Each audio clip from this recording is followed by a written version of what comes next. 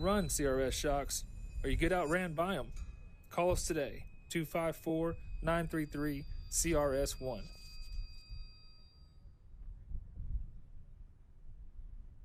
Wheel to wheel, battle for the race lead. New race lead down the back stretch. Here comes Jamie Burton.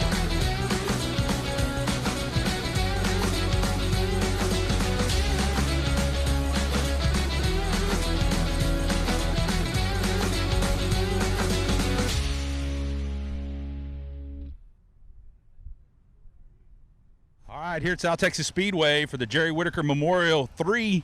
Catching up with the track champion here, Jared Moppin in the 96. Jared, tell us a little bit how, three track championships, two tracks. The competition at this place is super tough. You know it's even going to be tougher this weekend. Give us a little bit of your insight on what to expect out of racing here at the Jerry Whiteaker Memorial 3. Yeah, it's nice being a local guy, have a little advantage on the out-of-towners, but we had a really good year. We ended really strong, got the new IRP. This car just really liked this track. We did pretty good in this BMF, but this IRP for some reason is just a little more forgiving. But the competition is so stout here. You got to be on your A game. One little heat race is going to hurt you bad here. Absolutely, and you got to figure they're gunning for you a little bit. Being the track champion, to me, sometimes that puts you at a disadvantage because they all know, hey, this is a guy to beat here because he did win a lot of races. He runs up front every week. So competition level, we walking through the pits tonight, really tough. So it's good to see all these out-of-town cars coming in to run this race. What do you think about the topless versus running with a top? Just opinion. I mean, everybody's got one. We're hearing all kinds of stuff. So what's your thoughts? Man, I like it. I think it's a cool look. It only happens once a year. I wish it happened a little more. It's so easy to throw it on, but drivability, I don't think you notice too much. Maybe a little bit of downforce. I don't think we lose too much speed, but I think it's just a cool look. I'm a huge fan of it. I wish we did it more. Awesome. I tell you what, the 96, he brought it. I was going to ask him about it, but he brought it up, the new IRP versus he was running an older car before. So who do you got to thank that helps you get this and get here? And, you got a lot going on. You run a lot of races. You do a good job. So who helps you get that done? I got to thank Rick Polero. Rick Polero's he's the boss. He's the man. John Heil with BMF Shock and Chassis, I'm a huge fan of John's. He knows what he's doing. He helps me anytime I need to. Helps me any little change on the shock. Gets this car rolling pretty good. And Mission Auto Parts, Tom Hamilton, and those engines are just stout. And we got a pretty good team behind us. Awesome. Well, all right. Well, keep an eye out for the 96. Jared Moppin this weekend, your track champion. He'll be giving us a good show. Yeah, we sell the throttle control bars. Yeah, I mean, they're the secret to victory lane. Does the throttle control bar work? He takes the lead early in the race. He brings home the Southern Sport Mod main event win. Speed secrets, a throttle control bar on a track like this, that's where it's at. I mean, 1, 2, 3. Too many checks to count in here. I would say they work pretty good.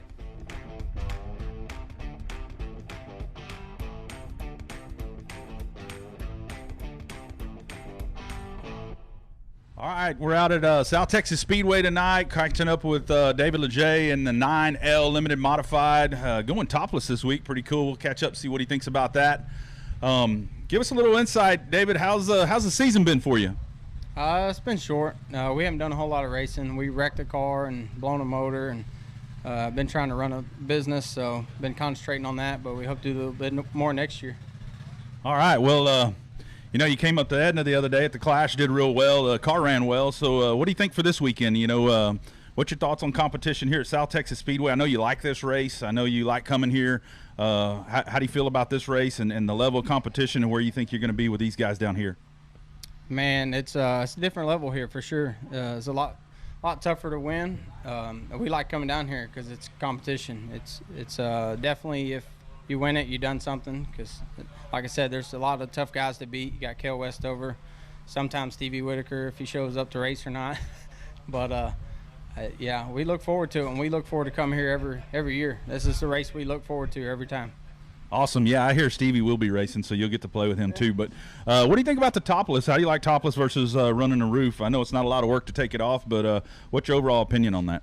I think it's something different. It's definitely cool for the fans. You can actually see the guys wheeling the car and everything like that. It looks pretty cool. It's different. It makes it easier for guys like Johnny Torres and Stevie to get in. Oh, yeah. Johnny, he needs that roof off, don't he? Sorry, Johnny. You got anybody you want to thank helps you get down here and do this? Mic check. Yeah, Mic check. Philip Y'all Hall hear and us out Kerry there. Hall. We're going to If be it here in wasn't the for them, bar. I wouldn't even talk, be here or have a race car. So I want to thank them for sure. Awesome. All right, we'll keep an eye out. Watch your race on Texas Speed Pass for the 9L going to. All right. Welcome to South Texas Speedway, folks. All of you watching on Speed Pass tonight, we're happy to have you here. Happen to find somebody to hang out with me tonight. Kevin Rogers made his way down here to have a good time with us, so excited to have you here. How many times have you been to South Texas Speedway, Kevin? I've been down here 2 different times since I've been down here, but it's probably been mid to late 2000s last time I was down here, so it's been at least 10 or 12 years. So looking forward to it. Down here in this bar is pretty nice, nice and warm, and so looking forward to a good show. And Race on Texas gives us opportunity, and I've been wanting to come hang out and do this with you anyway. So just kind of the stars lined up right this weekend, so we'll be having a good time the rest of the night. Heck yeah, happy to have you, man. I tell you what, looking forward to some great racing. We saw some awesome show last night while you were up there schmoozing all them racers at the banquet, giving away them giant cups. We're down here racing hard and having a good time. So, as you said, in the bar here, it's pretty nice. Starting to get a little crowd up in here. They got cold beer. They got a heater. The TV's on. We'll be able to watch the races from here. I think I want to stay in here with you all night. What do you think? Well, I'll flip a quarter with you. If one of us got to go out, we'll flip a quarter. But no, it's a pretty neat atmosphere. You know, the folks are rolling in. And to go back last night, we did have our banquet for RPM Speedway at Texas, and that was a lot of fun. And I think I had about 19 folks watching the races at the banquet. We'd get updates in between the board presentations. It was a lot of fun, so we appreciate that. But, yeah, this is a great atmosphere down here, man. I encourage people to come check this out and just hang out and enjoy the environment a little bit. Absolutely. So lots of opportunity. You can watch on Speed Pass, or if you're watching live on Facebook, you can also get down here and check it out here right at South Texas Speedway. We'd love to have you come out and join us tonight. Got a good group of cars. I think we wound up with 62, 63 limiteds. I don't know what's on the board there if we got any more today, 32 or 33 factories. So looking forward to that. We're going to do the redraw here in a little bit, Kevin. Actually, they're starting the drivers' meeting at 6, and they're going to send all the top 8 limiteds and top 8 factory up here to me and you to redraw that deal. So that ought to be entertaining. Redraw is always a fun format. It kind of equalizes. But I'm sitting here on my race pass and look at the top 8 in the redraw. Man, pick a winner out of that. Good luck. You know what I mean? There's some names. You know, even being 6 hours north of here, obviously we recognize a lot of these guys. You know, Cody Smith's kind of one of our own. He's always fast where he goes. But you know, J.J. Jennings, Tracy Denby Jr. The list goes on and on. I'm glad I don't have to pick a winner tonight. I promise you that. Absolutely. We'll check out who isn't on there, though. You know, if you dug a little deeper, you'll find Howard Willis. You'll find Kel Westover, previous winner. You'll find a lot of good drivers.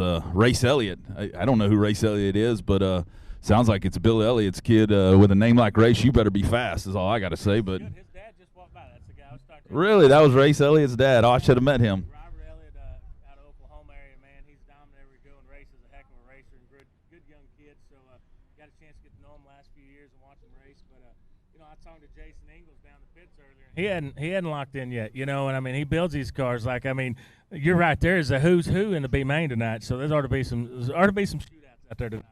Absolutely. I tell you what, it seemed like every heat race we had, we got a huge group of quality drivers in the heat races. So some of them quality drivers ain't going to make it. Not everyone's going to make it, right? So it was pretty awesome to watch them heat races with 8 cars, and there were 7 of them that could win any night at any local show in the country, it seems like, and they're all in one heat race. Well, somebody's going to get left out in that deal, and obviously, like you said, Jason Ingles, one of the Texas best.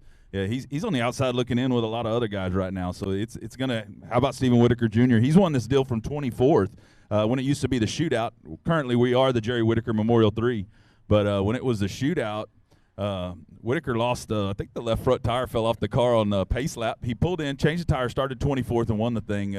Pretty amazing. So you can't count out that 89C tonight is the 38. But, you know, and then you got Howard Willis. Look at that B main right there. You got – go ahead. I was going to say, folks, you got to get on my race pass and look at main number 1 here. Dustin Butcher, Stevie Jr., Howard Willis, Tanner Whitmire, Johnny Torre, Denny Gabber, Race Elliott. The list.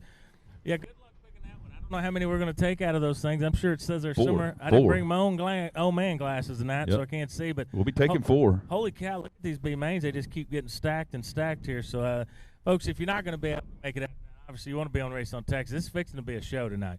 Absolutely. We'll be taking 4. We got 4 B mains. We'll take the top 4 out of each to make up the 16 remaining. Then they'll take 5th, 6th, and 7th to a last chance qualifier where they'll pull 2 out of that. We'll start 26 limiteds. And I think the same goes for factory, other than they're only going to run 2 B mains, take the top out of each, a last chance qualifier, pull 2 out of that. So it's kind of the format for tonight. The only other thing there is the A feature is going to redraw on the top 8 of each, the limited and the factory tonight. So got a lot going on. Obviously, a lot of that first B main's unbelievable. So it's going to be fun. I tell you what. And they're only taking 4, and there's previous winners here. There's previous winners from all over the country, and they're only taking 4 guys. So. Here we go. Yeah, there's 14 in there. I don't know how they're going to get it 4. I just got a text that this mic's not working. I don't know if you can hear any feedback or anything. Everything good?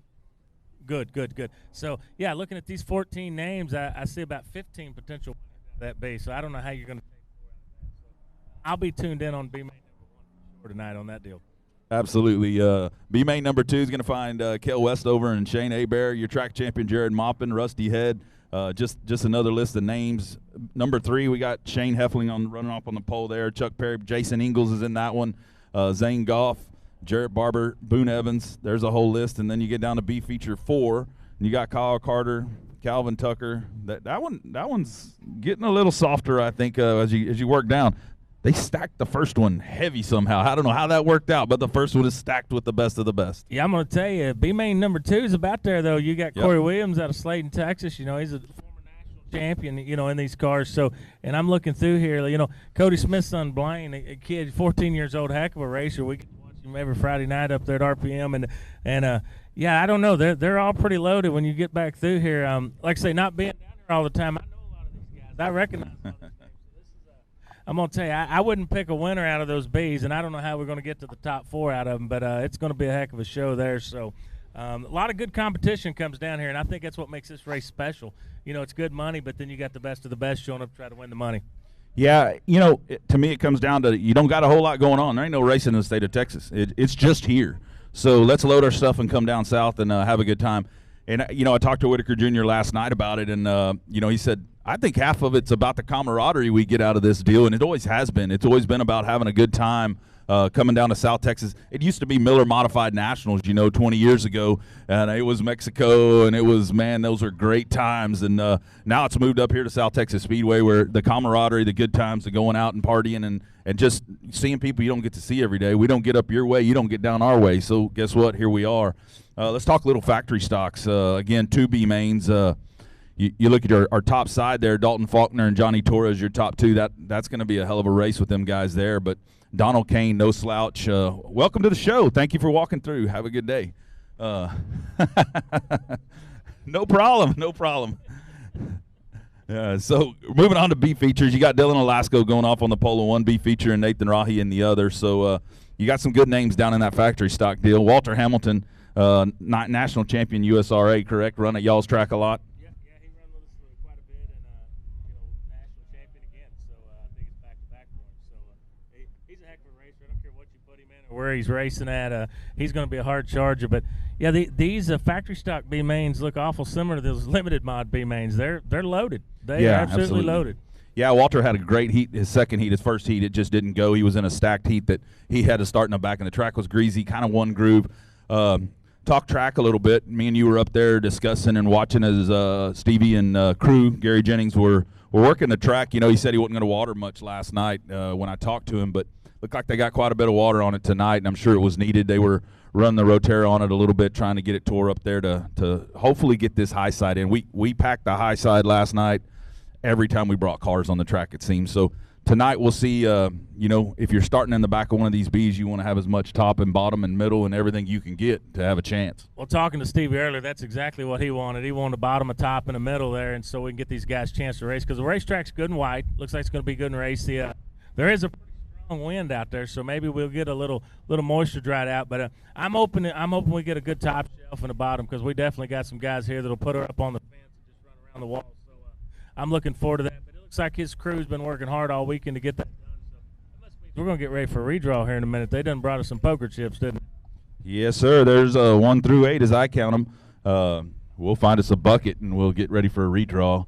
Assume we're getting some drivers in here, or maybe it's just fans coming in, but your fans coming in to see you up person. You got your Sharpie, you're ready to go. Oh, yeah. Hey, so, yeah, track looks good, folks. We're excited to get this thing underway here in a little bit. We are going to do a redraw. We're going to cut to a quick commercial break, regroup just a touch, and then we'll be ready to go, hopefully with the redraw pretty soon. See if we'll announce it here so we got some drivers up here yet. Yeah, we sell the throttle control bars. Yeah, I mean, they're the secret to victory lane. Does the throttle control bar work? He takes the lead early in the race. He brings home the Southern Sport Mod main event win.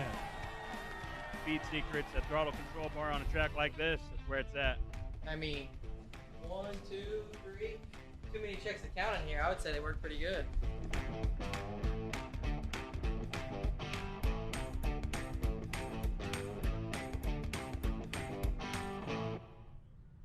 CRS Suspension and Fabrication is your trusted source for premium dirt oval shocks.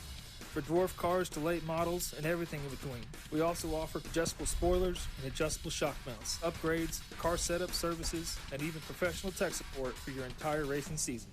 You either run CRS shocks or you get outran by them. Call us today, 254-933-CRS1.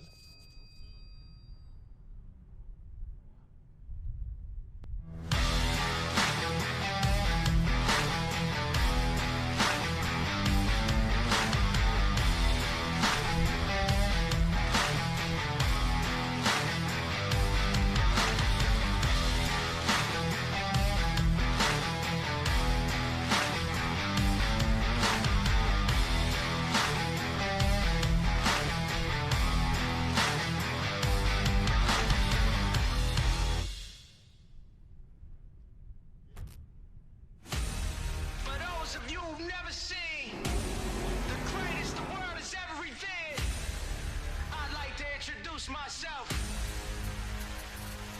Let's go! I'm out here making them mad, cause I got it. Too good at being too bad, cause I got it. Stop reaching and being sad, cause I got it. I just got it, yeah. I just got it. They're going to drag race to the line. All sorts of action going on down the backstretch. Climbing out of the car, your feature winner. Tough pass to put the drive at the bottom of the racetrack. They make contact coming to the checkers and trip. From an old school racer, it's nice to see the racetracks. Faulkner Bonchai move to the top of the track. And how about James Shirley on the restart? Throw the red, get him out of that car.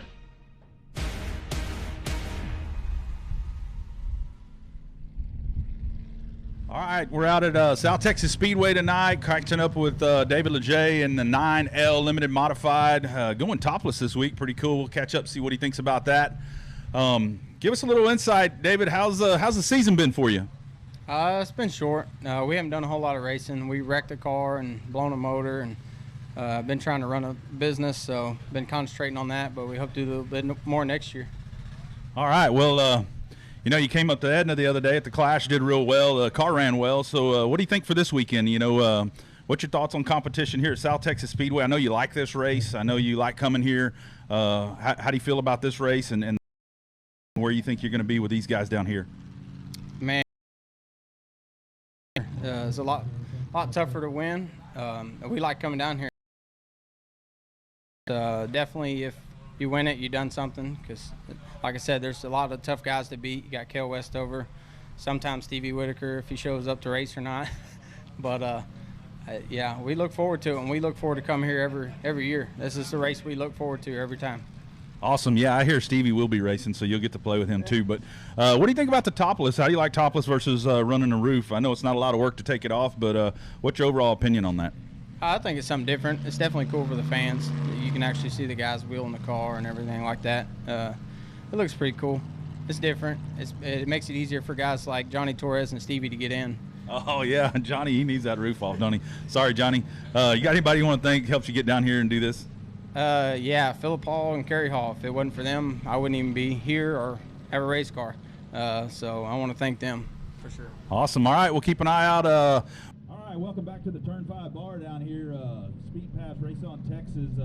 Jerry Whitaker Memorial 3. We're about to do the redraw live here on Race on Texas, so hopefully y'all are watching at home, hanging out with us. Right now the live feed looks like an interview with David Leger the other day, but hopefully we got that rolling, and we'll get this redraw live. So we're going to start with our AOC Auto Parts Limited Modifieds. We're going to begin with J.J. Jennings, your high point last night, picking up a first and second place in his heat races. So we'll start with J.J. J.J.'s going to pull the 5, the number 5. J.J. Jennings will be rolling off 5th tonight. Next up, Cody Smith.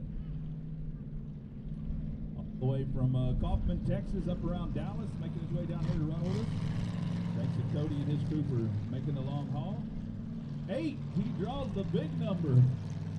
Oh, that's not what he wanted to see there, but hey, it's part of it. Drawing the 8. You know what that means for us, folks? We get a great time watching Cody Smith trying to come through these top 8. So Tracy Denby Jr. out of Vider, he was the points leader right up until the last heat race, and that's when J.J. Jennings and Cody Smith ousted him there. Tracy Denby, that's a number 2 outside the front row. Tracy Denby Jr., your Vider, Texas driver, number 2 out. Next up, Lawrence Maklachek, Corpus Christi racer. Here we go. 7, getting a 7. He's going to start towards the rear of that deal, him and Cody Smith. Getting rid of some of them high numbers for you guys. Marcus Maklachek, Lawrence's son, going to come up here and give it a run. Marcus driving the number 79. Drew the 3. Number 3 going to Marcus Maklachek. Guess what? The 1 is still in there. Ray Allen Kohanic, the Danbury driver, currently hanging out in Petronila, Texas. A lot to come up and draw next. The 1 and 4. The number 1. Ray Allen Kohanic pulls the number 1 out. 3. Ray Allen Kohanic. Chris Rye's up next. Chris Rye. 4. We've got a couple even numbers left in this gig. 6 and the 4. Number 4. Number 4 is going to go to Chris Rye. Trent Beaver, you're going to get the leftovers, my friend. And that's going to be the number 6. Number 6. All right. So going off on the pole is going to be Ray Allen Kohanic out of Danbury. Outside him, going to be Tracy Denby Jr. out of Vider. Drawing the number 2. Number 3 is going to go to Marcus Maklachek inside the second row in the 79 car. 4 is going to go to Chris Rye in the $4 car. Be going off outside row number 2. 5 is going to be J.J. Jennings out of Corpus. That's your high point guy, but a 5 is going to start him a little further back there. 6 is going to go to Trent Beaver, the China Grove driver, in the 14. 7 will be Lawrence Maklachek. See if he gives the boot to Marcus up there a little ways. That ought to be entertaining. And then 8, Cody Smith, the Kaufman, Texas driver. He's finished 2nd and 3rd here before, so I tell you what, he's got his work coming out of 8th with this group of drivers. And you know what? He's got a ton of good cars behind him as well. So what do you think about that, KR? I'm going to tell you, we're lucky we get to see Cody race a lot back home, and he's a talented racer, got great equipment, but you're right, man. The front 3 rows in front of him are going to be good, but the 3 or 4 rows behind him are going to be stout. But I'm going to tell you, if there's a top shelf, he'll get the 25C up there and make a run at it. But I'm going to tell you, Ray Allen's a pretty good little shoe, man. He can drive just about anything. He's going to be tough to beat on the front row. So this is going to be a good one. I'm like you, though. I'm kind of excited about how the first couple of rows, row 5, 6, and 7 is fixing to shake out after these beasts. Yeah, absolutely. And I tell you what, we hear them cars out there. I hope they got a lot of them on the track. They're drying that thing out a little bit to give us 2 and 3 grooves racing when it comes to that right there. So we're going to jump into factory stocks now. So same Ford factory stock division. We got our factory stock drivers in here ready to go. I need Dalton Faulkner. Dalton Faulkner out of Cut and Shoot, Texas in the 27 will draw first.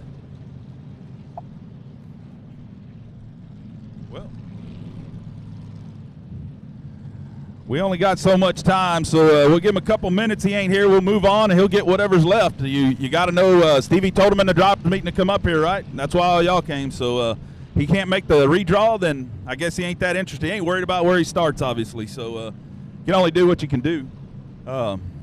We're out packing the track right now, folks. We're not far from a start. I think we're looking at about a 6:30 hot lap. There comes Dalton. All right, let's get the show started, folks. Dalton Faulkner first to redraw. He'll be driving the 27. And he draws the number 2. Number 2, front row right out the gate. Up next, going to be Johnny Torres. JT, come on. And JT needs to get, because he got to hot lap the limited. That's KR.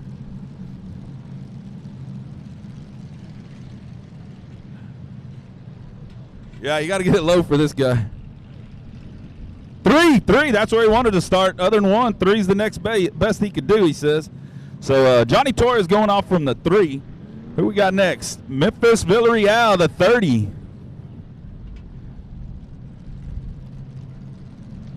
One, the 30 from the pole. Well, 1, 2, and 3 gone, guys. I can't help you. Brian, come on. Brian Rye, come on. Donald Kane, you up next. 6. Brian Ryan, the 54, will go off 6th. Donald Kane, 5th in the points, passing points from last night. 7. Cameron Starry. Hey, 6 and 7 are gone, but 8's still in there, buddy. That's the bad news. 8 is not in there anymore. Josh Ellender, where you at, buddy? 4 and a 5. 5. Ellender going to go off 5th. Going to lead Jesse Mazzell in the 4th. Jesse, you're going to wind up going off 4th there, buddy. Good job. So Jesse Mazzell. So going off first going to be Memphis Villarreal. I tell you what, Villarreal is going to be tough off the pole right now. I'm telling you straight up. Thank you, drivers, for all coming up here and joining us for the Race on Texas pre-race show and getting the draw done. We appreciate you all. Hopefully we'll see a few of y'all later in the bar here getting tore down. Memphis Villarreal out of Corpus Christi going off first. Second's going to go to Dalton Faulkner out of Cut and Shoot.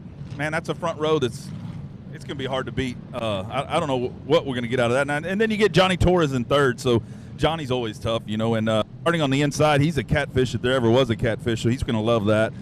4th going to go to Jesse Mazzell.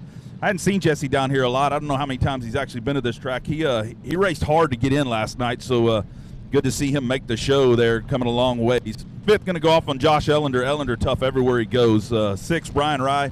Finished 2nd in the Clash a couple weeks ago. Rye driving that 50 of Travis Penny's. That's a good car, good driver, knows this track probably as good or better than any. He's been doing this a long time here. 7, Donald Kane in the John Leda 24. Tell you what, he's been fast as can be.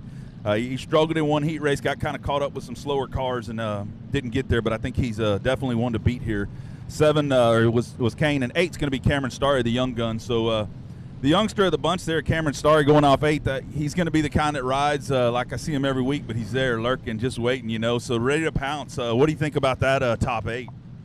Well, it would be hard to bet against Dalton Faulkner. It seems like he's won every big money race this year or whatever, but I'm kind of thinking you may be right, depending on what the racetrack does. Johnny Torres does have a reputation for wanting to get on them tractor tires down there, so the infield tractor tires may get abused a little bit. And I think I kind of know where you're going with this, but I'll let you in on the secret. But, boys, I do think it's going to get a little Western. You look at here, we got full-body cars. You got the front 4 rows are stacked. The next 6, 7 rows are going to be stacked as well. So, but I think Torres might be, if he can keep patient down there, depending on what the racetrack does, he's going to be pretty good. But, man, it's hard to pick, but it'd be hard to go against Faulkner right now with what he's done. But I tell you, little Memphis, I've watched him race a few times, and he's quite the wheel man for a young fella as well. So a lot of good young talent down here. That's kind of a refreshing thing to see for you guys. Absolutely. Had to bust out the cowboy hat because I think it is going to get Western, folks. We're going to have a good time with it. It's going to get a little Western tonight, and it's going to be exciting, I tell you what. So let's cut to a quick commercial break, and then we're going to come right back, and we're going to give you KR and Maya's prediction on who we think is going to win. We can't pick the same driver. KR being the guest here tonight, I'm going to let him pick first. So we'll run to a commercial. We'll be right back. All right, South Texas Speedway, the Jerry Whitaker Memorial 3. Catching up with Cody Smith. Where are you coming out of, Cody? We live Kaufman, Texas. It's just about 20 miles east of Dallas. All the way out of Dallas. He traveled down with Walter Hamilton, it looked like. He'll be in the 25 Limited, correct? 25 Limited? Yep, and 25C owned by Robert and Shar Clark. We've been running all year, had some good luck. Hopefully we can keep the momentum going for this weekend. Yeah, man, I tell you what, we have seen you win some big races this year. Car's been stellar. You've been stellar driving it, keeping it clean out front. Really good to see that car here coming this far south. Excited to have you 5,000 to win. You ever been here before? Yeah, I've came here a couple times. We got a second and a third, a couple top 5s, and man, we'd really like to win it this weekend. That'd be great. Absolutely. Who do you got to thank helps you get all this done, man? Get you down here and get you going. Honeycutt Sand and Gravel. There's so many people. I'm lost for words right now. Robert and Shar Clark. Platinum Collision, Bull Tracing Engines, IRP race cars, just to name a few. Thank you to everybody that helps out. Absolutely. We get him out of his element here because he can't look at the car when you're in the trailer like this. So we caught him off guard on that one, and he had no idea we were coming. So, hey, look for the 25C to go to the front. You heard him. He's been bridesmaid a few times, seconds, thirds. He's been winning everywhere he goes. Keep an eye out. Cody Smith. All right, welcome back. Speed Pass, Race on Texas. We are back. I got my cold weather gear this time, KR, so I had to switch from my wet gear over into my cold weather gear. Man, I'm getting ready to get out there. I'll leave the bar for you. You can hang out, call it off of the TV. I'm going to sit out there and freeze my tail off watching a great race. Hopefully there's a whole bunch of us out there freezing our tail off.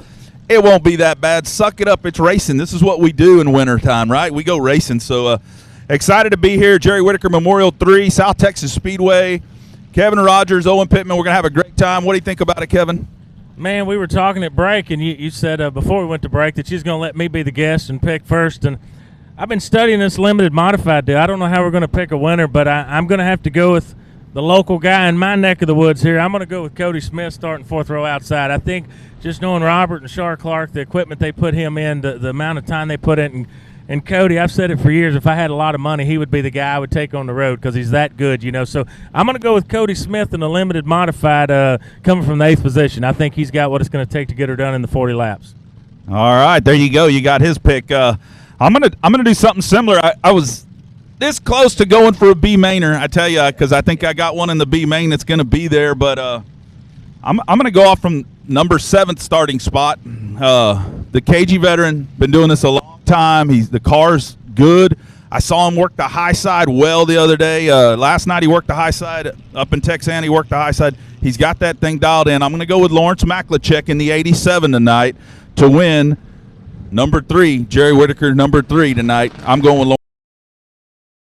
But that's our picks, Cody Smith and Lawrence Maklachek. We took the 2 worst draws in the bunch. No offense to Ray Allen off the pole or Tracy Denby outside the front row. I tell you what, the front rows is tough, and will you catch them? Who knows? Yeah. But it's a little more fun to pick somebody a little further back than just go with the obvious, right? Well, that's right, and you said it. I was looking through here. There's a couple of guys in the B main that I think are fixing to be tough too, you know. So I wouldn't bet against anybody coming out of these B mains. I like I say, this is a tough one to pick. The good thing is it's just all in good fun. Who we pick doesn't mean squat or hill of beans. They're going to sell it on the racetrack. But I just hope for a good, safe race and hopefully get 2 or 3 wide racing where these guys put on the show. Absolutely, and I tell you, my pick comes from, Lawrence Maklachek, and the other one I wanted to pick was Howard Willis. You know why? 2 Texas legends, probably got more feature wins than you added everybody up in this deal. All their feature wins, them guys top them times 2 or 3, you know. So Howard Willis coming off in that B main that's just super stout. So going to be excited to see him race his way in and then race through the race. So let's talk. I'll give you the A feature on the factory stocks as well. Who do you like? I know. Just go ahead. Man, I said a while ago, it's going to be hard to bet against Doc and Faulkner, but I'm gonna say this. I've known Johnny Torres for a long time. I have watched him annihilate infield tractor tires all over the state of Texas. I'm going on a limb, my little buddy Johnny Torres. That's who I'm going to go with. Johnny Torres coming from the 3rd spot, catfishing for 40 laps or 25 laps, excuse me. And I think he's got the physical stamina to make 25 laps. I don't know. He looks like he's getting a little shorter since the last time I saw him, but I think Johnny Torres coming in that 3rd spot is going to be hard to beat there.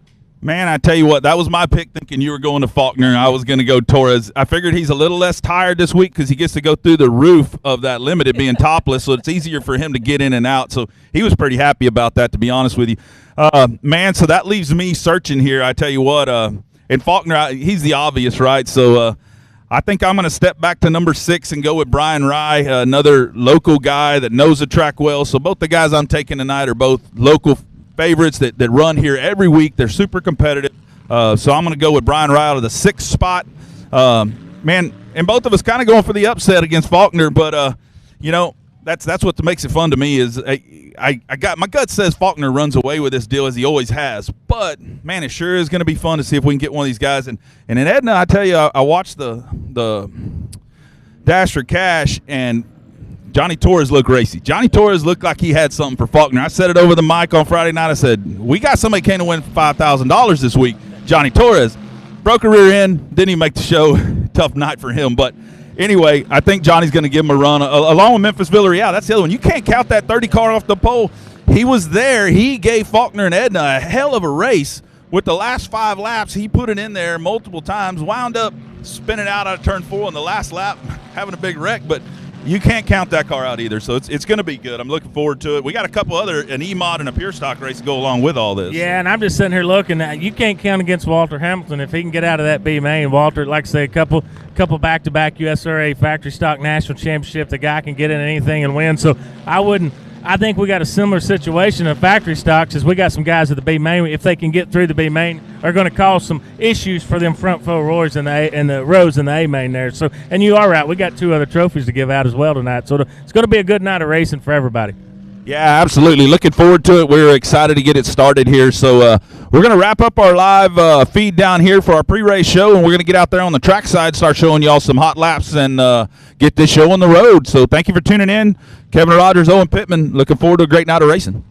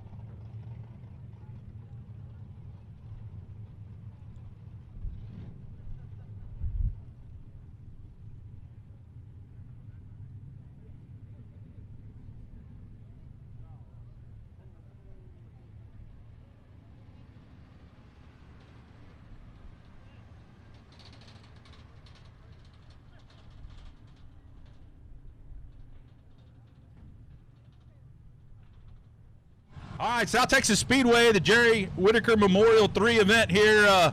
Catching up with another factory stock driver, Greg Carlucci Jr. Just my luck, I caught Greg Carlucci Jr. and Greg Carlucci Sr. So I got the entire Outlaw Racing, well, other than Ryan. Ryan didn't make it here today yet, but I'm sure he'll be around. But the entire Outlaw Racing community here, going to be a great weekend of racing. Greg made the trip down. Tell us a little bit how racing's changed to get you to watch your son in this. Y'all are longtime street stock racers. What do you think about this factory stock deal here? I think it's pretty cool. I was been watching Ryan, grow up in it, and now I get to watch Gregory go out. Been wanting to watch Gregory run again for a while, so that's why I'm here, to watch him get out there and have some fun. Awesome, yeah, absolutely. Gregory, factory stock racing, it's a lot of beating, banging, tight racing, tough track, tough competition. What do you think for this weekend? How do you feel your chances? They're good. I mean, I went out the first time, the car felt great, really good. But, cutting your teeth at CC Speedway, you're used to that kind of racing, so bring it on. Absolutely, man. Some luching will be done. I'm excited about it. I can't wait to see it. Greg, who helps you keep this thing running? I know mostly Ryan runs it, but give us some sponsors that help get you out here, get Ryan out here, get the Carlucci Outlaw Racing fame name coming out every week. I got to thank Butler Reynolds. They came on this year. I got them on the hood, and they helped us out a bunch. I got AutoNation Chevrolet that just came on, helping me out. I got Sturge Remodeling, Ace Transmission, Andrews Distributing. They've been with me for 26 years now, 26. A to Z Remodeling and Sonic. And then I got, Ace Machine. Bruce got the power plant in that thing, so got to thank him. Absolutely. Keep an eye out for the 34. It won't be Ryan this week. It'll be Greg Jr. and Greg Sr. turning some wrenches on it, so it should be a good ride. We're looking forward to seeing it. South Texas Speedway. All right, here we are again. South Texas Speedway, the Jerry Whitaker Memorial 3 topless limited modified event. We're here with the 66, the JT, Johnny Torres. What do you say, Johnny? What do you think? You got some stout competition at this gig. Are you hoping for a bottom feeder? Really, I'm just hoping to have a car that stays together for the whole race. It seems like I've been my own worst enemy as far as cars staying together. So I think we should be good as long as we get everything to hold up. I'm not saying I'm not worried about everybody else, but I'm just kind of ready to be all right. Yeah, it looked like you had the clash going up in Edna. Coming from the back there a little bit, and had some transmission problems, I believe, right? So assuming you got that fixed up, this car still don't belong to you, but you're still racing it? No, we got Brian Harbison out here. He hauled it out here and everything. We had a transmission brake, got a brand new transmission in it. Everything's pretty much damn near new, so we should be all right now. All right, what do you think about topless? Not having a roof on this thing. The comment by David Leger was that you would like the tops off because it's easier for you to get in, but what's your comment? I mean, unlike David Leger, I'm going to be fast, roof on, roof off, so it don't really matter to me. All right, who do you got to thank, man, gets this done for JT and get you here and get you going, man? First and foremost, Brian Harbison. He brought me out here. It's his car. But all year long, I'd like to thank my sponsors that stuck with me. I got Tater Plumbing. I got Allen's 24/7 Towing, IRP Race Cars, Scott Ball Racing, F-Bomb Diesel Performance, Sundowner Diesel Performance, AT1 Construction, and Best Engines. All right, well, look for the 66 to be headed to the front this weekend.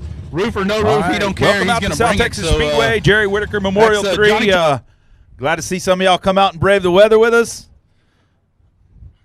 Going to have a good time tonight. That's what I'm talking about. Ice cold beer will keep you nice and warm. This crew right up here, they got plenty of buckets of beer ready to go so we can have a good night of racing and keep warm. So looking forward to a great night. They just put a little water on. We're going to start this thing off with our national anthem and a prayer. So if I could get everybody to rise and remove cover.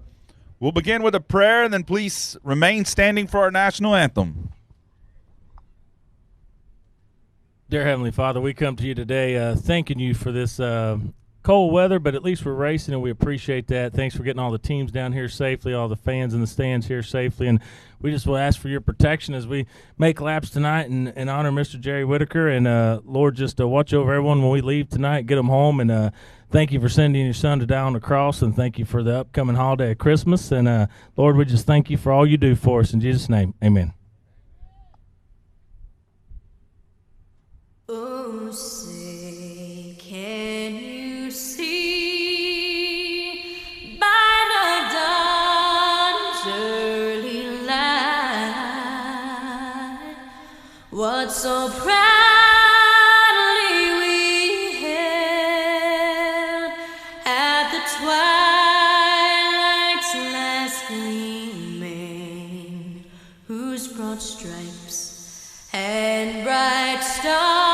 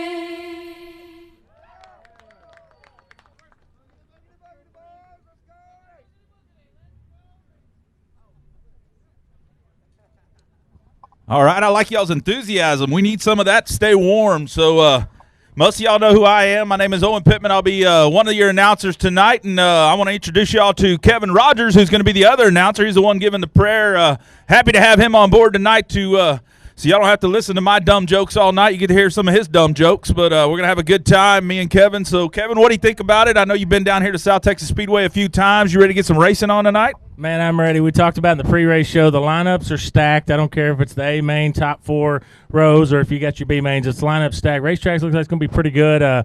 Steven and his crew down here do a great job. So looking forward to a good night of racing. And we picked some winners in the pre-race show, Owen, but I may be backtracking as the night goes because I just tell you there's just too much talent here tonight to really pick out a winner.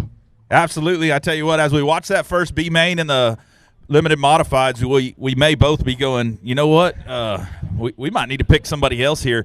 So we're going to run some B mains, 4 B mains. If you didn't catch us in the pre-race show, we're going to run 4 B mains for our limiteds, 2 B mains for our factory stocks. Then we got an A feature for the E-mods and an A feature for the pure stock, and then, of course, a couple last chance qualifiers. And then we'll wrap that up with our A mains for our 2 main divisions. Looks like we're rolling out a factory stock B main right now. We'll let them roll around here, see how that water's worked in.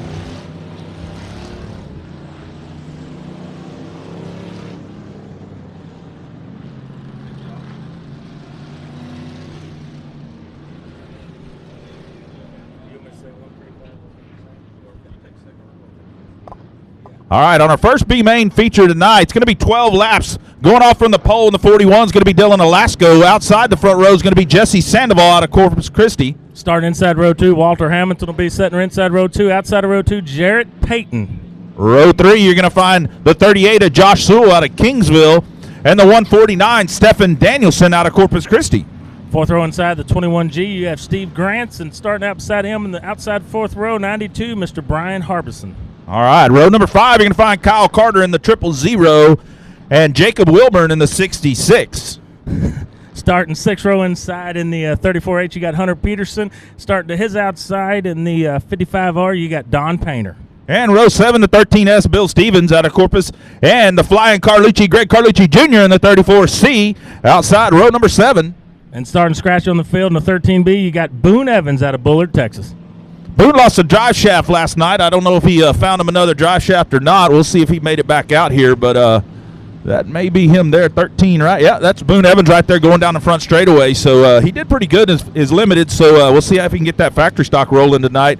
I tell you what catches my eye, Kevin, is the 66 of Jacob Wilburn starting 10th on a field. That kid's pretty fast everywhere he goes. He does a good job, so to see him starting that far back should be an entertaining show. Yeah, I think you got some hitters coming deep in the field here, and just taking a handful on to the A main. It's going to be a good. Looks like we're going to go 12 laps. Walter Hamilton, the back-to-back USRA factory stock national champion, and that 1W starting on the inside second row. Folks, you want to keep an eye on that guy. He is a racer. I get the opportunity to see him race every Friday and Saturday back up around home, and quite a talented wheelman, and looking forward to a good, solid B main here. And you know, talking Dylan Alaska on the pole, that kid, he's a fun kid to be around. Heck of a good racer, man. Again, I don't know how we pick a winner up here, so I don't think we are. I think we'll just call the race and see how it plays out. Amen. Yeah, Alaska from the pole will be tough. You know, he's there hustling it with Faulkner all the time. They're kind of teammates. They travel together everywhere, good buddies. So, you know, Faulkner has to help him get that thing lined up as well. And anything Faulkner has his hands on is tough. I tell you what, the 21G last night won his heat going away. Steve Grant starting pretty far back there as well.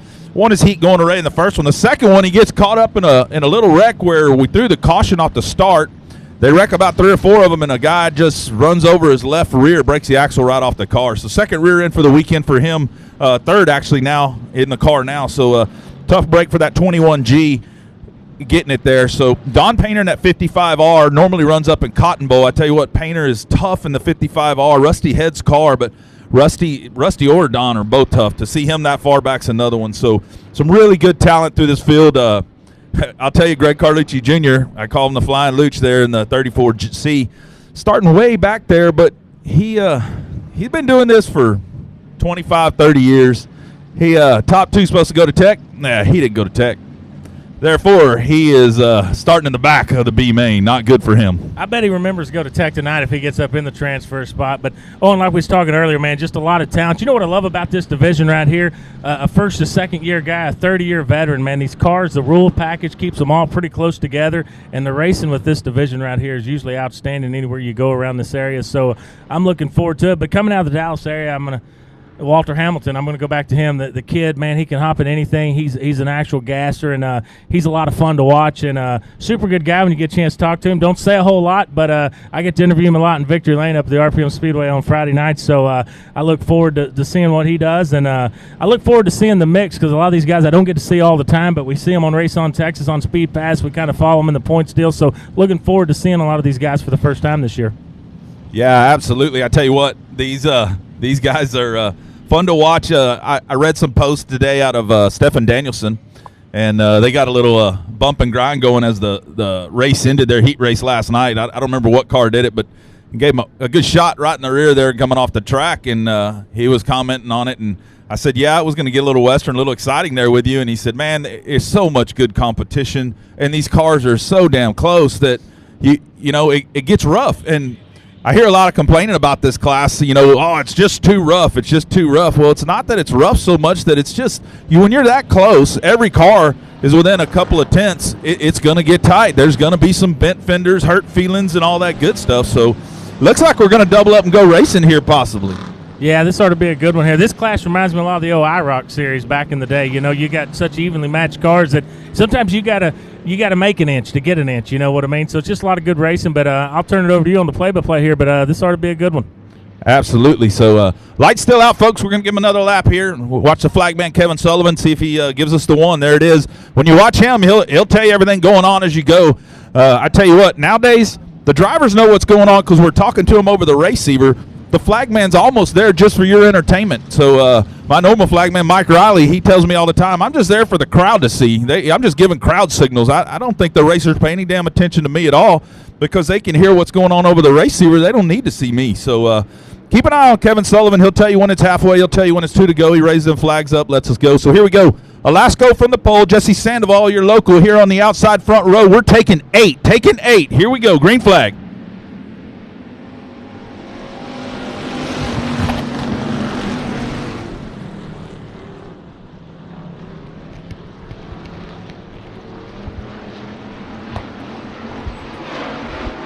Here comes Walter Hamilton, just like Kevin Rogers said. Keep an eye on that 1W, your USRA national champion. Right to the lead, going to lead lap number 1. Yes, sir, just barely edged out the 41 of Alasko as they come across the stripe here. Walter Hamilton in the 1W got it rolling. Alasko to second. Jared Payton now up to challenge for third. Sandoval on the outside. Here comes Josh Sewell in the 38, digging on the bottom. Right behind him, the 21G. Keep in mind, you got to be in the top 8, so you don't want to wreck somebody in front of you and get further back. The 21G going to make it 3 wide down the back straightaway here. Sandoval on the outside. Here comes Kyle Carter to put a little bumper to him. Sewell in the middle. Payton right there in front of them. The 21G. Steve Grant's going to take it. Oh, no. Kyle Carter goes around. We're going to pick up a caution. Carter in the 000 going around collecting Don Painter there.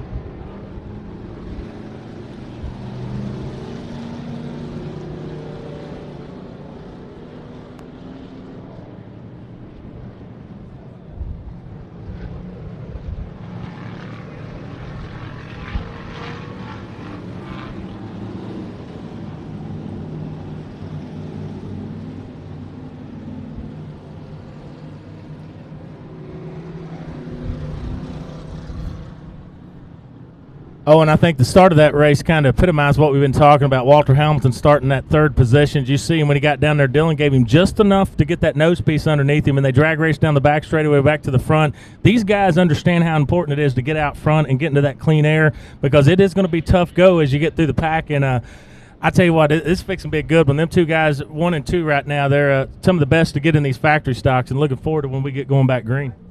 Yeah, I tell you what, Johnny Torres said it best when he said, when he drew that 3 tonight and said, oh, perfect, just where he wanted to be. Going to start inside that second row just like Walter Hamilton did there. You know them front two are going to drive each other deep down into one. Both of them allowed to skate up. That's where that third place rolls in. You get to pick up that lead and run from it right off the bat. Exactly what Walter Hamilton did here. Yeah, he understands the importance of getting that clean air and kind of keeping your nose clean, because that's what these cars are about, and just about anything anymore. Just getting out there in clean air, keeping the front end underneath you. These cars are a lot more sensitive than I think a lot of people realize. So Walter, cagey veteran, it'll be fun to see how he restarts this race and what line he picks getting back into one. Yeah, I believe it's Brian Harbison in the 11. The 11 car currently sits 8th. Don Painter right outside of him at 9th. So right there we got our transfer spots. So keep an eye on the 11. The pink and black 11 is going to be your transfer. So the front 8, yeah, it's great. You want to win. You want to be there, but you need to be an 8th or better. You're in trouble not making the main event tonight. There will be an LCQ, so last chance qualifier will go to 9th, 10th, and 11th, most likely. And they'll run a short race to take the top 2. Oh, I stand corrected. I've been told we're top 6 out of this is all. So you got to get up on the wheel here, top 6. So I guess they'll take more out of the LCQ, because that's going to put us at 20 cars, because they got 8 in already, 6 and 6 out of 2. That's going to put us at 20. I guess they'll take 4 out of an LCQ then, so that's good.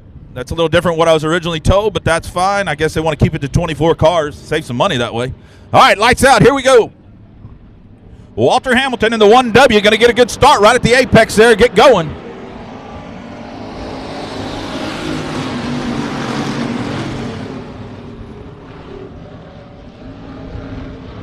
Steve Grant's digging on Dylan Alasko here, the 21 on the move. Started well back, about 7th or 8th in the field. Challenging for second here, rolling the bottom. Jared Payton going to stay right on his rear bumper as they come down the front straightaway. Alasko in second. The 149, Stefan Danielson, as you start to see the field separate, small gap between Stefan Danielson back to Don Painter. Your top 6 are on a breakaway. That's what they're hoping for. Get out there and run. Alasko and Grants have a great race going. Here comes Josh Sewell trying to get in the mix.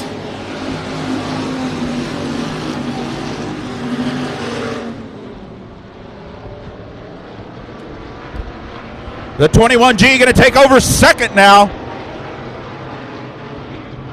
Longtime area Corpus racer, moved off for a while, back in Corpus now, racing here regular.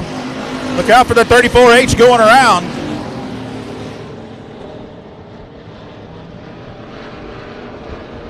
Here comes Don Painter, Don Painter. I get rusty head in my head all the time with that 55, but that's Don Painter. He is now taking the transfer away from Stephen Danielson in the 149.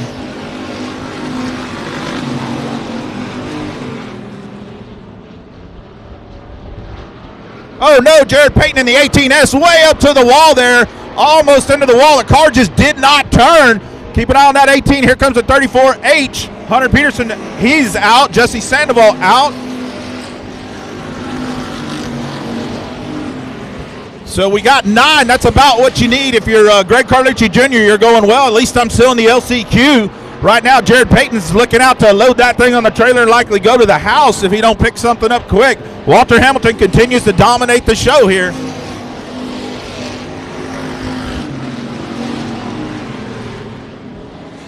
Don Painter now in 5th. Going to start digging on Josh Sewell here. Keep an eye on that 55, the red and white 55 on the move. 2 to go, 2 to go. Walter Hamilton, 2 to go.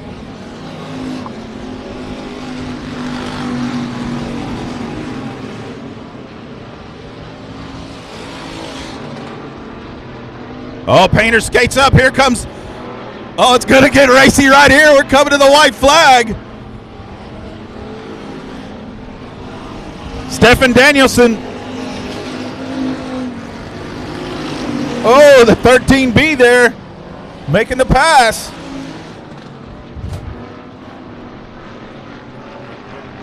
Boone Evans all the way from dead last. Now he's in the transfer. Stephen Danielson, the first one on the outside looking in. Walter Hamilton going to pick up the win. Steve Grant second.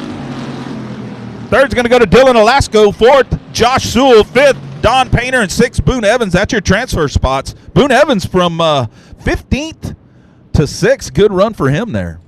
That kid's a good little racer, man. He hops in a lot of different cars, and I believe he's a baseball player up in college a little bit, and I think he's actually a major league prospect, so he's out here racing with us, so that ought to be a good time. But I tell you, it was interesting on that restart watching Dylan. You know, he stayed more committed to the bottom. He kind of, Walter showed him that line on that start and kind of tucked in there and ended up running third. These guys just trying to get locked in.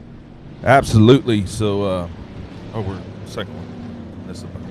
All right, on the pole for B-Main number 2 for our factory stocks, going to be the 25R Nathan Rahi out of Corpus Christi, and outside him, GW Hassong in the 17 out of Victoria. Row number 2 starting on the inside in the 99 machine will be Triton Temple, and starting to his outside in the 02 machine will be Shannon Marr. Shannon Marr, the mullet man in the 02. The 21B is going to be E.J. Gilpin out of Corpus Christi, and Bo Beckner out of Victoria. Actually, Lavernia now. No, Victoria in the 174. Starting fourth row inside in the 49K, we got Michael Kalick. To his outside in the 17E will be Jerry Evans.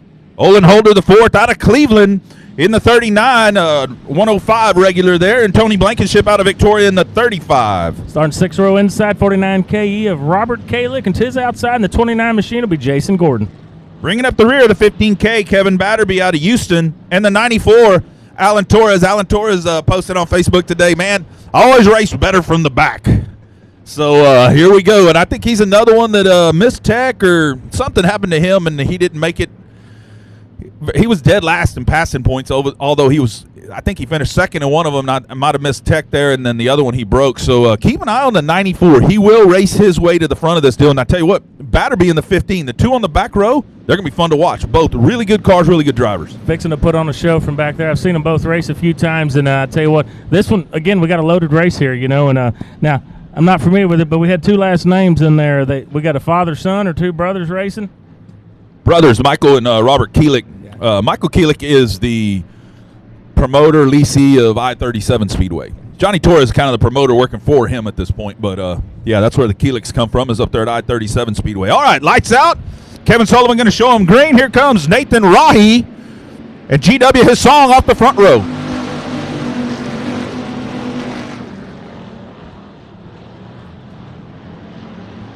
GW Hassong going to pull out front here down the back straightaway. Rahi second. Keep an eye on that 99er Triton Temple.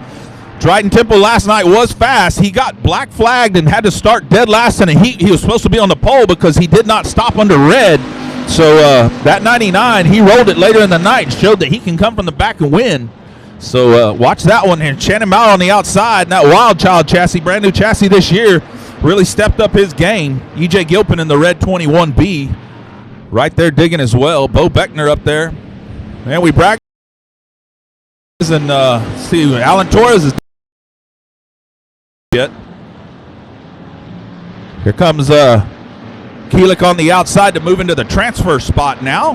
That'd be Michael Keelik in the 44. He's in the transfer. Alan Torres 2 spots back. Started at dead last. He's got 2 spots to get into the transfer.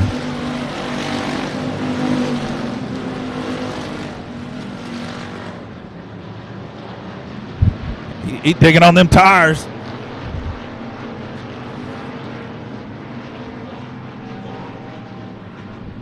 Yeah, you're not supposed to get tire marks from the infield tractor tires. That's supposed to be from the other cars.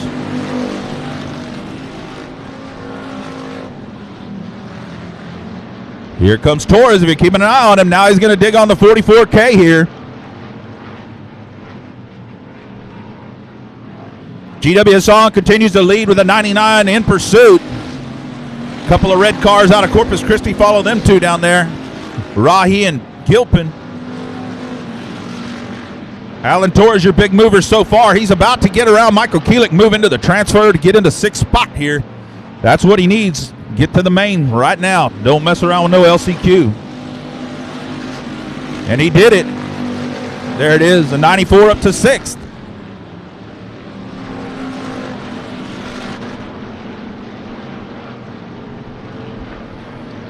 Here comes Triton Temple in the 99. Watch a battle for the lead here. Temple on the bottom. Woo, I don't know, Kevin. That was close right at the line, but we got 2 around over in turn 3 and 4. Looks like Olin Holder the 4th. And I'm not sure. Maybe Bo Beckner. Let me see. No, not Beckner. I don't know who that other car, the white car, turned around here. Let's see if we can get to number. No, it's Keelik.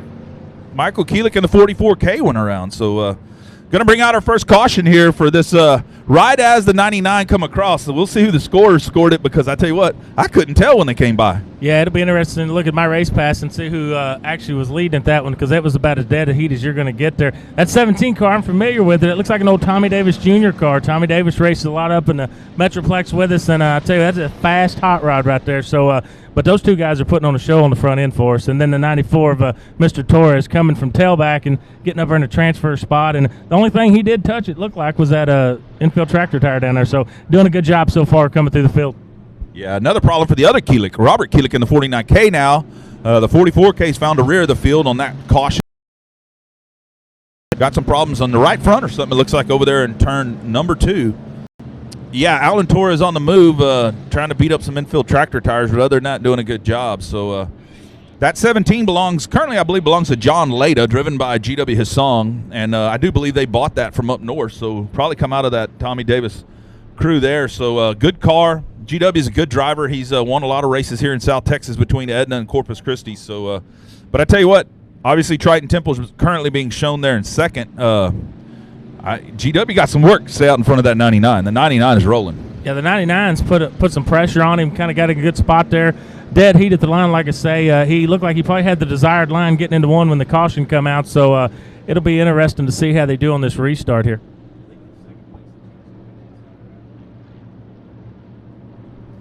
Yeah, it'll be interesting to see if the 99 is indeed 2nd, if he decides to stay on the bottom or if he wants to jump to the outside. He looks pretty strong around the bottom, so I'm kind of thinking he's going to pick the bottom side, but you never know. It looked like he's got a pretty good race car that's kind of working everywhere, but I kind of think he's going to stick to that inside, and hopefully hoping the 17 may go in there, get a little throttle push, getting out of the corner or something, just to give him enough to get through there and try to pass for the lead out of 2.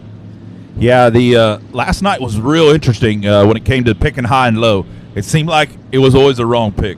I don't know why, but 3rd place always managed to pick up to 2nd every time. And some of them picked high, some of them picked low, but it seemed like it was the wrong pick every time. It did not work.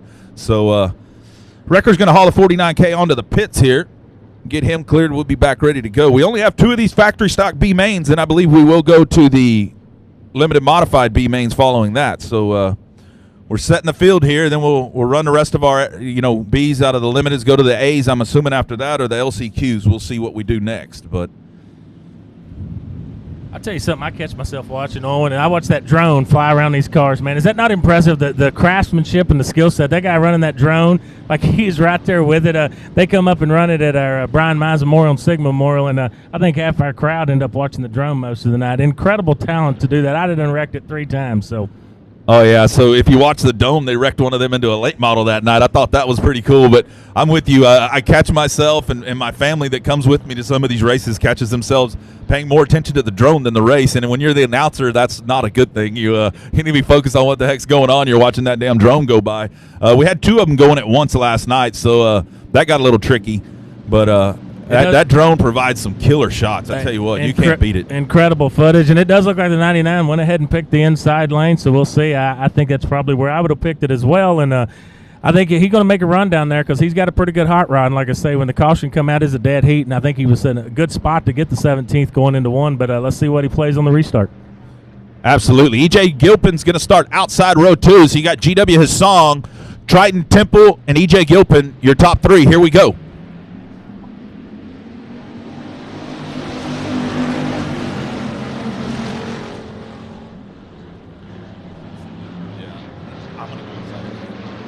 They drag race them down into 1 and 2. Here comes Temple on the bottom, Hassong on the top. We already seeing the top work a little better tonight than we saw last night this early. That's a good sign. Woo! Triton Temple leader on that lap. The 99 rolling it. Gilpin on the brakes there a little bit as Hassong makes a good run through 1 and 2. Like I said, the top's showing good signs already. That's what we need. We need a good top surface tonight to give you 2-3 grooves. Shannon Bauer out there on the outside. Here comes that 94. Alan Torres digging up into the top 4 here. He said it on Facebook, I race good from the back, and he sure does. 2 to go this time by Triton Temple. Now E.J. Gilpin made his way to second. Hassong trying to figure out, hey, you got to get down.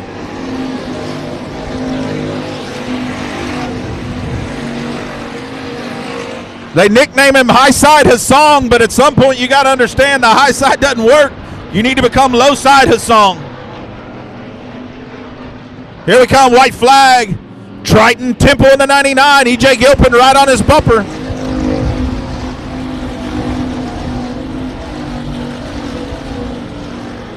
Good run for Alan Torres in that 94 up to 4th. Rahi 5th. Shannon Maurer right there in 6th. He's got 2 turns. Qualify for the main. That's all you want. Get in the main right now. Worry about the rest later. Checker flag. Temple, Gilpin, Hassong, Alan Torres, Nathan Rahi, and the 02 of Shannon Maurer will be your transfer cars to the A main. That's going to set 20 cars in the field, KR, for our main event, and we'll see how many we're going to take out of this last chance qualifier in a little bit. Heck of a battle up front, but folks, give her another round of applause for the driver of the 94 car, Mr. Alan Torres. Impressive run, come off the tailback. If that thing goes 5 more laps, he might have won this thing. He was rolling. I agree, and he's digging on that bottom, which right now the bottom's still a little dominant. Like I said, they call him high side Hassong. At some point, you got to become low side Hassong if you're going to try to keep up. So here we go. Man, we saw hot laps. We saw the 38 of Stephen Whiteaker Jr. getting involved in an accident over in turn 3 and 4, trying to avoid a spinning car. We'll see if he's got that thing dialed in. Hopefully the car wasn't too badly damaged. All right, B feature number 1 on the pole is going to be the 90 of Dustin Butcher out of Robstown. Outside him in the 38 is going to be Steve Whiteaker Jr. out of Robstown. Second row inside in the 23 car out of Willis, Texas. Mr. Howard Willis himself. Starting outside of him will be the 101 of Tanner Whitmire. Inside row number 3, the 66, JT Johnny Torres out of San Antonio. And outside him, Max Callis McDonald out of McAllen in the 148. 14th row inside in the 15G coming to us from Frankston, Texas, Mr. Denny Guyber. And to his outside out of Clinton, Oklahoma, the 09 of Race Elliott. Inside row number 5, Troy Alford out of Magnolia in the 00, and outside him in the 00K is going to be Oliver Billingsley out of Manchaca, Texas. 6th row inside the 164 out of Pearland, Texas, Jason Downey, and to his outside the BD1, Eddie Ross out of Corpus Christi. And row 7 bringing up the rear here, the 17E, going to be Eric Sajelski out of Houston, and out of Marshall, Craig Oakes driving the 53, his dad's car, normally driven by Edward Oakes, who's in Jamaica hanging out enjoying the sun. Craig Oakes driving the car. That car won $2,000 the Clash main event up in Edna, Texas just a few weeks back. Had a motor problem last night. I think it was a rear end or a transmission problem, excuse me. I heard the car spin RPMs real heavy coming by the flag stand, pulled off. Watch him from the back. He's got a stout field. You're only taking 4 out of this, I believe. Let's Looks like top 4 is coming out of this, folks. You're going to want to pick you a driver, but I'm going to tell you, there's start to finish. You got 14 cars. You got 14 potential qualifiers here, so it'll be a good one. Oh, yeah. You look at Howard Willis right there sitting in 3rd, and you got Johnny Torres sitting in 5th. I mean, there's good cars sitting on the outside looking in. Here we go.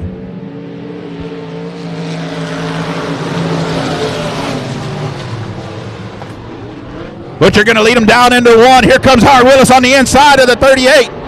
Here comes Johnny Torres. You get this thing catfishing around the bottom. Johnny Torres is as good as they come in that 66. So is Howard Willis. He's as good as they come no matter what the track does. Dustin Butcher, your leader. Howard Willis, 2nd. Steve Whitaker Jr., 3rd. Johnny Torres up to 4th.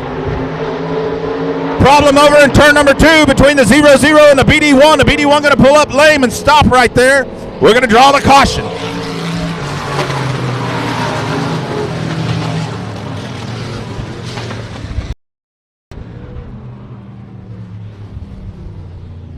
Getting a little dusty out here, KR. It's track's going to be a little bit dusty, I think, as we get going here. And spinning cars don't help it, but I tell you what, you see that move that Howard Willis made coming out start on the bottom. I tell you what, that 23 car, he's probably forgot more about how to drive these cars than most people ever know. I mean, what a legend you're getting to watch right here, man.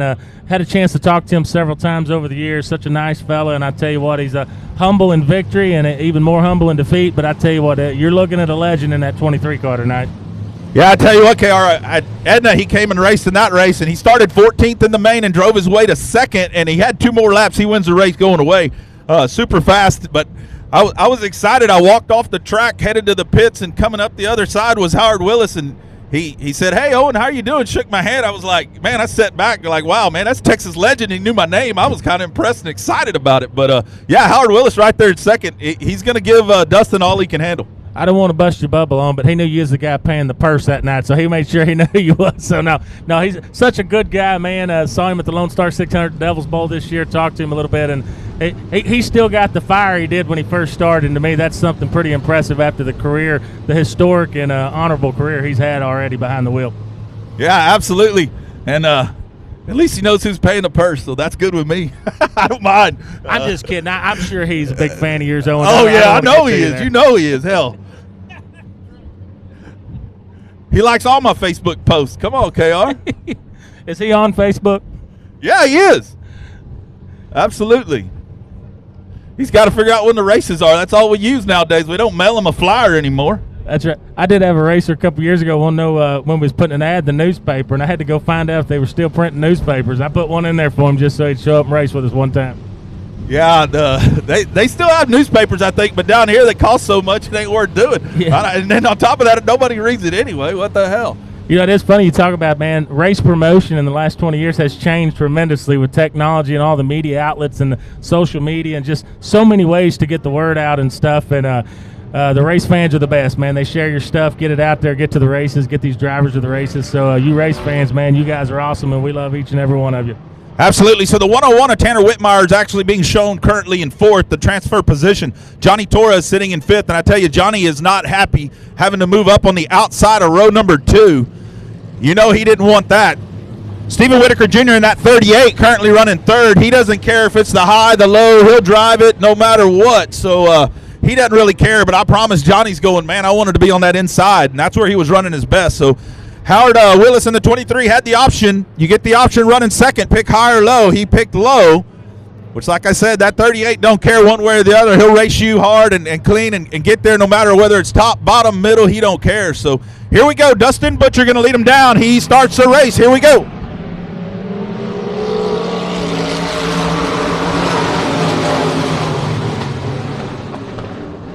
Caution's back on.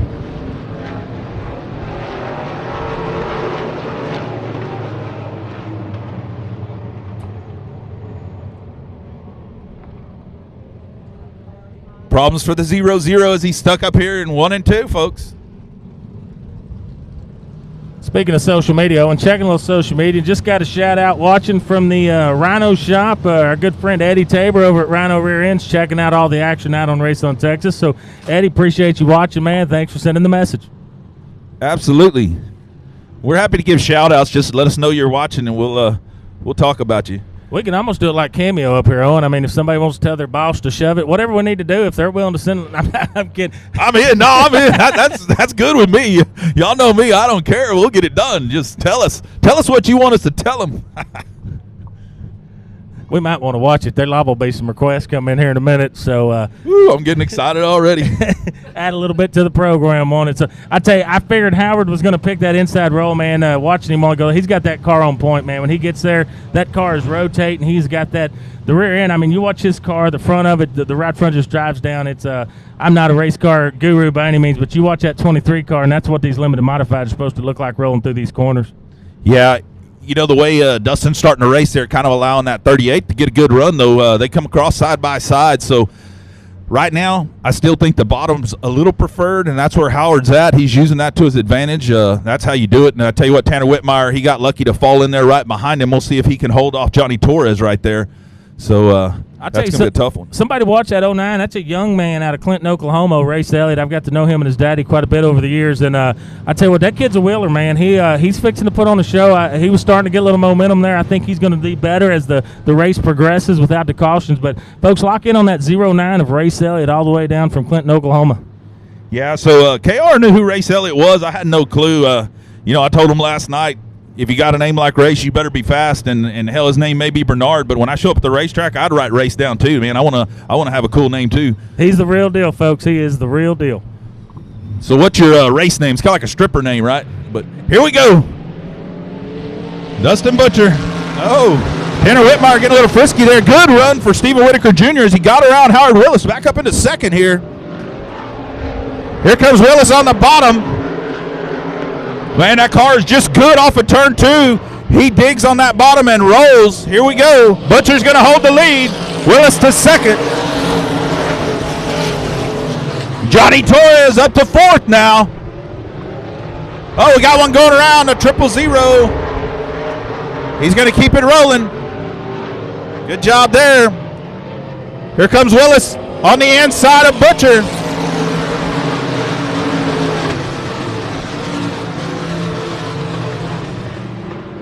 Howard Willis, I told you that car is just a rocket ship off of 2. That car will go coming out of 2.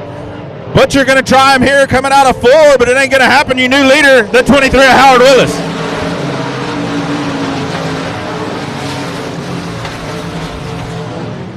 There's no real money involved in this race, folks. It's all about where you start for the big money. The best you could possibly start is 9th. There's 8 already in, so right now Howard Willis looking at a 9th place starting spot.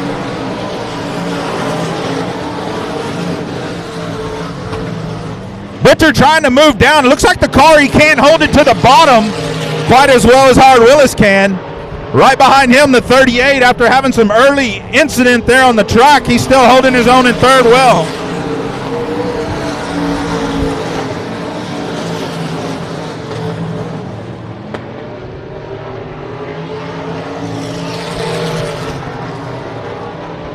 Top 4 starting to separate here. Here comes that 15.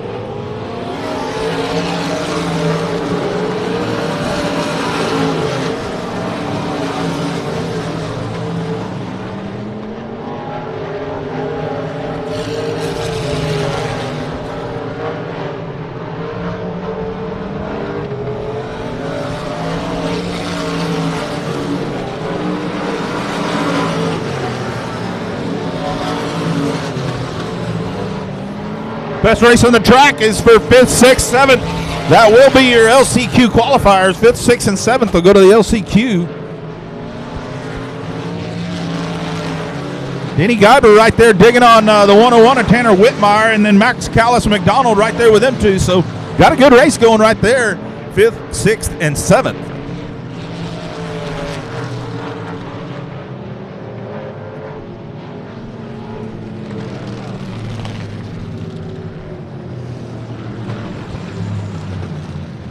Caution is out for Eddie Ross in the BD1. Eddie Ross in the BD1 turned around down at the bottom of turn number 1. Oh, and we got a few more shout-outs we're getting in here. One I want to get to real quick, Sean Graham out of Shreveport, Louisiana, Hitman Design. Oh, Sean Graham, good fella. He sent me a note. Bubba Jones, one of the co-promoters at the Sabine Speedway in Louisiana, ruptured appendix in the hospital day. So we ask everybody to keep Bubba Jones and his family in your prayers. Bubba is a character in our sport, one of the good guys in our sport. Get to spend a lot of time with him. And so keep Bubba in your prayers. It looks like he's at the hospital, had a ruptured appendix today, and hopefully we'll get some more updates and encouraging words like that. And I want to give one shout out to a buddy of mine back in Dallas, Kane Buckmeyer, drives 69X car, super good guy, great for racing. He has had a heck of a time with COVID, and he's finally gotten over it, and he's getting a lot better, man. So the Lord works in mysterious ways, and he hears your prayers. So big shout out to Kane, and glad to see he's doing much better. Absolutely, yeah. We've been following that a little bit down here as far as how Kane was doing. Glad he's finally getting over that, and then hopefully Bubba's doing good. I tell you what, the Jones family, great family, just getting fresh into promoting and trying to run that Sabine Speedway. I built them some trophies for their big show this year, so good bunch of guys. Hopefully Bubba's doing well. He can get through that and get moving here. So they got a big racetrack season ahead of them they need to be prepared for. All right, Dustin Butcher second now. He's going to choose the inside. Steve Whitaker Jr. in the 38 is going to go to the outside. Howard Willis, your leader. Now you got Tanner Whitmire sitting one on the outside there. And Denny Guyber's got to be going, licking his chops right here like, man, how do I get in and get in this mix to get up in this top four? So here we go. Howard Willis from the point. Butcher on the inside. Whitaker on the outside.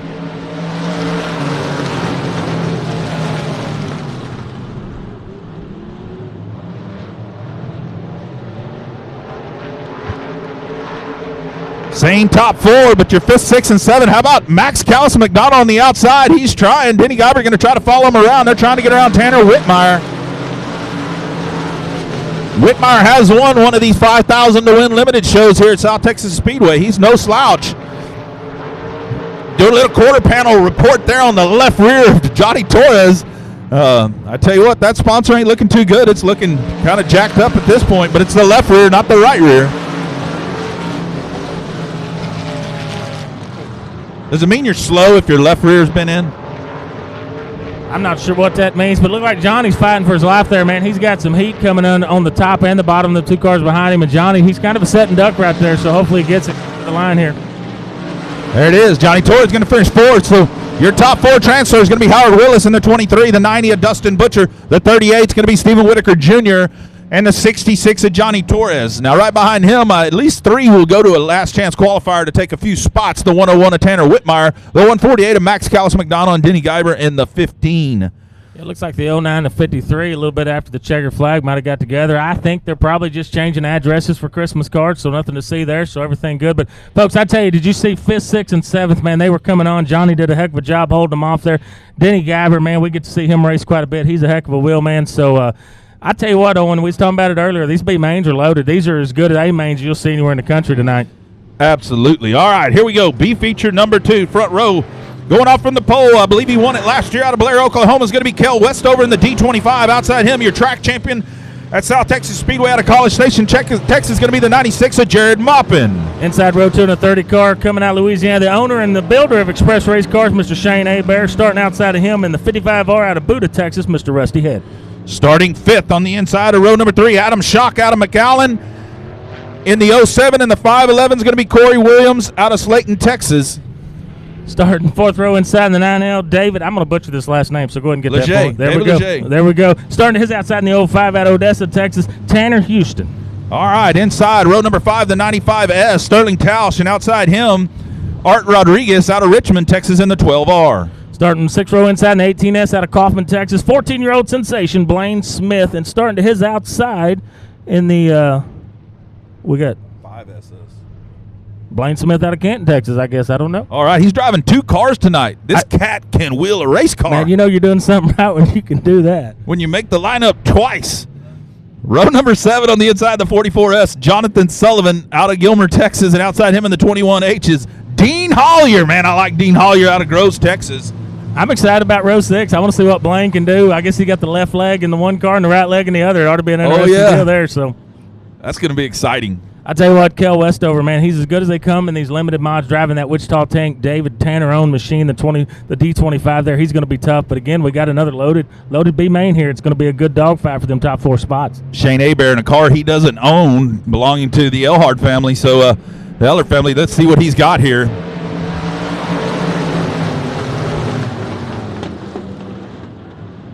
I tell you, last night, Westover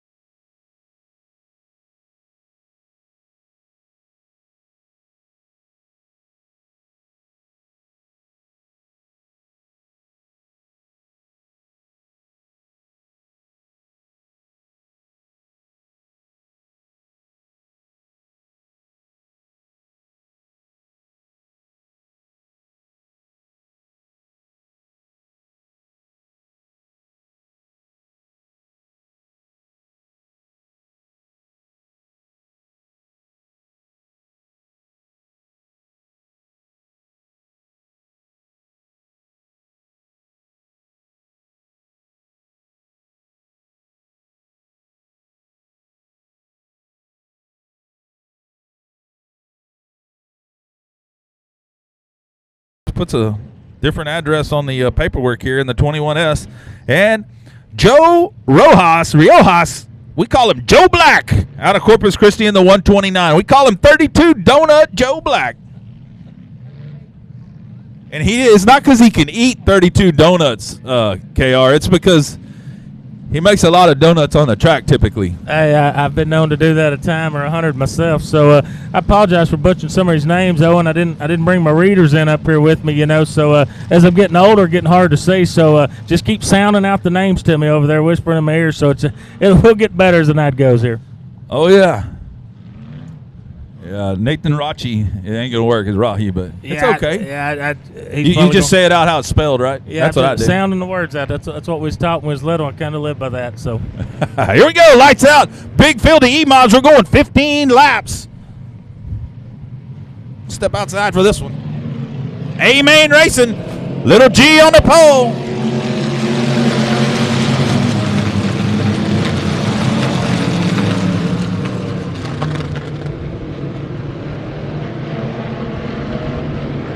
Caution's out. The problems for the 14 already.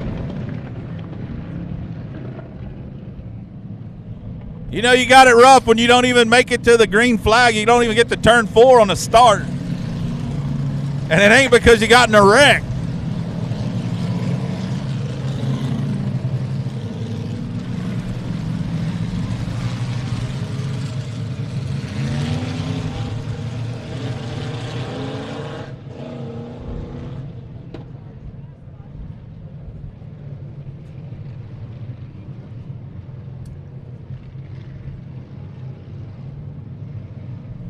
Like he's headed to get his spot back. I don't think that's going to work. Yeah, I think they're telling him over the race where he's going to fall tailback on that, and everybody else is going to get racked and stacked, and we're going to give it another whirl here.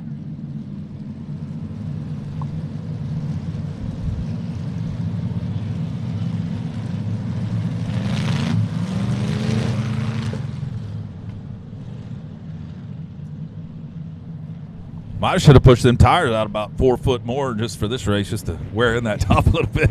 I was wondering if they were going to come out and maybe do that. I think one of them down here is kind of a little bit hokey because we saw in that last B main, it's kind of like a little dog leg there that's kind of avoiding it, but they got it run, got her finished. Here we go. Try it again.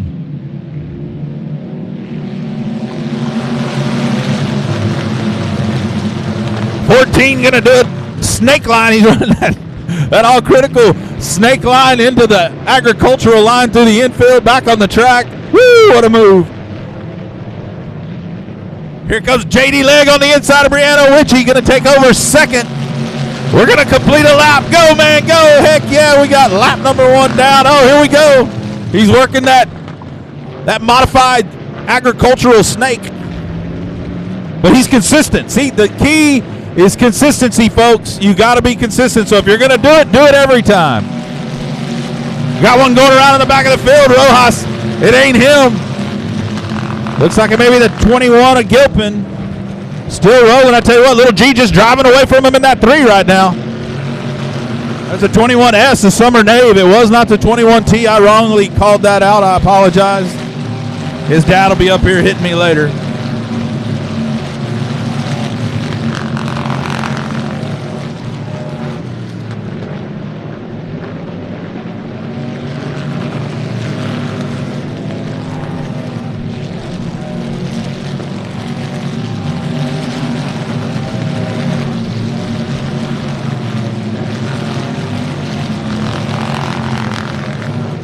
Oh, here we go. Look out. The leader just putting the lap down on that 14. 14 was just about to turn down into the infield to adjust that consistent line, and the leader was there.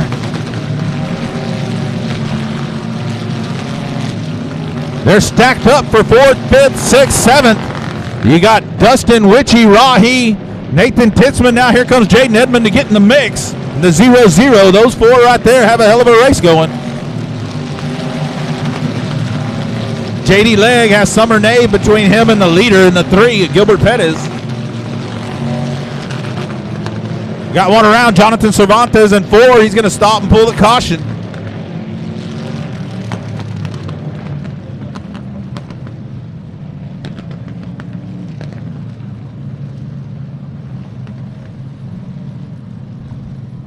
That's a good start. That's a good start. So we need to get some laps in there. Agricultural snake line. Yeah. Oh, and I've never heard pretty that common. in 40 years of doing all this, going to these races. Never heard that. I'm impressed. Not only do you look like a famous celebrity, you've come up with your own catchphrase. You could be the next Dick Vitale in college basketball before you know it, bud. Oh, yeah, I'll work at that too. But I tell you what, hey, it was a consistent line. He ran it 2-3 laps in a row. He tried to run it, and the leader was there on the bottom. Thank good he missed that one. But I tell you what, we invented that last night because they could go down that front straightaway 3 or 4 laps in a row doing that. It was pretty impressive. But when you mix the agricultural piece, getting into that infield, you know, you're working the grass line. It works. It's interesting. I've never seen them mix 2 lines like that. That takes some extra effort. It was impressive. I don't know how you set your car up for that. So that's a tech tip waiting to happen there. So pretty interesting deal. But I tell you what, the kid in the 3 car there, Gilbert Perez III, he's got that car set on kill, just sitting out there making laps, hitting his marks every time. So he's kind of got a good start going for him. Beautiful race car there. You always love them black, white, and pink cars. I always think it's some of the prettiest color schemes. But he's got some people chomping at the bit on this restart to take over that top spot. Yeah, check out that water truck going down the back straightaway right there. You know what that means, right? Means we're going to get a little water here in a minute. Means this track's thirsty. All right, so let me tell you a little bit about that 3. That 3, he's real good friends, does a lot of stuff for Lawrence Maklachek. So guess who helped set that car up? Lawrence Maklachek. So you know it's going to be fast because Lawrence, he's an old legend like Howard Willis. Them guys know how to win races and help people get it done. So, all right, we're going to run top 8 hot laps. Top 8 hot laps for factory and limited after this race. I assume he'll water after that, not before that. I'm thinking so. But talking about Lawrence, man, I've been watching him race for years. He used to come out to West Texas years ago and race, and a super nice guy, tough competitor. What I always liked about him, his cars were plain, but he was always there in the top 2 or 3 every night he showed up. Yeah, most of the time he built his own car, brought his own stuff. It's never been one of them to just go out and buy stuff. He's running an IRP right now. But all right, here we go. Gilbert Perez. Oh, no, look out, Brianna Witchy's going to spin right in front of the field. They're going to jam him up. Man, we got a Houston parking lot in turn 4.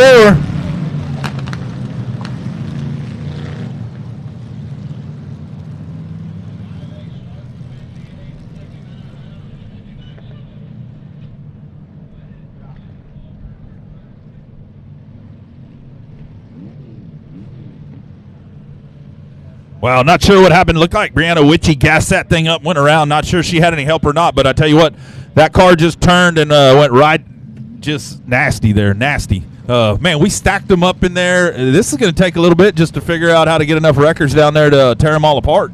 Yeah, whenever you get turned or you turn that far starting forward, it's especially on these restarts on these bottom dominant racetracks. That's kind of a product of the racing. But hopefully they get them pulled apart, get them restarted, get them lean blind back up, and put on a show for these fans. Yeah, that tore up a lot of good race cars. I always say it: cautions breed cautions. And it's not quite a modified snake agricultural line comment, but cautions breed cautions, and they keep coming. Look at Witchy going off the back straightaway here, not happy, I'm sure. Tore up race car. Dustin Witchy, good young man, tries hard, gets out here and races hard, and hate to see it for him.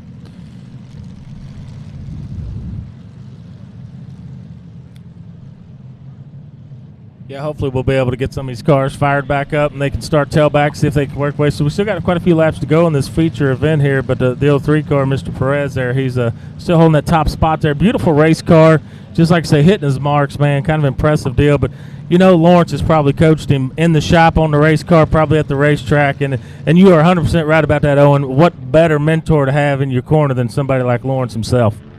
Yeah, absolutely. And then you know, you figure at some point Lawrence has got to go, man, I got to back out of this deal because his grandson is in the L87. So, and that now he gets into that conflict of interest, man. I got my grandson running against this young man I've been helping for years and years. And Gilbert Pettis came up out of the go-kart ranks. So a lot of these kids here, a lot of these guys that are racing in this division come up out of go-kart ranks. We've been running karts here at South Texas Speedway and then L87 for a lot of years. A lot of these kids, I mean, all the way to Cody Leonard, who drives late models and wins championships, come out of the go-kart ranks right here. So it's kind of neat to see these kids grow and advance. But, yeah, Lawrence has a little conflict of interest between that L87 and that 3. That L87 went and put it on him one night in Edna in the E-Mod class. They've got that thing rolling as well. So looked like he was involved in this Black Friday parking lot over here at Target we got in turn 4. But yeah, sure did. But going back to Lawrence, do you think that could be an interesting Christmas morning conversation? Grandson, grandpa talking about it, depending on how the season goes. So, no, I think that's great. You talking about these karts. One of the best things I enjoy in this racing when you see those young guns come up through the field and keep growing. Cody Leonard's prime example, man. What a wheel man, super nice kid. You know, I don't care what you put him in, he's going to be a front runner. He come up last year, I think, in his Longhorn and put on an absolute show in the USRA division, the modified show, and come up a couple spots short, but just a nice kid, and the whole family, the whole atmosphere with those guys, top notch. Yeah, for sure. He's up at the PRI show, just hanging out, taking pictures with celebrities. You know how that stuff goes. I can't afford to do that stuff like the rest of y'all, so gotta be down here working. All right, man, I got to give a shout-out to Joe Black in the 129. He has not spun out yet and got involved in too much of the caution. He does have some right-side damage, but want to give a shout-out to my buddy Easton. Talk about kart drivers. This is a 4-year-old that gets it done every week out there at L87. Easton Jackson and Justin Jackson, they're watching from the house. A little too cold. It's hard to get out here in this cold sometimes with these little ones. So, Easton Jackson, how you doing, buddy? His favorite driver is Kyle Larson, so, I mean, you can't beat that.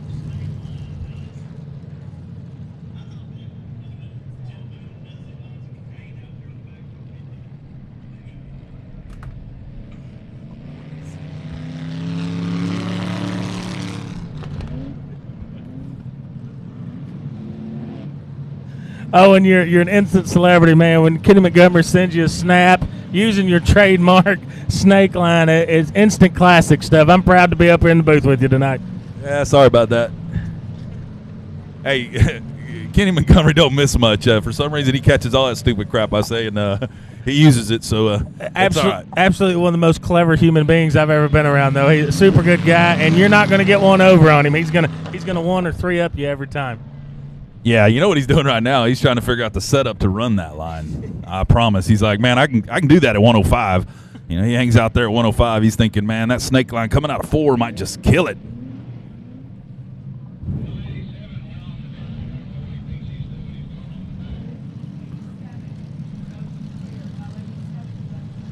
L87, Nathan Titzman. It was a good try. I'm sure Lawrence coached him on that. Anytime you go back to the front and make them put you to the back. Lawrence always told me that. He goes, I'm going to make you put me to the back when you got to put me to the back. I ain't going there on my own. And Nathan trying the same thing as he went into the pits, get some repairs done, headed back out, try to get his spot back. Good try, young man. That's what it's all about. Yeah, what's that old saying? Ask for forgiveness before you ask for permission, kind of same thing. I'm amazed how many guys will try to advance 6 spots under a caution as well. It's always fun watching the chess game, and the great staff here and racetracks all over the country help keep that regulated stuff. But my race pass, man, those guys are incredible. It's hard to cheat the system anymore because they got you. Oh, absolutely. And as we talk about him, the L87 is going to pull it in the infield here. Kyler Ross, young lady's in the infield as well, so problems for the L87 continue. Look like he's going to be parked. Lights are out. We're going green this time. Gilbert Pettis from the front row. Now he's got J.D. Legg right behind him. Legg is always a tough competitor, wins a lot of races, won a lot of races in the last couple of years in that 30 car. So Gilbert Pettis, let's see if he can continue his dominance here. You got Rahi on the outside of Legg. Here we go.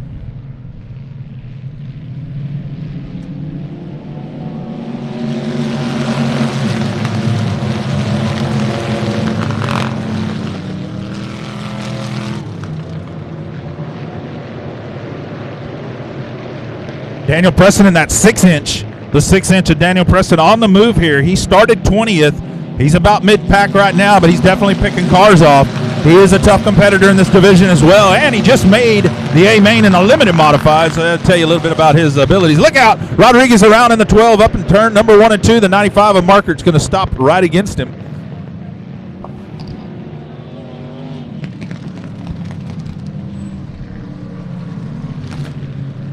I caught something interesting there if you watched on that restart.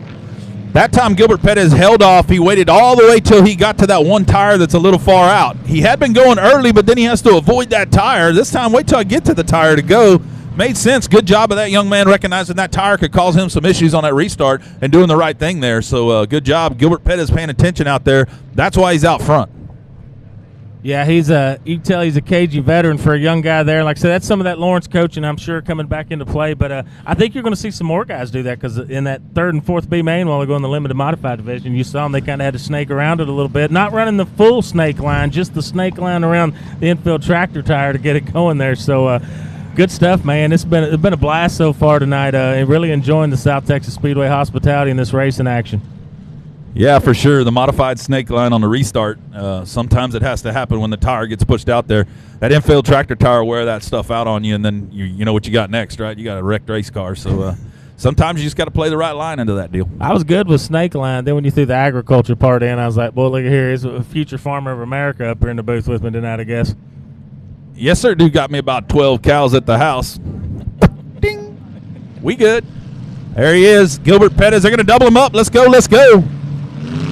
Right now, I promise Stevie's down there in the pits chomping at the bit. I want to get this done, get the racing. You know, he's like the rest of us. We want to keep this stuff moving, keep the show rolling. And Steve Whitaker, your promoter here, is no different. He's pushing them. Let's go, let's go.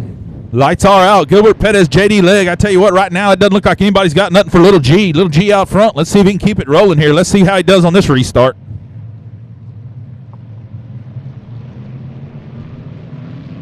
I bragged about him, and then here we go. We're going to have to watch that tire. Oh, not again. Come on, 12. That's your second solo. You got to roll, Art. Or Rolly Rodriguez. You got to roll.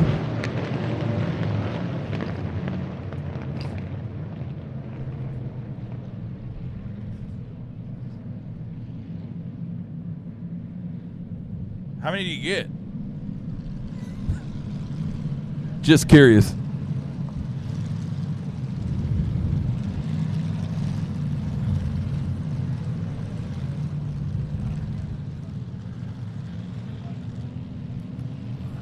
All right, Kevin Sullivan back, flagging the 12, said we've had enough of those cautions.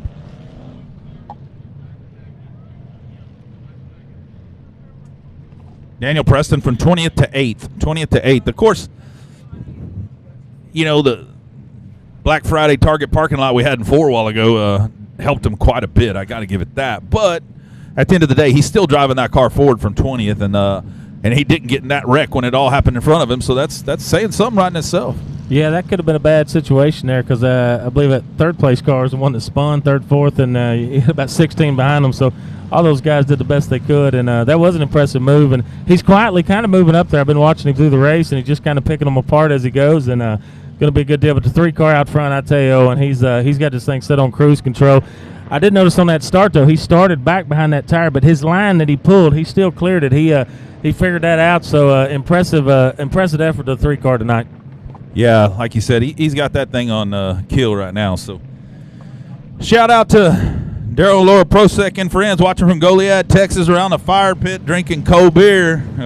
Gotta love it. So they're watching us from all over the world tonight, KR. They love us. So it is kind of flattering. We may be the only show in town, but at least a few people are watching there. So maybe we can get you on camera here in a little bit. I think the ladies, everybody want to see that Fabio hair and this breeze, this little nice Gulf breeze we got down here, or whatever you got going on. So it's impressive. It's an honor to be up here with you. That's all I can say right now. I tell you what, here we go. Lights are out. Gilbert Pettis, another good start here. Oh, look out. Rahi kind of got in there with Calhoun. A little love tap there.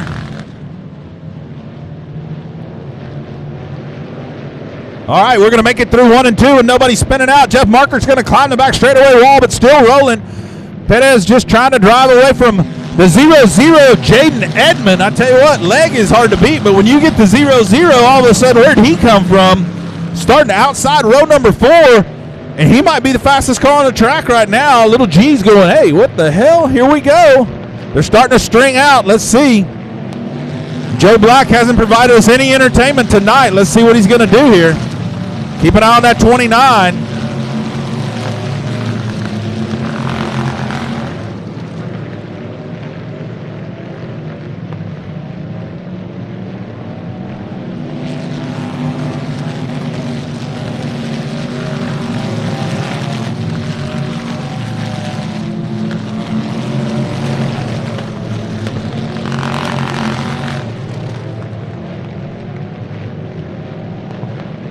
White flag, Gilbert Pettis.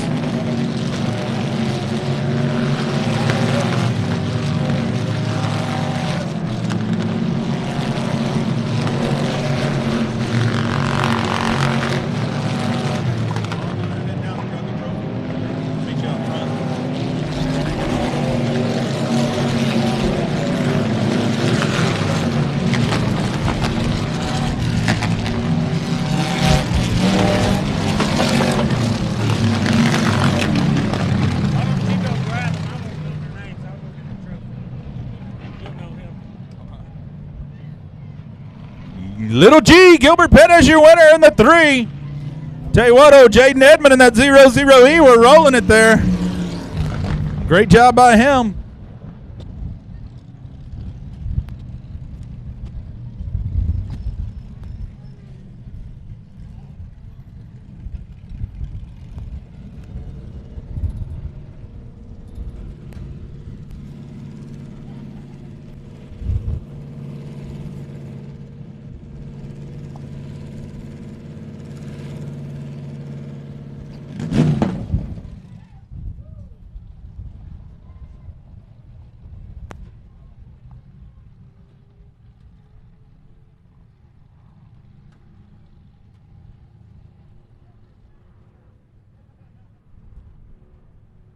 Oh, water truck about to come out, guys. So we're going to have the water truck coming out to put a little water on before we get to that hot lap session. Give you a great chance to get down and get you something hot to eat, a cold drink, ice cold Dos Equis down there. So water truck be coming out. Here it is. Y'all give him a round of applause. Gilbert Pettis, Little G getting it done. All right, man. You got some fans here tonight, buddy. Great job. I tell you what, starting from the pole. Tough field behind you. I don't know if you know what the 00E. Jaden Edmond actually came from outside the 4th row to second. Got around leg there, so he had a good run going as well. We talked a lot about the effort you put in, and I was telling KR about the effort you put in with Lawrence Maklachek and what he does for you and helps you out. And I tell you what, we saw a lot of real veteran moves out of you tonight. The way you restarted the race when that tire was that far out and some of that stuff. Give us a little bit about your thought process as you went through that race there and you saw what the tire did out there and what was going on and what was going on behind you. You know, I knew I had some heavy hitters behind me. JD Legg's always fast, and I knew Daniel Preston and Nathan Titzman were there in the field. So I knew as long as I hugged that bottom and stayed as close to those tires as possible and kept the car as straight as possible, that I would get the good drive off, and it paid off. Absolutely. Who do you want to thank tonight for helping you get this all done and bringing that 3 car out here? First and foremost, I want to thank my dad, my mom, and all of them. They put a lot of effort in this year. You know, this has been really a learning year for me and my dad. We tried a lot of stuff, and we've learned a lot this year and feel good. It sucks that we finally found some speed at the end of the year, but we got some good information going to next year. I also want to thank my sponsors. I got to look, it's been a while. Top Notch Tumble, R&M Installs, Honest House, CD Electric, Ace Transmission, Armor All Express Detailing, Mission Auto Parts, Rick Polero, I said R&M Installs. He does a lot for us, and just everybody that helps out with this thing. Awesome. Y'all give him a round of applause. Little G, Gilbert Pettis.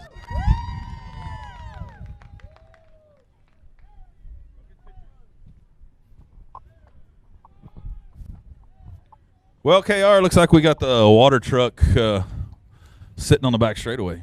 Yeah, like you said earlier, the racetrack's a little bit thirsty. They're going to try to get this thing. But I want to reiterate what you just talked to this young man. A heck of a job back there. I knew he was a young fellow, what you told me, but he's a little younger than I even thought. But racing like a veteran and stuff. So here, I'll take it. Here, I got it right here. I don't have a phone with me. I apologize, guys. Race on Texas taking a constant picture, by the way.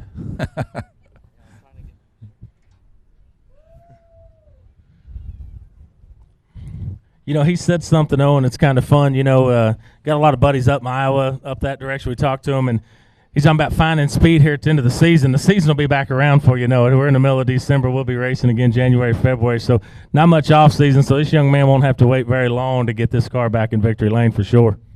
Yeah, the key is, you know how it is, off season. You want to tear your stuff down, get a little paint on it, get it look pretty. You better get it back right when you're done because you just found that speed. You better keep it or leave it looking like it looks, is the way I look at it. If it works, leave it alone. Yeah. I hear you. There's not much off season down here in Texas anymore. That is 100% a fact these days. So, yeah, I guess they're going to do a little water here. We're fixing to get wet, aren't we? Yeah, that's how it sounds. Gilbert Pettis runs a go-kart out at L87 Speedway. We're going to have some arena racing out in Robstown at the South Texas Arena Racing Series in Robstown at the show barn over there. And Gilbert Pettis will be piloting a couple of go-karts out there. You can watch him along with a lot of these others as we roll along. So let's catch up with Gary Jennings here real quick. Gary, what's the plan here? What are we going to do? I see the water truck out there. We about to get wet? Yeah, we're going to go top to bottom with some water on it. We went on a 20, 30-minute break. And we're going to do our best to give these guys a good track for the big features coming up. All right. Anything other than water? Just water, water, and we'll roll the heck out of it and make it right for them. All right. In other words, get the hell out of the way.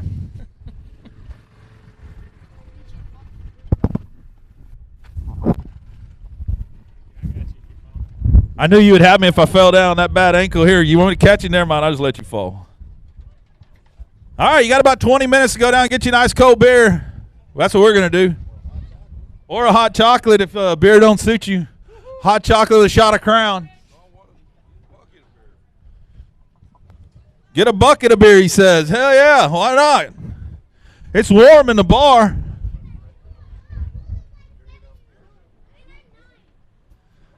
All right. How much is the beer? How much is the bucket?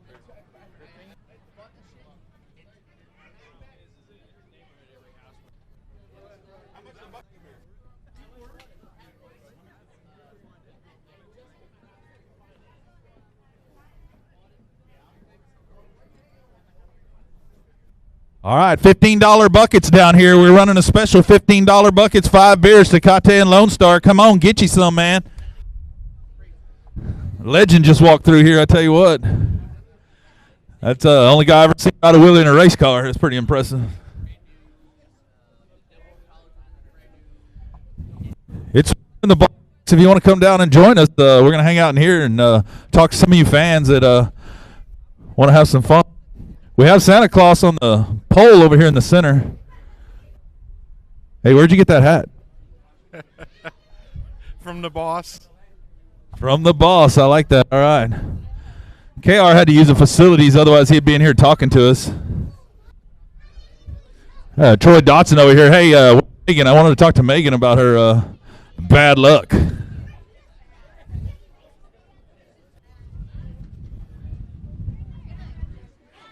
There she is. Come here, Megan.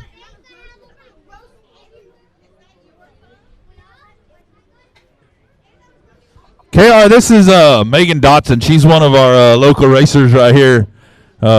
She drives a 133 car. She had some bad luck this weekend. Knocked a hole in the radiator or something gave out in hot laps on Thursday, so she ain't able to join us. Is that what happened, or what did you hit? Hit another car. Hit another car. Which one was it? I don't remember. It was a few weeks ago. That's probably a smart move. Oh, you did that at Texana. So you tore it up at Texana. Dad did a poor job of repairing it before you came? Horrible crew chief. Yeah, I want to get that on video. Say it again. Horrible crew chief. Horrible crew chief. It's always a crew chief, folks. I guarantee it. It's never the driver, always a crew chief. So Megan Dotson, driver of the 133, not having the best of luck. Who else wants to talk to us? I'll tell you what, it's pretty festive little atmosphere down here in the old bar. It's warm. There's people in there visiting, socializing. It's a pretty cool little concept here at the racetrack. 141 up in Francis Creek, Wisconsin, the only place I've ever been to that had a bar at the racetrack other than South Texas Speedway now. So beautiful trophies over there. Who builds these trophies down here for these events, Owen? I mean, these are impressive. I'm gonna brag on these trophies. This guy has built a summit, the RPM Speedway of Texas. I see them all over the place. I think that's you that builds them, man. How can folks get a hold of you on these trophies? These are incredible pieces of art you're putting together. Well, I appreciate it. It's not hard to get a hold of me. My number's all over Facebook at multiple racetracks around here. So, yeah, just give me a call. 317-AWARDS. We're thinking about changing the name over to Fabio Designs, but we'll see how it goes. But so far, yeah, 317-AWARDS. We build trophies for just about any event.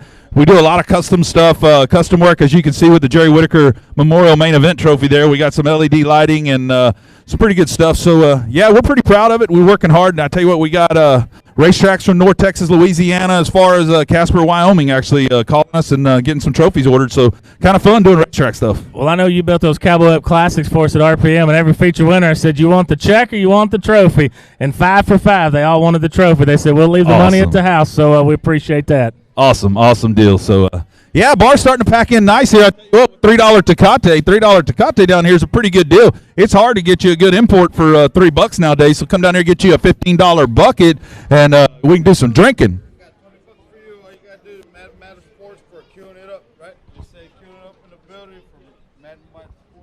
Mad Motorsports, queuing it up in the building. Queuing it up in the building. $20 from Mad Motorsports, queuing it up in the building. Hell yeah.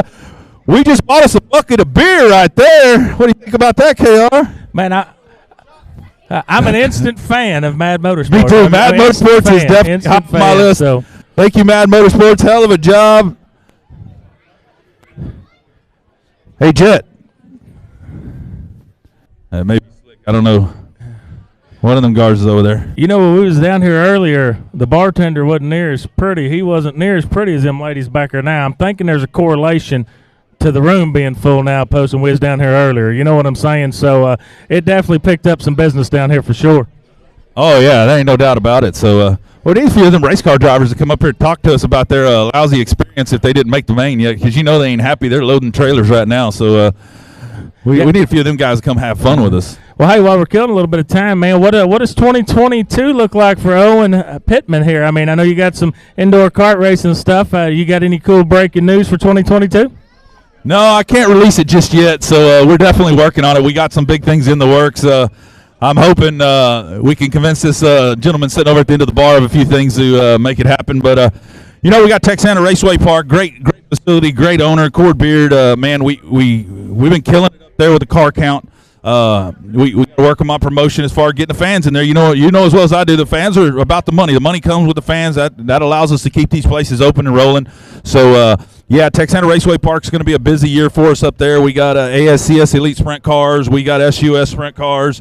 We got late models. We're working on a little late model division down here in the South. Cody Hardage and us, we've been trying to work on a little bit that we'll probably run like an STLMS rules and try to get it going between I-37 ourselves at Texana and hopefully down here at South Texas Speedway with whoever's promoting it.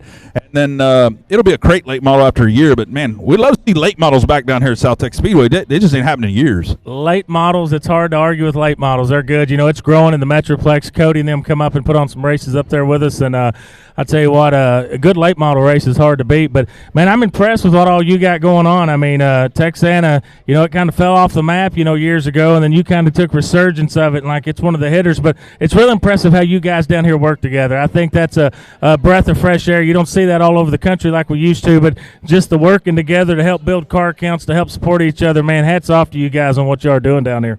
Yeah, I appreciate it. I tell you what, and it's a group effort. Marianne Nauman up there at Cotton Bowl and H. Nauman, great people. I try to work for them every chance I get. So I try to spread myself as thin as I can, not because I want to get away from the wife, but maybe because she wants me to get away from her. No, really, I drive her a little crazy with this, but I'm at a racetrack every weekend if I can, just like yourself. So and then, you know, JT over at Johnny Torres at 37, he's called me a couple times to go announce, and I was going to Vegas one weekend or running L87 a weekend. You know, I get busy and can't do it, but I'm trying to help them when I can. I used to announce there every week, you know, with Milton Hope over there. So, and then of course down here we're here working for Stevie tonight, and we've been up at Texana doing that. We got L87 with Lawrence over there. We do all kinds of stuff there. And then we got this arena deal that's got flat track motorcycles one weekend, and every weekend we race karts. So I see a lot of our kart racers in here hanging out today, and that's pretty cool. So it's good to see racing. If you race a kart, you race a shopping cart, come out to the racetrack and support the races, right? I mean, that's what we're about. You're 100% right. And you touched on something earlier. Any racetrack in the country, fans. That's our ultimate battle. Getting them there, getting them exposed to the sport, getting them out there. But I'm excited to see the kart racing. Indoor kart racing up in Oklahoma is real strong right now. We're seeing it trickle down to North Texas. And if we can get that kart program built back up like it was 20 years ago, I think the longevity of our sport's got a bright future ahead of it. So. The best of the best. Lord have mercy. You and him. I can't. Hey, you can. I can't. All right. Cue it up. What is this? I have no idea. It's the best of the best.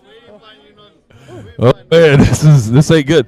Look at it. We found Lynn Socks. Queuing it up, but I can't queue it up. My medication won't allow me to. So I can't do it. Here we go. Queue it up. Queue it up for me. Y'all hammer down. It's the best of the best, KR. What do you got to lose? I'm going to be one and done. It wasn't bad, but I'm a one and done kind of fellas. Yeah. Mad Motorsports. Mav, right? Memphis Villarreal. He'll be starting on the pole tonight. Memphis Villarreal. They're queuing it up down here in the bar, getting ready for you, buddy. The third will be starting on the pole. I should have used the medicine line. I should have stole your line. It worked for me. I felt like you got one over on me there. I owe you one. So.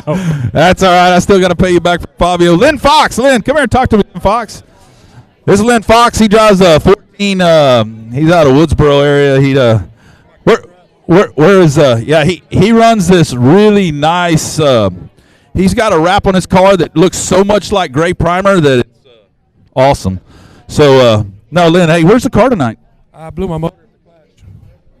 Well, what about all them backup motors? You know, you just turned him on to going, yeah, see, you're tearing cars up at the Clash. You can't come to this race. Way to go. You could have just said, hey, I had motor problems and I couldn't make it. How about that? I had a valve that wanted to exit the motor. Yeah, is that the first one this season? Second one's what I thought, yeah. He put it in the lake behind the pond behind before. It was pretty exciting. Lynn's no stretch for excitement.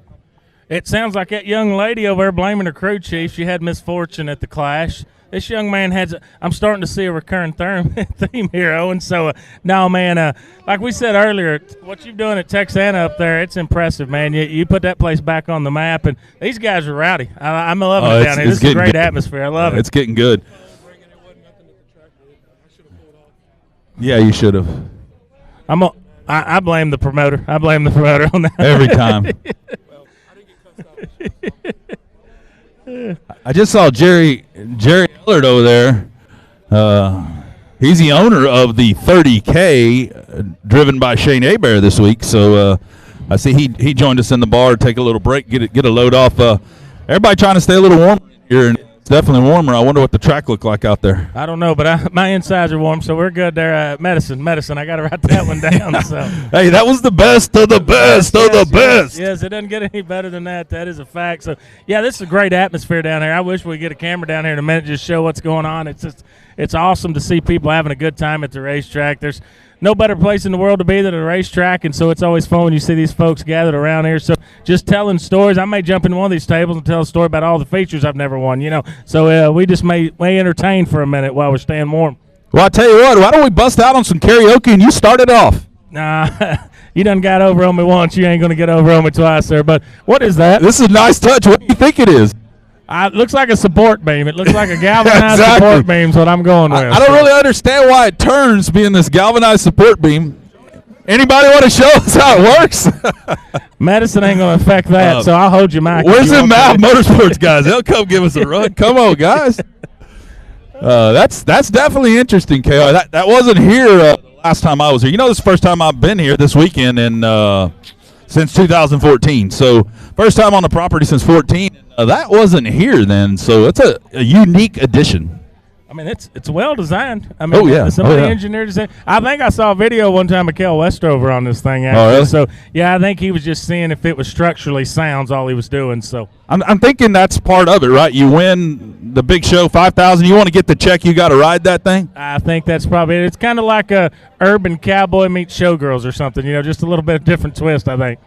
I got you, yeah. I'm not going to say nothing else about Kale. He's an ex-MMA fighter, you said, or something. He's something still like current. He'll still scrap it up. He had a little run-in with a fella at our track this year, and he got out of that car in 0.2 seconds, and he went after him, and I was like, come on back, Rico. We can't have none of this here, So great kid, man, great racer, but I don't think he minds throwing hands a little bit. He told me one time his hands were rated E, and I said, what do you mean rated E? He said, E for everybody. I was like, well, fair enough, my friend. Yeah. I hear you. Enough. Plenty of that. All right, we're down here in the bar, folks. Y'all come down and join us while we're on the track to get cured in there. We got a little water going, and KR down here having some shots with the Mav Motorsports team. Good times. Plenty of hot chocolate. Ice cold Tecate. Hey, look, the cameraman showed up. So, here's the cameraman.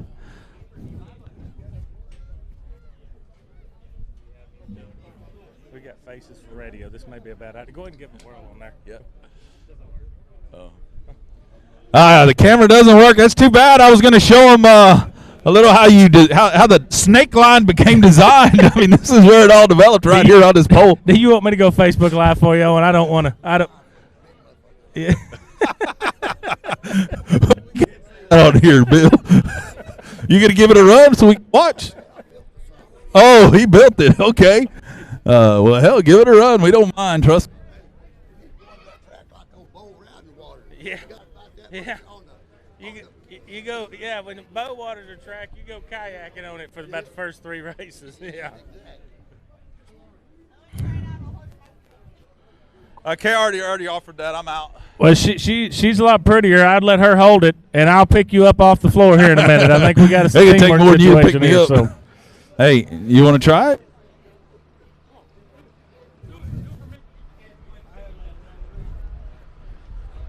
So what do we got? We come out of intermission. We're going to top 8 are going to hot lap if that's correct, and then we got LCQs, and then I think we got a pure stock feature, and then we'll have our factory stock and limited mod features. So we're rolling through the program pretty good, but we still got a lot of great racing left to go tonight.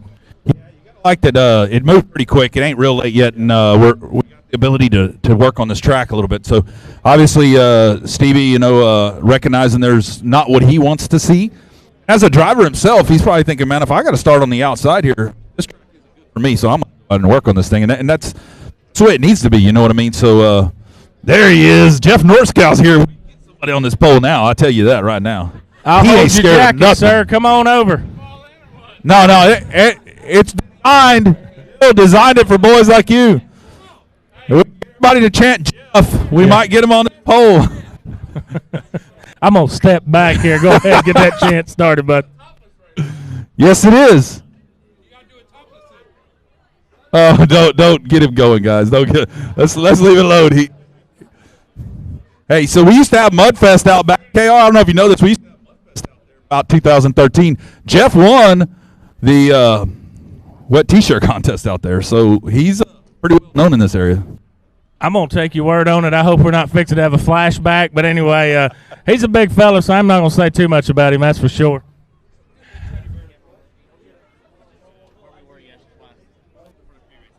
Well, at least give the crowd a shot on Race on Texas. What's going on down here at the bar? We'll continue to try to get somebody to ride the roundy-round merry-go-round over here. The snake line. The snake line. That's where you hone it, man. You hone it in. You need to we're going to catch up. You need to write a jingle, man. That's a TikTok viral video waiting to happen there on the snake line. I can see. You and K-Mo need to put something together. Oh, I'll get my phone and get my snake farm playing here in just a minute. Give me a minute. So, hey, I'm going to catch up right here. Check it out. This is the flagman, Kevin Sullivan. Kevin, what do you think? What's it look like out there? Is the track coming along, or what do you think? Looks like the track's coming together. We've got several drivers that love running up on the high side. I think it's going to make for some interesting features tonight. All right. So last night we had some conversations about you and your love for that black flag. So I was telling them that you sleep with that thing. Does your wife, does it bother her when you're sleeping with the black flag? I got one for each side of the room, so she's used to it by now.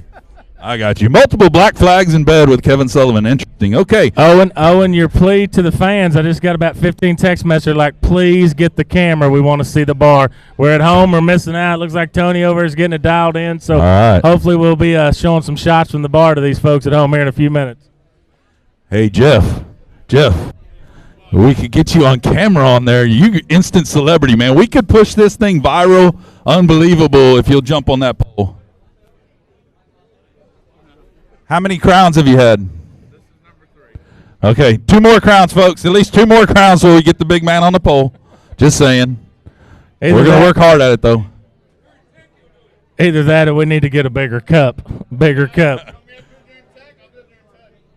Oh, yeah, during tech. Let's do that. So, yeah, I think he needs the Mab Motorsports crew over here with their shots to help him out. A little liquid courage goes a long ways, KR. Yes, it does. Yes, it does.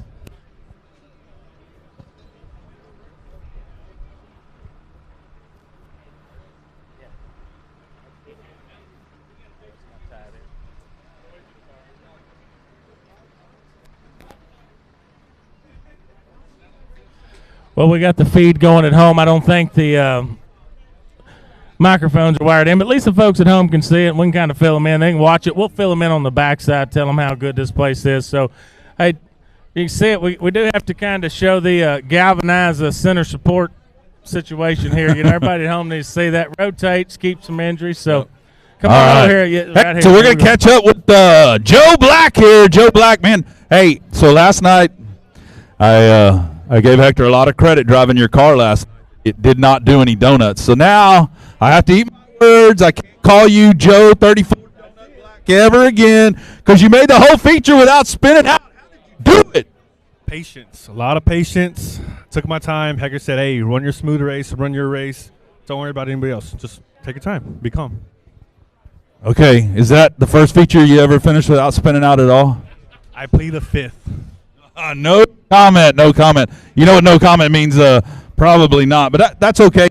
Hey, you know, I told the crowd when it kind of bring everybody going in a straight line, I said, don't worry, Joe's going to give us something. Not today, so one more in the pure stock, so y'all don't count out the donuts yet. Black's still in on this deal, so I'll never call you 34 donut again, okay? All right, so Joe Black doing a great job in the E-Mod on that race. No donuts, getting it done in the E-Mod.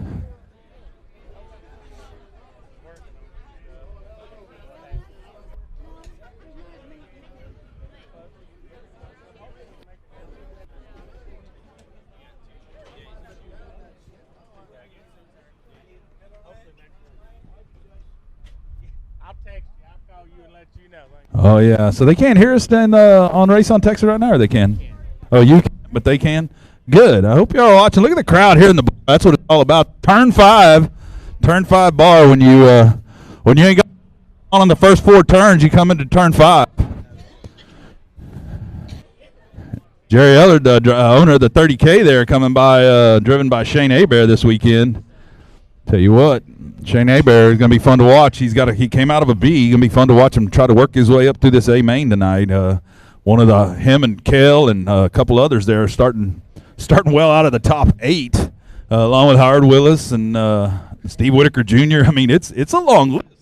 Really good guys starting outside our top 8 tonight. So, in the top 8 stout. So it's going to be fun. I tell you what, this limited modified race is as good as it's going to get around here. So it's going to be awesome. Well, Stevie's out there on the track. They got some tractors out there. I just stepped out there and looked at it. They're working to get that outside groove in. If that outside groove, Owen, will come in, I tell you, you're fixing to see whatever we start, 24, 26, however many. There's a potential winner in every one of them starting spots tonight. Because we was talking earlier, I picked Cody Smith potentially to pull off the win from the 8th spot.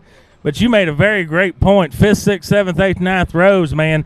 He's not only got to get 7 positions to win this thing, he's got to keep those guys off of him. I mean, it's about like a pack of dogs on a 3-legged cat's what it's going to be like out there. You know, it's just going to be a slugfest. And I'll be honest with you, I can't wait to see it. I think it's going to be one of the races of the year here tonight at South Texas Speedway.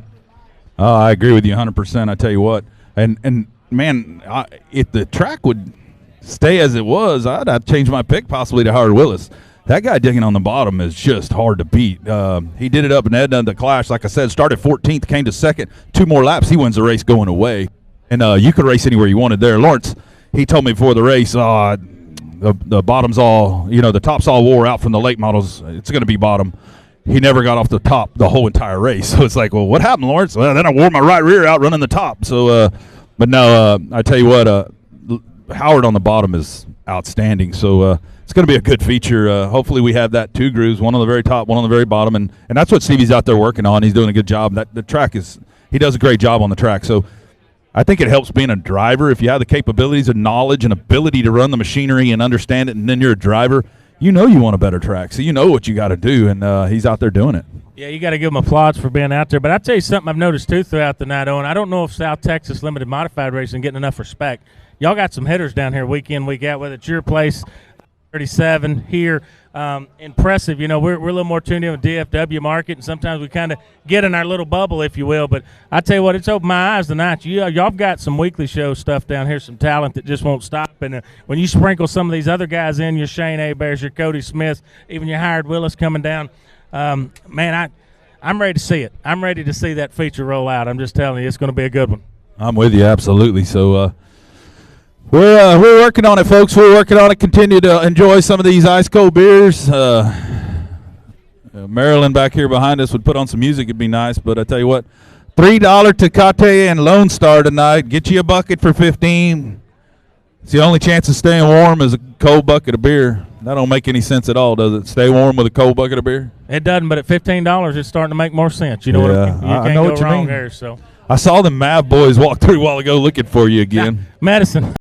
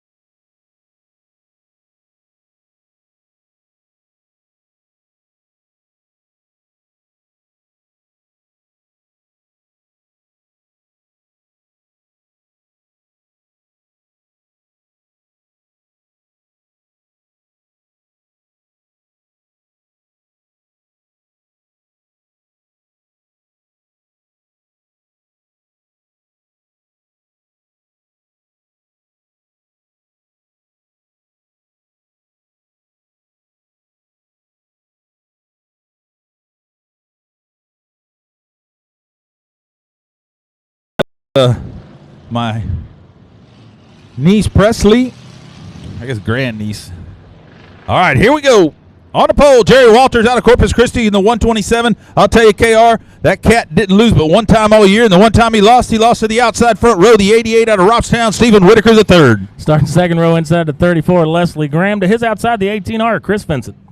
Row number 3 on the inside is going to be Michael Villarreal out of Corpus Christi in the 79, and outside him in the 88E out of Sandia, Emma Hendricks. Starting inside fourth row will be the 42 of Curtis King out of Corpus Christi, and the outside fourth row will be the 32 of Hudson Maklachek. Man, there's a lot of them in the lineups tonight. A lot of Maklacheks. And starting ninth, Carl Buchanan out of Lake City, Texas in the 510, and outside him, Joe Rojas Black. Joe Black in the 72P out of Corpus Christi. Sixth row inside will be the 9 car of Alexis Powell. Outside of them will be the 50W of David Sheffield, and bringing up the rear in the 39 will be John Wayne Wilson. John Wayne, you got to love a name like that. Yeah, we call him Weenie. Here we go. Jerry Walters from the pole.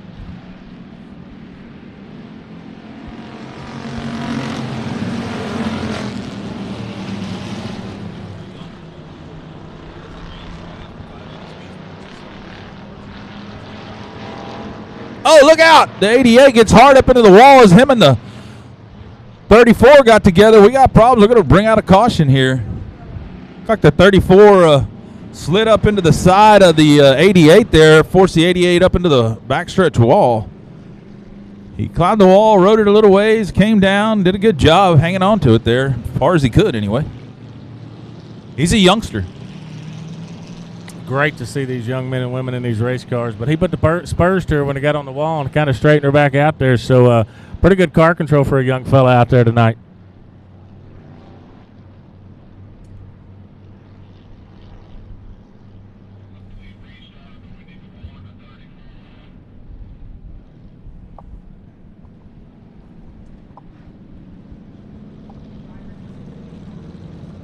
All right.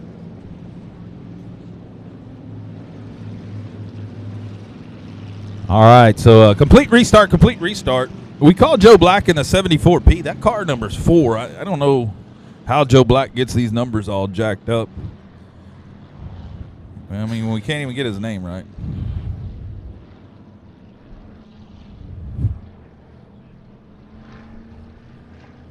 So like I said, Jerry Walters in that 127 won every race. The last race of the year, Stephen Whitaker III put it on him. Man, we were excited about that. It's good to see. It was hard to get Jerry through the doorway of most places because his head was so large. So it's good to see some of that swelling come down after the youngster puts it on him ugly, you know. And didn't just put it on him, he put it on him. So I hate to see him get in that wall. You see that right rear rim's a little bent. I'm sure he's not feeling good things. That's going to take away from his challenge to outrun that 127. Well, I think we're going to see a pretty good race here, man. They were hustling getting into turn 1 there. Everybody knows they want to get the position, so hopefully the racetrack keep widening out a little bit. Got 2 more features to go tonight, so hopefully we'll keep widening her out, and I'm excited about this one, and I'm excited about the 2 to follow. Absolutely. That's all we got left. 2 more. 2 more after this. 10 o'clock right now. Not bad. We can get this done. Let's go. Here we go. Jerry Walters from the pole. Steve Whitaker the third on the outside. Try this again.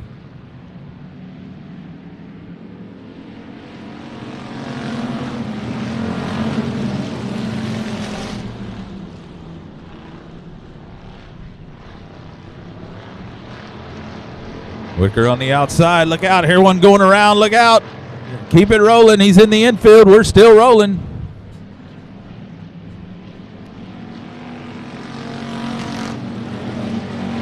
Jerry Walters pulling out to an early lead here in that 127.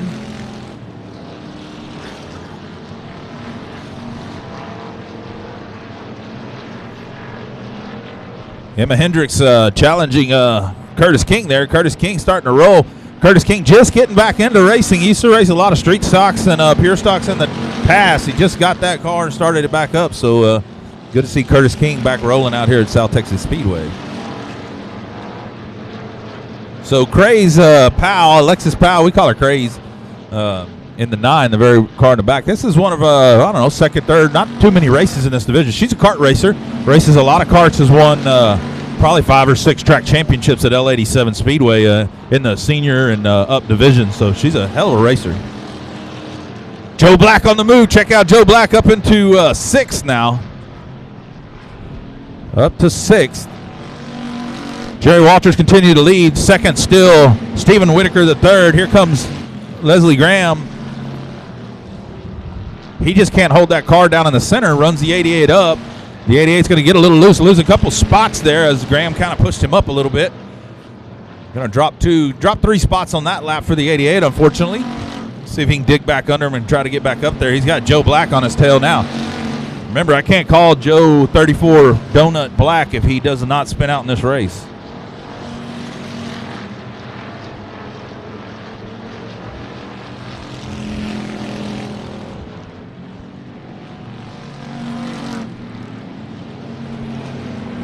Uh, 22 going around. Going to make the full donut. The 32 Hudson Maklicek getting the full donut, but he's going to stall it in 4 and cause the caution. So I tell you, KR, the interesting part, look how many cars are out here. This is a first-year class. Stevie just came up with this class, trying to get something more economical for the guy that doesn't want to race in the factory stocks. Factory stocks nowadays, it's $25,000 for a good car. It's insane. So coming up with something for these guys to race, it's a little less than the factory stock. And the 88, actually, Steve Jr. ran that in the Clash, not this year, but last year, as a factory stock with a crate in it, and ran pretty damn good. So these cars are real similar to what you have. A lot of them are for factory stocks, but it's good to see a new class start and then have this much success in a year or two. So I think this could be a real building class down here in the South, and we see we can't work on that towards Texana and 37 and some of these other tracks, I couldn't agree more. And what I like about it, you've got something to model when you get ready to move up. You don't have to wholesale out your whole program. You got something to start with and move up and get your feet wet, maybe with the factory stock division. Then you could always upgrade equipment from there if you need to. But I do think it's great that they've got something that they can start right here. And if they decide to move up, they can upgrade the power plant just a tick and then move on up and not have to, wholesale change, like I say, the whole program. Yeah, for sure. And it's just a handful of changes. So, yeah, it's definitely a good way to go. Lights are out. We're going to go this time by. I want to give a quick shout-out to Green Team watching in full effect. Mark Lawing and the team over there watching full effect. Shout-out to Melanie Lawing, Matthew Lawing, and Michael. They're having a good time over there watching us on Race on Texas. Man, we got a lot of people watching tonight. We taught them a lot, snake line, agricultural move, things like that. So they're learning. They get a little Western there for a second. I tell you what, Graham has been a little Western this whole thing. He's that's why that car looks that way. I'm just saying. I mean, it's got a few more dents than the others. He ain't scared to use it. Don't be scared.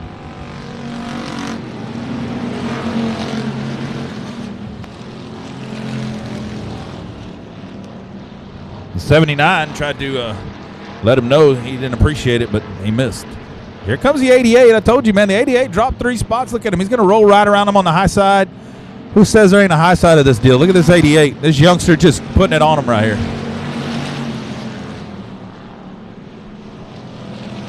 Got a little smoke coming out of the 79 now. Kevin Sullivan playing with that black flag again. I told y'all he sleeps with that thing. He's big with that black flag.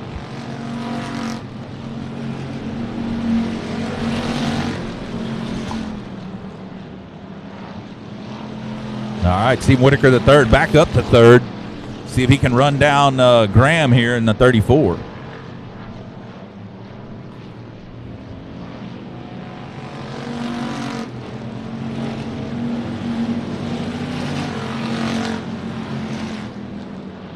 Man, I tell you what, I'm kind of hoping that Camo has to buy a beer tonight, too. At least for the limited, Nothing against Mazzell, just I like Howard Willis.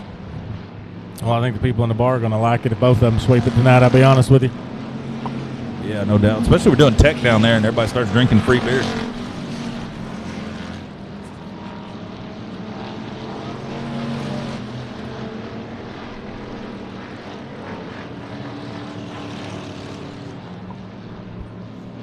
Problems for the 50W here as he takes it to the infield. David Sheffield taking it to the infield.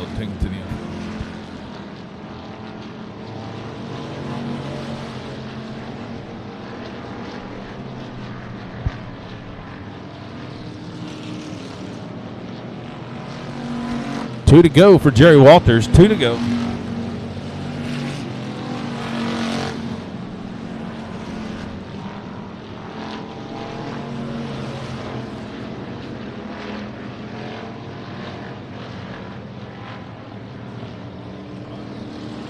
Oh no, the 88 around over in turns 3 and 4.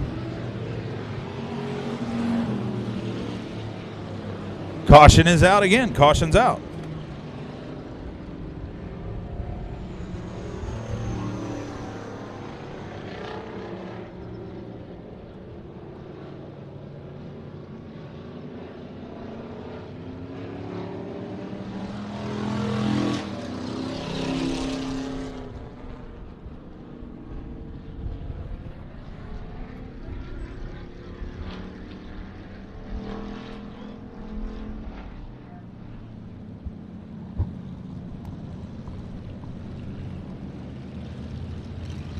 All right, just a couple laps to go here. Looks like the 88's going to catch the rear on that one.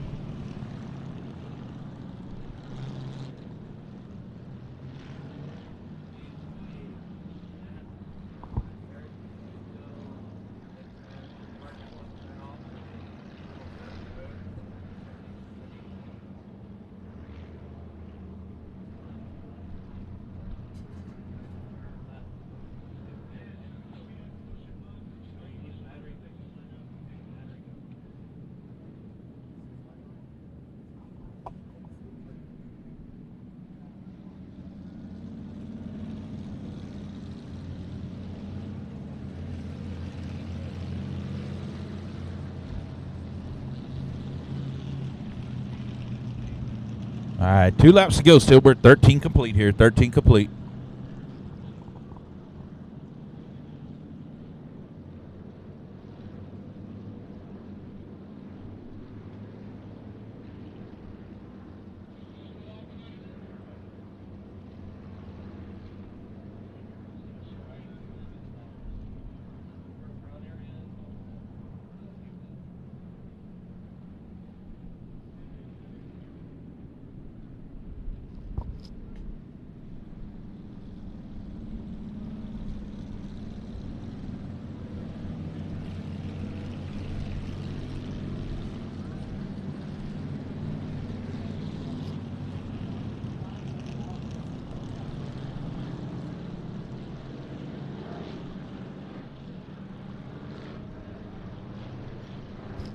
All right, we're doubled up behind the leader. See if we're going to go right here. Light's still on, though, so I guess we're going to wait one more lap.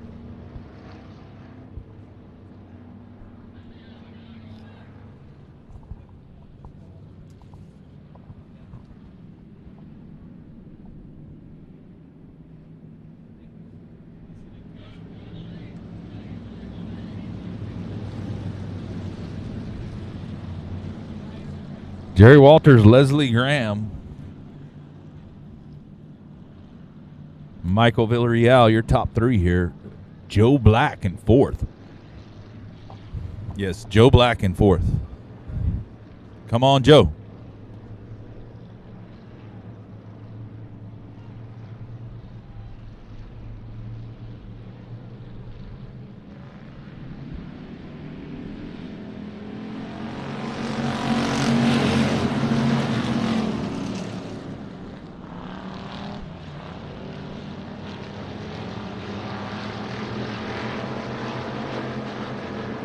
Joe Black up to 3rd here in the 4. Come on, Joe Black.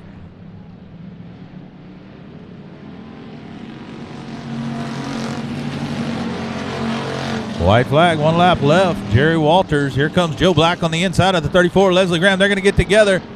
They're going to hit. They're going to hit again. They're going to hit a tire. They hit everything. Going to get down here into 3 and 4. Joe Black's going to spin out the 34. Coming to the checker flag is going to be Villarreal 2nd, Black 4th. The 39's going to sneak up in there.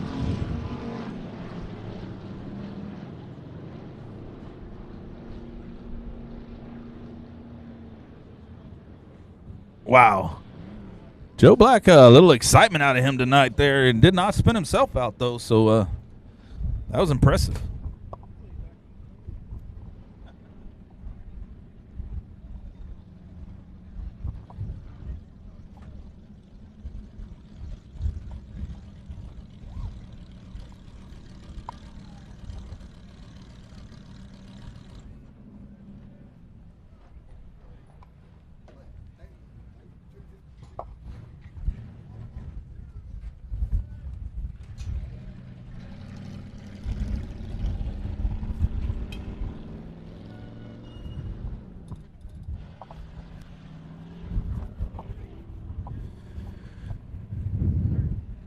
He can hear you if your hands aren't frozen together. Give him a round of applause, Jerry Walters.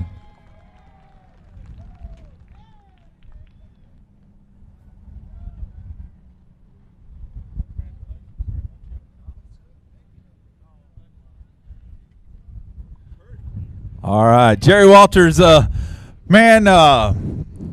pretty much undefeated all up until the last race of the season. Hell of a year. This kind of sums up what turned out to be a heck of a year for you, jumping into these pure stocks and giving them a run. Give us a little wrap up what this is, how satisfying it is to pick up the win here at the Jerry Whiteaker Memorial 3 after such a great season this season. It's pretty nice. I've actually never won a main event like this and gotten a bigger trophy. It's pretty cool. The season was fun.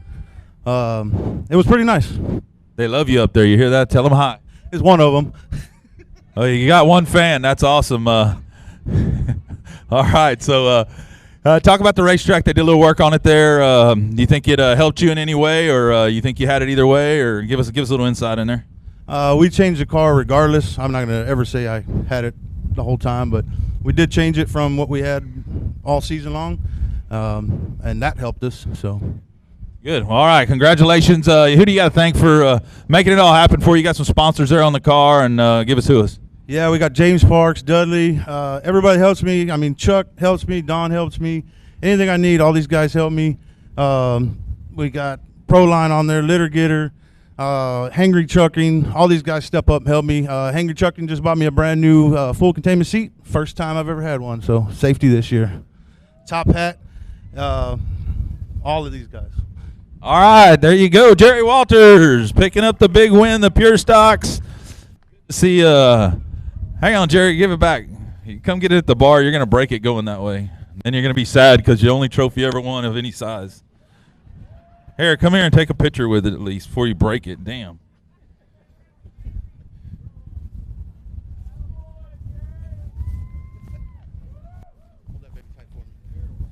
All right, he said, hold that baby tight for me. Hey, who was that one fan? Come get his trophy, one fan. Come on, help me out. Before he breaks it, shoving it in the car like it's a...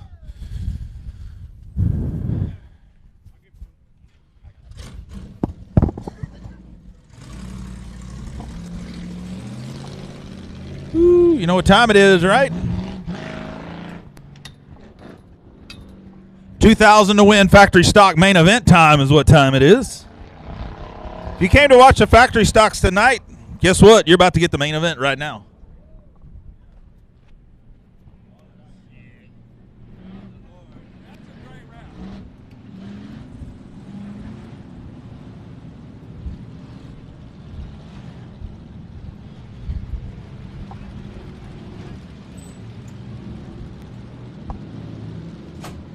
All right, it's time for our Saints Ford Factory Stock main event. $2,000 to win and going off on the pole. Let's hear it. We got some Memphis Villarreal fans. Out of Corpus Christi in that 30 car. Outside the front row, out of Cut and Shoot, Texas in the 27. Probably the winningest driver in Texas to date this year, Dalton Faulkner. Inside row number 2, the 8S out of San Antonio. That's Johnny Torres. Outside him in the 88M, out of Frankston, Texas, it's Jesse Mazzell. Row 3 on the inside, Josh Ellender in the 50, and the 154 is Brian Rye out of Corpus Christi. Row 4 on the inside in the 24, the Leda Farms number 24, driven by Donald Kane Jr. Outside him in the 741, the Robstown Rocket. How about Cameron Starry? Sponsored by Algar Incorporated. Stealth Oilfield Services. Row 5 on the inside is going to be your national champion for USRA in the 1W. Out of Dallas, Texas, that's Walter Hamilton. Outside him, in the 99, out of Corpus Christi in the TTR ride, that's Triton Temple. Row 6 on the inside, the 21G out of Robstown, Steve Grant. Outside him in the 21B, it's going to be E.J. Gilpin out of Corpus Christi. 221s on row 6. Row 7 on the inside, Dylan Alasko out of Huffman in the 41. And outside him in the 17 out of Victoria is going to be G.W. Hassan. Row 8, the 38 is Josh Sewell out of Kingsville. And 94, Alan Torres out of San Antonio came all the way from dead last in passing points to make the main tonight, starting 16th. 17th is going to be Don Painter out of Austin in the 55R, and outside him, Nathan Rahi in the 25R out of Corpus Christi. Row 10, the 13B, Boone Evans out of Bullard, Texas, and outside him, Shannon Maurer, the mullet man out of Victoria in the 02. Row 11, the 149, Stephen Danielson out of Corpus Christi, and outside him, the 15K is Kevin Batterby out of Houston. Row 12, the final row here, bringing up the rear. On the inside in the 34C is going to be Greg Carlucci Jr. out of Corpus Christi. And outside him in the 174, Bo Beckner out of Victoria. That's your whole field. They're going to roll the top just a bit more, and we will go racing. $2,000 on the line for the winner.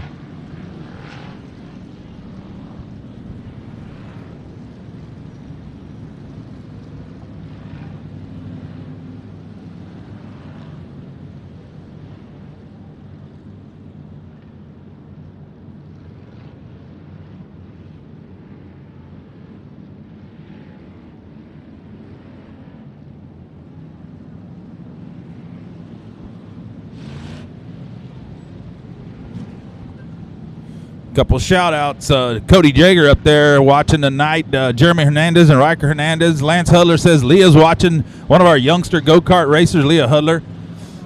Thomas Downey Jr. is watching from his warm couch. Shout out to Tiffany Nichols watching tonight from Race on Texas. Got a lot of people watching from their nice warm couch at home on Race on Texas.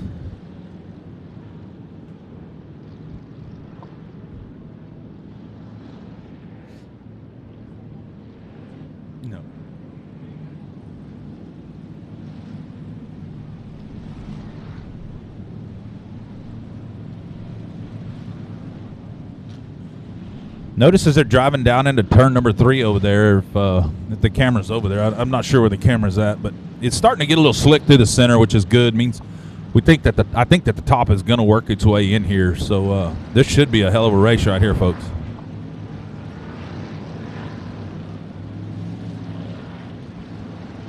All right, they're doubling them up. We're going to go racing.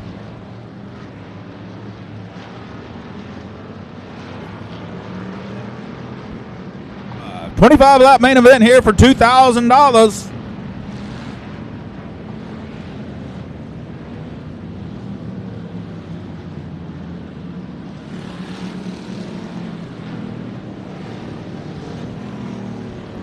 Caleb Hudgens watching from Fort Bragg, North Carolina. Awesome. Welcome, Caleb. Part of our racing family here at South Texas Speedway. Caleb Hudgens, all the way from Fort Bragg.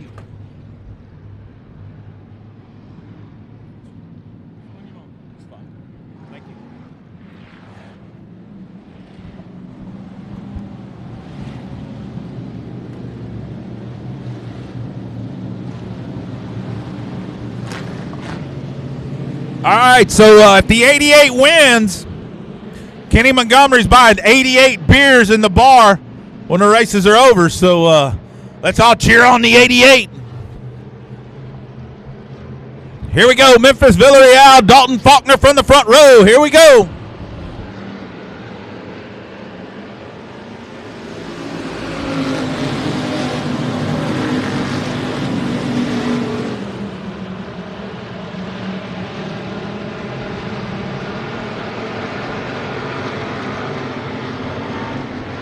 Villarreal out front, Faulkner second, Mazzille all over Faulkner, going to drop down to the bottom and try him on the inside.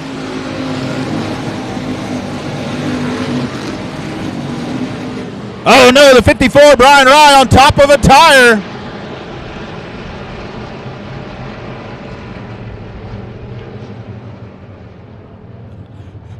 Literally sitting on top of the tire, wheels spinning, he turns left, turns right, it don't do nothing. He's going to try to back off of it. Probably tear your stuff up more than you need to there, but it'll help the show doing that. That's called the infield tractor tire line. It don't work either. Just a reminder, race fans, the 88 that came over racing of Jesse Mazzell. Kenny Montgomery, Texas, was down earlier in the bar, and he said if Jesse pulls it off the first 88 rounds, First 88 beers if Jesse wins this. Damn, 88 rounds. Now we're talking. Yeah, the first 88 adult beverages will be on KMO Racing, Kenny Montgomery. So, KMO, thanks for watching and playing along from home. Hey, the Villarreal team down here is feisty, man. They've been drinking that best of the best of the best, and they're wound up. A while ago, they got 4 best out of them, so they're getting a little bit more rowdy. So they're a fun group. And I tell you what, that Memphis, a while ago when they was out there hot lapping, Owen, he was pretty sporty out there, and he looks like he's got a pretty good race car. And Dalton Falk, I mean, man, front to back, this one's star-studded, and there's a lot of talent in this field. So this is going to be a barn burner for the 2000. Yeah, assuming we're going total restart as they're all side by side. 54 is going to get a lucky break there because he'll get his spot back with a total restart.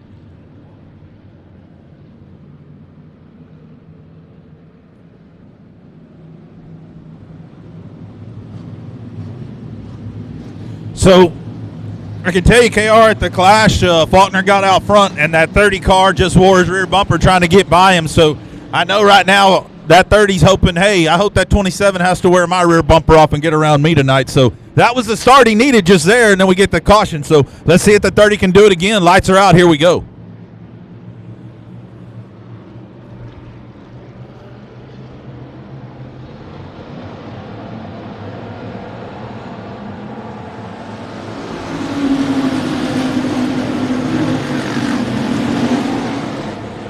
Once again, a great start by the 30. Memphis Villarreal out front.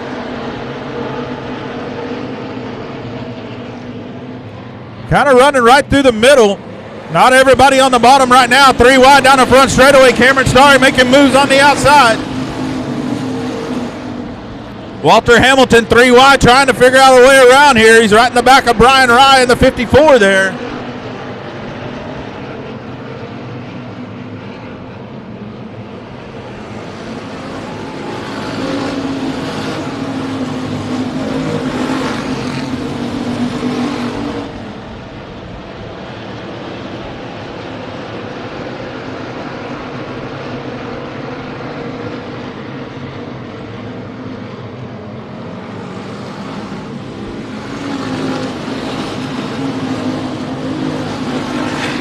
Faulkner really pressuring the 30 here, looking for that mistake.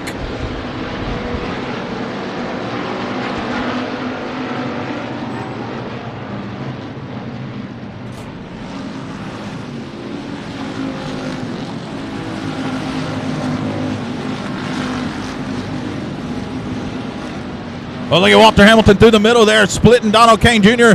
and Brian Rye. Great move by the 1W, 3 wide, getting down into turn number 3 here. That ain't going to work, or it will. I don't know. We're about to see it work. That 1 tire out of 4 gets him kicked out a little bit. Kevin Batterby in the infield in the 15.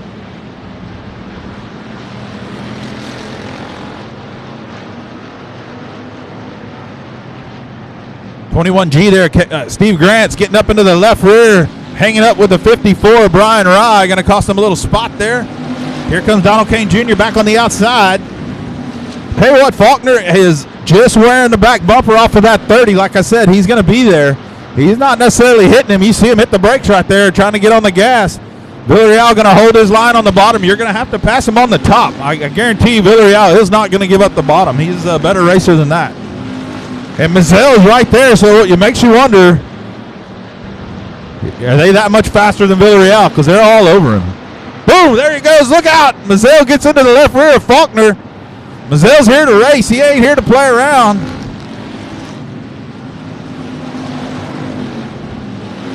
Once again, you see Faulkner slam the brakes. Look at the left rear wheel on Faulkner's car. That's a problem for the 27.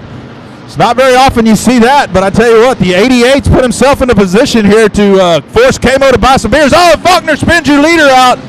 It's not the first time we've seen that either. In Edna one night, we saw Faulkner turn the 30 the exact same way. I would imagine the 27 isn't happy because his left rear is jacked up, but that's no reason to turn the 30. Yeah, it's kind of a strange occurrence there. This is they had a pretty good race going on there. We'll see how they score this one and how we restack them here when we get started. Yeah, 2,000 to win. You don't typically just – I didn't get that. I don't know what happened there.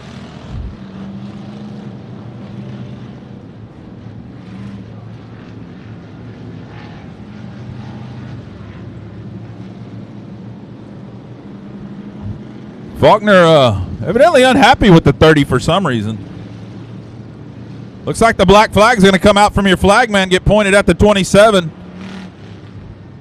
He's going to give the 27 a little gas pedal attitude. Tell y'all what, Faulkner from the back in this track, in this group of cars, I don't see it happening now, KR. Man, it's going to be tough. I tell you, we talked to the pre-race about Walter Hamilton. You know, he's kind of running that middle groove there, kind of making it work. Shot the gap while ago and got a few positions. But, yeah, Dalton's a heck of a good racer, but it's going to be tough to come from this far in the field with this caliber of talent here. So it's going to be interesting to see how they do it. Looks like the 88's going to be out front on this one.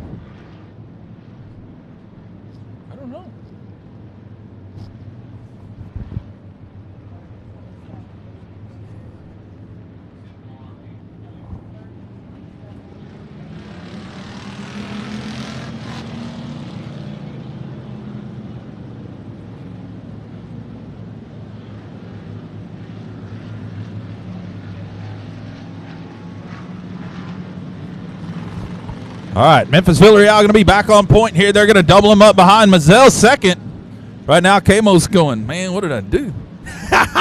That's 88, not 88 rounds. I was wrong. It's just 88 beverages. Yeah, he's probably texting you, hey, not 88 rounds. Y'all be there drinking all night on me. He'll have to write him another dirt track song here pretty soon to pay for all them, I think. No doubt. All right. Memphis Villarreal still out front. Mazel second. Johnny Torres, hey, I think that was your pick tonight, that 8S sitting in third. Keep an eye on that 8S of Johnny Torres. Don't count him out.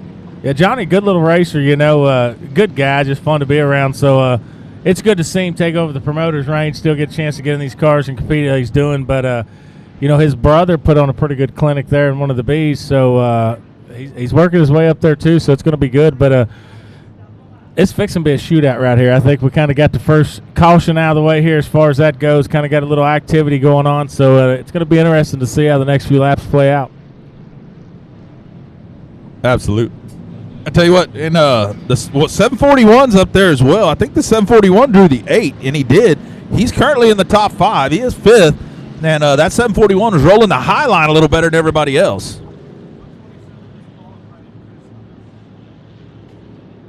Really? Glad I took the trophy from him. No, he's a crew guy, We're hearing that the 127 Pure Stock has been disqualified. Might need that trophy back, Dudley.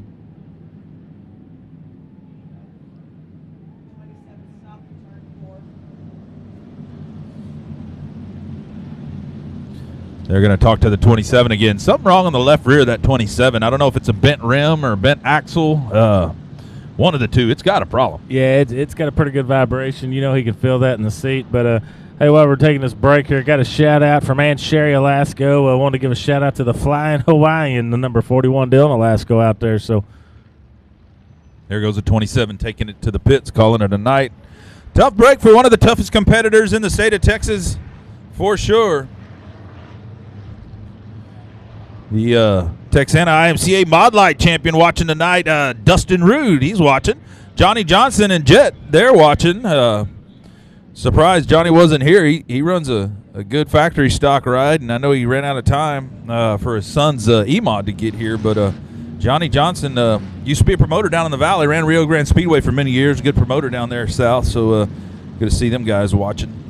I missed one earlier, too. Dwayne Wilkerson, big Denny Guyver fan. He's out working in New Mexico, watching on Race on Texas in New Mexico. So, Dwayne, sorry we got to see you late there. So, there's been a lot of different states represented tonight watching. So, it's a good thing for Race on Texas. And having a blast up there with you. I don't know if the quality's any good. You're doing a hell of a job. But I'm just thankful you let me hang out with you this weekend. Hey, Mike Riley, he's my flag man at Texana, and his wife helps with the scoring and stuff. But he just texted me and said if the 8 of Johnny Torres wins, he's buying 8 beers. 8 beers. Smart man. Pick a low number car. Yeah, I was expecting to say I'm going to be pulling for the 1W then. I'll buy one there. So, yeah, 10-4. Yeah, when Chris asked me to come, he told me he had to pay you all the appearance money, so I was just doing this on a charity basis, so I'll have to go with the 1W here. That's one I can probably swing that, so. Yeah, my 4-year-old at home, Creed Garland, my boy Creed, he's watching tonight, so he likes it when I call him out, and it's funny because he's only 4 and he hears his name on the TV, and he starts talking to the TV like he's talking to me. My wife got a great video of him talking to the TV like, "Hey, what are you doing? Dad, are you there?" And I was just calling his name out. So Creed Garland watching tonight on Race on Texas. I tell you what, I'm a subscriber just like the rest of them, pay my bill every month and love it. I wouldn't change it for the world. They allowed that 27 to get a tire change, I'm assuming, here, so he's back. That's good. Going to be great to watch him give it a shot here. I tell you, there's plenty of time. Well, I'm going to tell you, it won't be from lack of effort. He's going to drive. He's going to give that 27 ride everything he can handle. But we got us a bent axle on that ride. I'm thinking there that wheel's still wobbling. So I'm thinking he's got a bent axle on that. Yeah, he'll wear the seal out of that thing in no time. We'll be smoking it up. Here we go. Let's start it all over here. Memphis Villarreal. The 88 of Mazzell in second. JT and Josh Ellender. Ellender now going to get up under JT. Look at the smoke coming off the 30 a little bit now, too. So the 30's starting to get a little smoke action from tire wearing on after that spin out. Now you get some tire problems going, and, man, that 88 Beers is looking promising.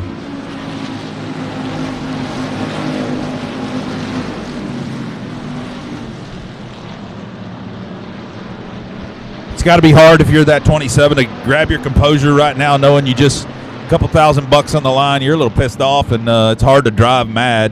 I mean, I do it on the freeway every day, but most people can't.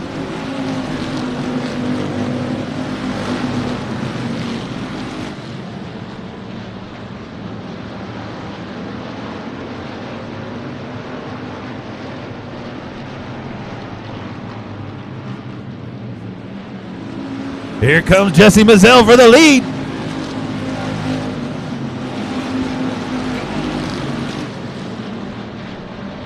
Check it out down the back straightaway. 88 going for the lead here. The 30 going to run up high. Here comes Mazzell on the bottom. New leader, Jesse Mazzell in the 88.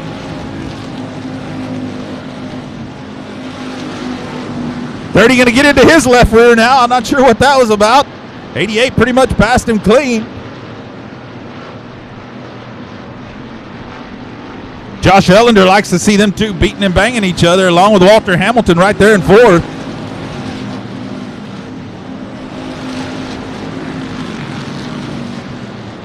Johnny Torres, Steve Grant's kind of getting there together. Steve Grant's got a little hood issue on that 21G. As the hood's starting to lift up there, and then Cameron Starry right behind him. You got your 5th and 6th place car. I'm telling you, on that 1W, Walter Hamilton just took the 3rd spot. He's a hard charger. He's coming. That 2000, he didn't drive all the way from Dallas to run 3rd, so keep an eye on him. He's coming through the field on a mission right now. Absolutely. And you're buying one beer if he wins? I'm buying one.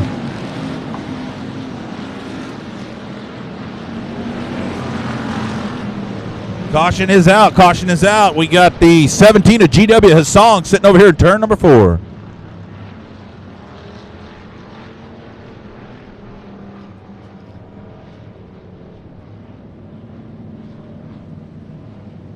Johnny Torres just came up and run into the 21G.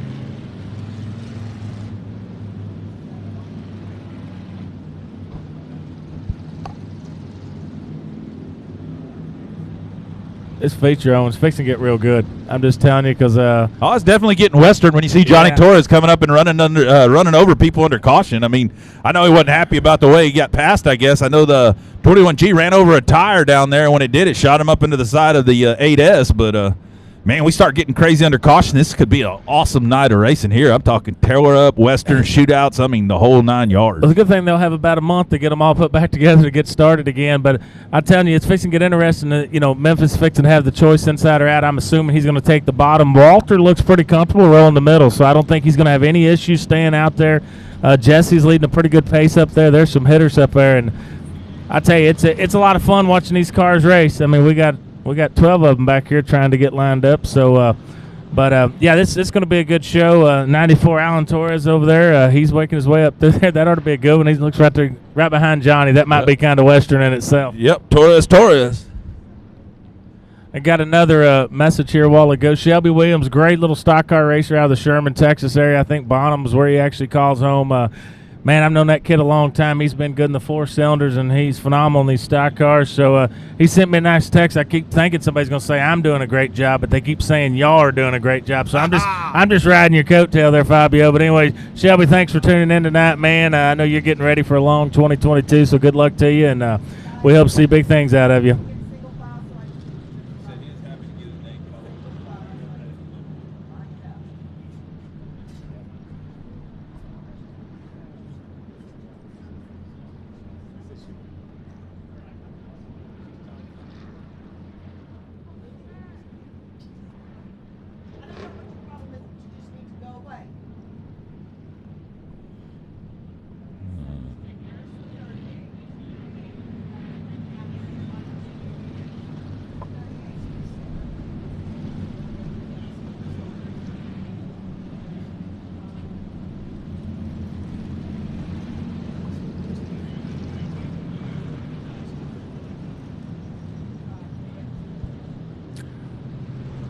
All right, Mazel, Memphis Villarreal, and I tell you what, Walter Hamilton, who's come a long ways. Let's see, where did he start at?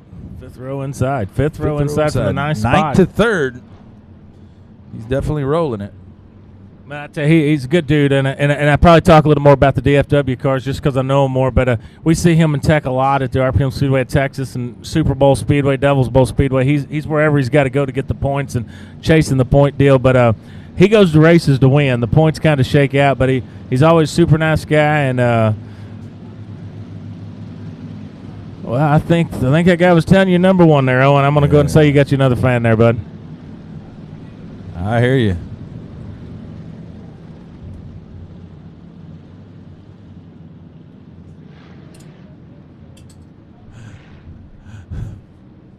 It's getting Western in the press box. There's all kinds of action going on here at the Speedway. So I'm telling you. Yeah, it's hard to replace passion when you get out here in this sport. It's just coming down to that time of year. So hopefully we're getting these cars lined back up here pretty quick. Just got the call over the receiver to double up. So, yeah, I'm going to tell you, Walter Hamilton's going to be awful comfortable out there on the outside. I don't think that's going to bother him at all to be able to roll the middle to the kind of the low top side up there, if you will. And be watching him. He likes to get some advantage on these starts. I think you're going to see him rolling there pretty tight to the 88 of Jesse Mazel, and I think he's going to try to make a power play here in the first couple of laps to try to get that number one spot. Yeah, he's got a couple of good hitters, though. Mazel obviously is no slouch as he made the pass on Villarreal. Villarreal was holding off Faulkner there. So it's getting good here. Here we go. Let's see what Walter Hamilton has for our top two now.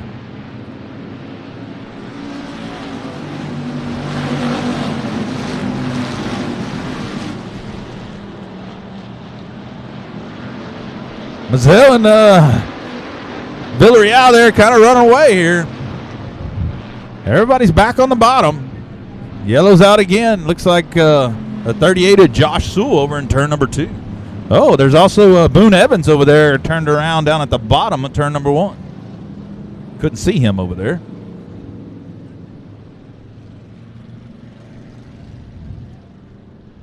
You know, you're right, Owen. Jesse, I don't get to see Jesse race a lot, but, man, he looks pretty stout up there. He looks very comfortable on the pole, the restarts there. And, when you're getting the call over the receiver from the driver's standpoint, they're hearing they're paying attention to the first few spots anyway. And he knows Memphis is there, Walter's there. He's got some guys right there on his bumper, and he's just hitting his marks and running a good, smart race. So, I think if we can get some good green flag laps under us, I think that middle groove is going to roll in, and I think you're going to see some guys make some pretty racy adjustments to try to get their cars where they'll work there, because as the laps will start ticking down, these guys 6th, 7th, 10th, they still think they got a shot to win it. They're going to move around if they've got to give it a whirl, because at the end of the day, first place is going to take the trophy, 10th ain't going to get anything, so why not make a Hail Mary and take a run for it? Absolutely. All right, doing a little cleanup over in turns 1 and 2. It's like Gary Jennings maybe over there taking care of a little business. They're getting Josh Sewell pushed in. Usually when they're picking up parts where the car just went, it ain't good. You get a piston, you get a rod, you get some nice parts over there scattered about. So not good for Josh Sewell as he's pushed off into the infield, calling it a night. We're going to double him up here. Flagman show him double up.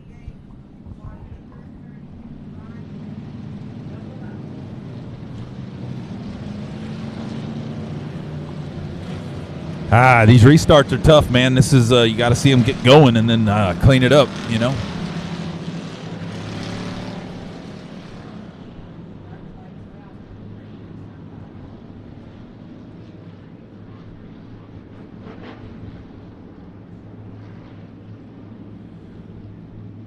Mazzell, Villarreal, Walters, Hamilton, your top three. Here we go.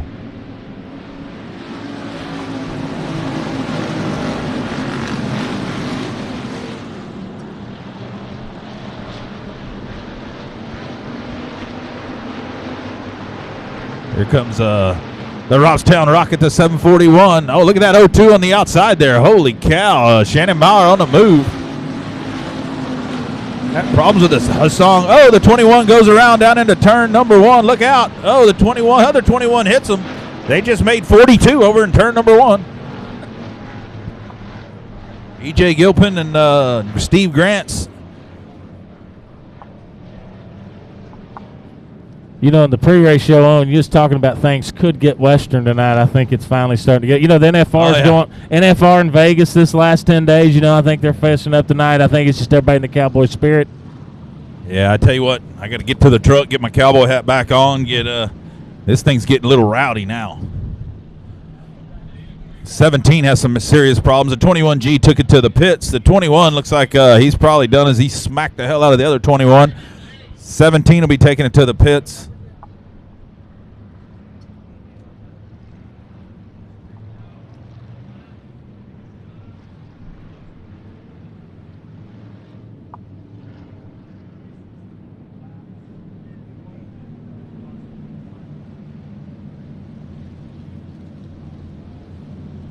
Shout out from Jennifer Kidd to all them Sport Compact guys out there, hoping the class keeps growing, and it's a great economics option out there for racing. So shout out from Jennifer Kidd there on that one.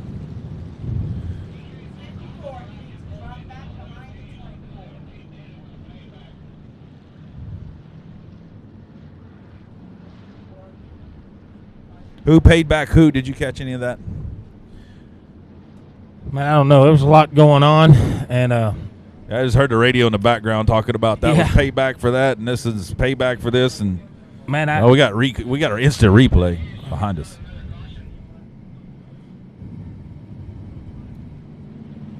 Yeah, whoever was 2 cars ahead of the 54. Oh, the 8S. There it is, Johnny Torres. He came up and slammed him under caution, and I guess turned him on the front straightaway, I guess.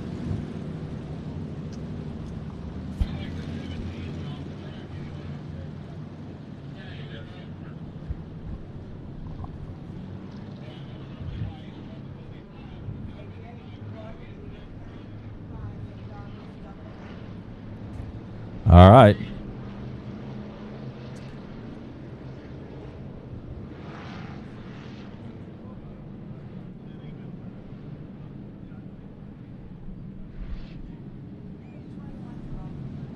Yeah, but the 8 turned to 21. That's why those pieces all screwed up. Typically spin out at the last end.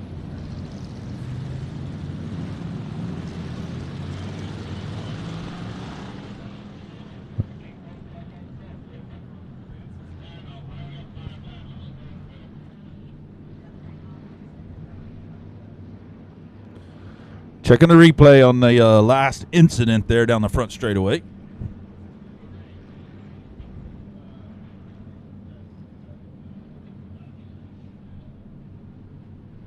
Sounds like we're going 20 laps. I think we got 5 complete. Gonna go 20.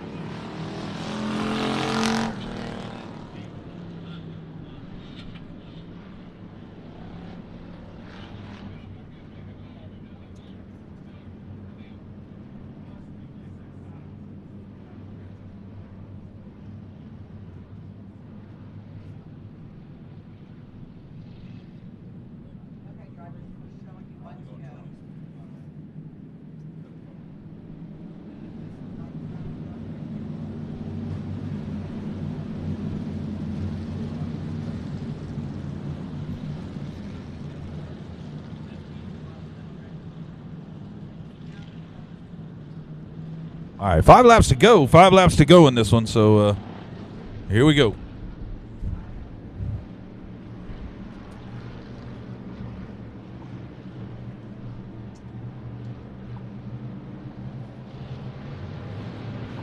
Jesse Mazzell, he's got 5 laps to try to hold on here and keep Hamilton and Memphis Villarreal behind him. $2,000 payday. Here comes Villarreal to the inside. Got a good run out of turn number 2. Oh, Alasko in the 41's going to bring out the caution.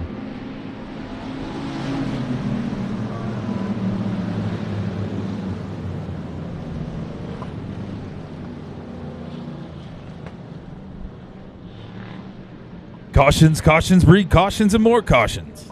They do good. I tell you, Walter Hamilton at 1W, he looks like a pack of dogs on a 3-legged cat there, man. He's chomping at the bit there to try to get there, and he had a pretty good run there. And this last 5 laps fixing to be a shootout. You got way too much talent up there. We're going to go single file, so that'll change it up a little bit. But I'm going to go ahead and say right now we're going to see a little bump and run here at some point coming to the checkered because these guys are all too good, too fast. The 30 car there in Memphis, he had a heck of a run out of 2 there. It looked like Jesse pushed up just enough to give him a line there, and then Walter was sitting there waiting to see what they was going to do coming into 3, and so it's pretty good. But I'm going to tell you, 4th, 5th, 6th, 7th, 8th, those guys are sitting there licking their chops too because they know anything could happen here in these last 5 laps of this event. Yeah, I tell you what, if you're the 88, you had to learn from that. You had to go, man, I got to get down in here, and I got to keep the bottom coming out of 2 because that 30 shot out of there like a rocket. So we'll see what Mazzell learns, see if he's willing to use that to his advantage to stay out front here. So it's going to get interesting. Yeah, you're definitely going to make them earn it on the outside tonight. I mean, if you're going to pass me, I'm going to make you pass me on the outside, hug those tires. So I'm sure Jesse learned on that one because Memphis looked like he got shot out of a rocket coming out of 2. He had a heck of a run. Puff of smoke coming out of the left rear, but looked like he gaining horsepower every time he gets a little more smoke, a little bit quicker there, you know. So yeah. Hopefully we're going to see us a shootout here the last few laps. Oh, yeah, no doubt about it. There goes that trophy. Better go hide that in a trailer before they catch me. I know a guy that can make another one. Yeah, me too. As long as they're paying, I'm making.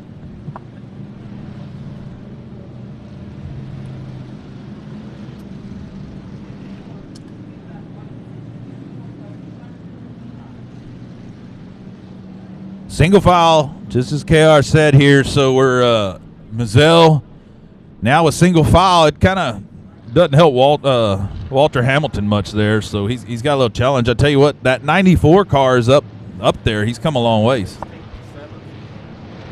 Little bumper cars. Here we go. A little jump by the 27. He had no choice, though. There was bumper cars in front of him. What do, you know?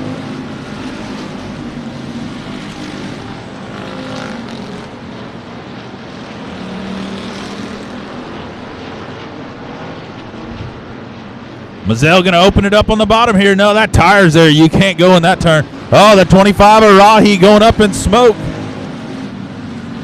Not good for Rahi. Your best chance of saving that thing is to pull it in the infield, just saying. Caution's out. You're going to oil the whole track down. Let's get a little oil all the way around her.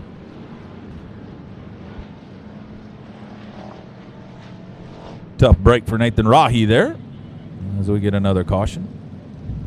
Greg Carlucci Jr. going to pull in the pits. I think he's had enough.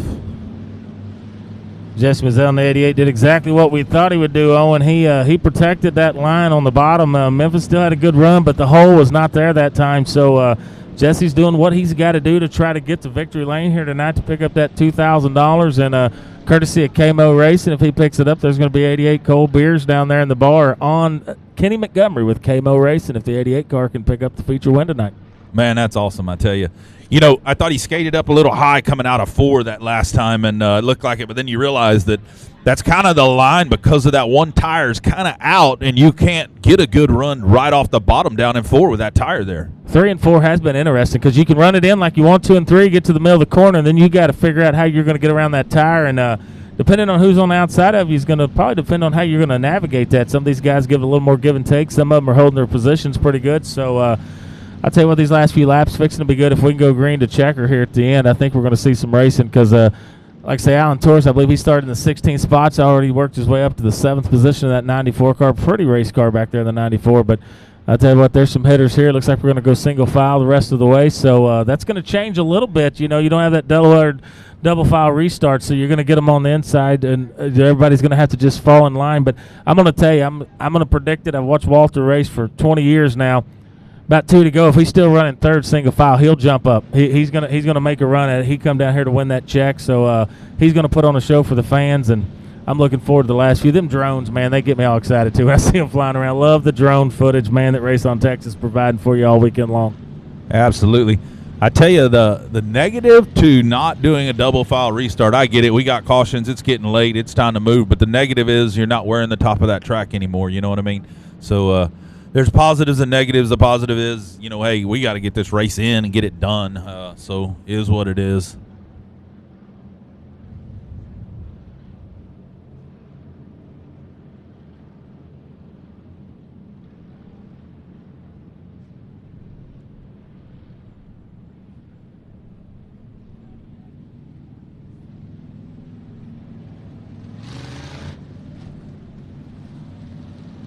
I'll tell you what, tonight's show has not disappointed. The 6-hour drive from the DFW area this morning after a fun banquet last night at the golf course in Crandall, Texas, to honor our champions, RPM Speedway at Texas.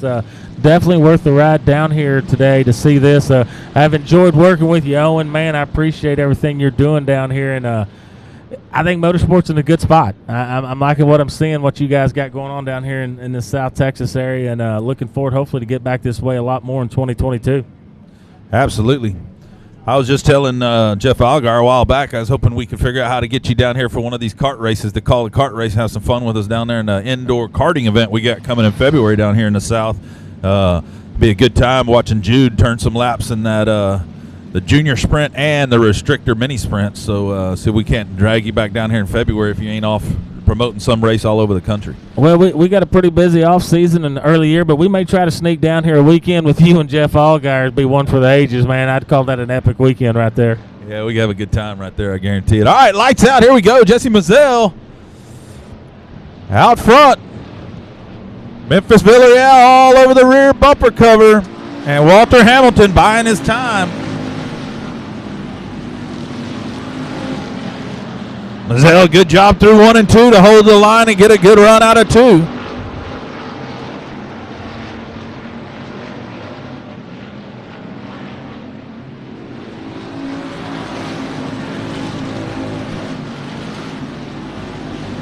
Little bump and rub there out of 4. I tell you what, Mazzell and the 30 of Villarreal, Ellender trying to wake Walter Hamilton up there as he's kind of getting on his inside. 2 to go, Mazzell, come on. K-Mo buying. Problems with the 94. Oh, no, after a hell of a run. Alan Torres with problems pulling it off in the infield. Villarreal, he's either going to have to, uh-oh. Here we go. Here comes Villarreal on the last white flag, and Mazzell runs it up high. Leaves the door wide open. There goes the 30, Memphis Villarreal, your new leader. Mazzell going to throw a haymaker at it. Not going to work. Here comes Walter Hamilton to second. Ellender to third. Mazzell back to fourth. Your top 5 going to round out with the 741 at Cameron Starry. Hey, that Mab Motorsports crew down in the bar, they're hitting the good stuff again. The good stuff, I believe is what they said. Yeah, good stuff. Woo! Limited Modifieds coming up next. Our main event, $5,000 to win. Cars from multiple states. It's going to be a good one, so hang in there. Oh, we got problems on the front straightaway.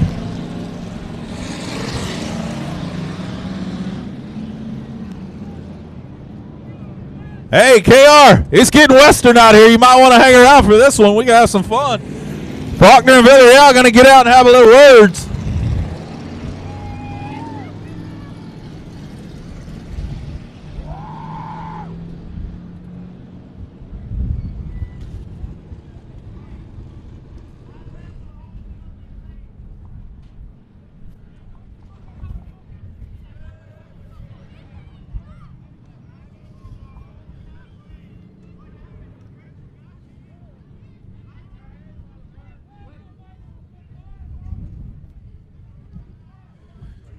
Yeah, sorry about that.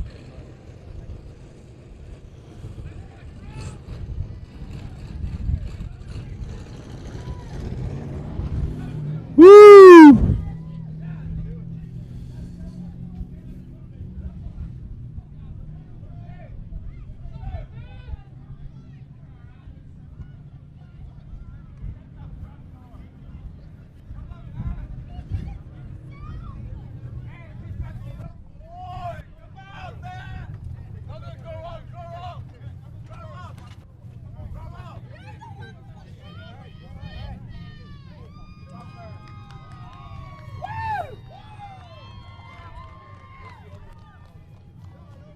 All right, let's see if we can catch a quick interview with the 30. I tell you what, challenging race. You drew the one tonight. You had a good start. Car looked good. Not sure what all that's about there on the front straight. What's going on there? But give us your side of it there, Memphis. Yeah, I think the pressure got to him. I gave him the whole racetrack. He turned me. I mean, that's part of it. I mean, I don't know what else I could have done. Everybody in the stand saw it. Everybody in Racing Texas, I'm sure, saw it. I gave him the whole racetrack. So I don't know what he expects everybody to give him it. But, yeah, I guess pressure got to him. All right, well, I tell you what, a hell of a race. You stayed all over Mazzell there. That was a great race. You got you a good run out of 2 one time, and the caution came out, and then he opened the door for you there in 4. I guess you kind of just buying your time, hoping he was going to leave that bottom open for you one time? Oh, yeah, it was just timing it right. You know, these dirt races, it's all about timing whenever you're going to make a pass, and I think we're both racing real hard there, so it was a good, fun race. I mean, I know I got into the 88 a few times, but I'm sure understands race for the win. It's how to take a shootout. Absolutely. It definitely got Western and was fun doing it. So who do you got to thank to get you here? Matt, MCM Racing Development, everybody here in the stands. I know it's not a great turnout, but it's cold outside, but everybody who are watching Race on Texas, everybody who supports me, I'll be back next year and hopefully do it again. All right, congratulations, Memphis Willery, out your winner. Give him a round of applause. We'll catch a few pictures here, and we'll bring our limited modifieds out.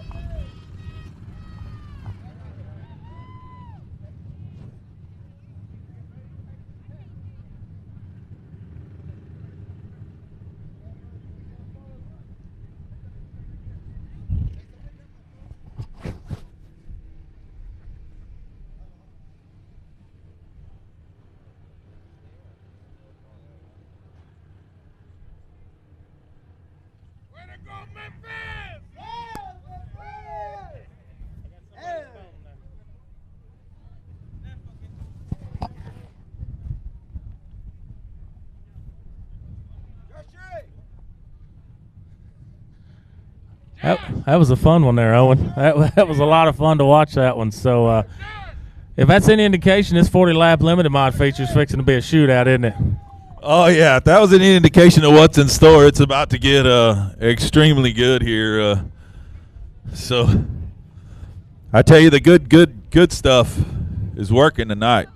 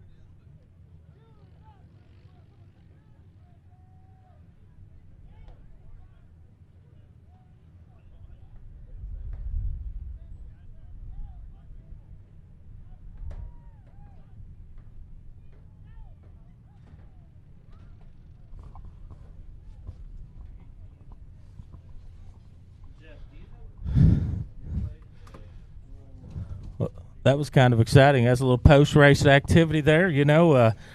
Unfortunately, that's kind of part of the sport. When you put the time and effort into it and the competitiveness, you're going to have some of that.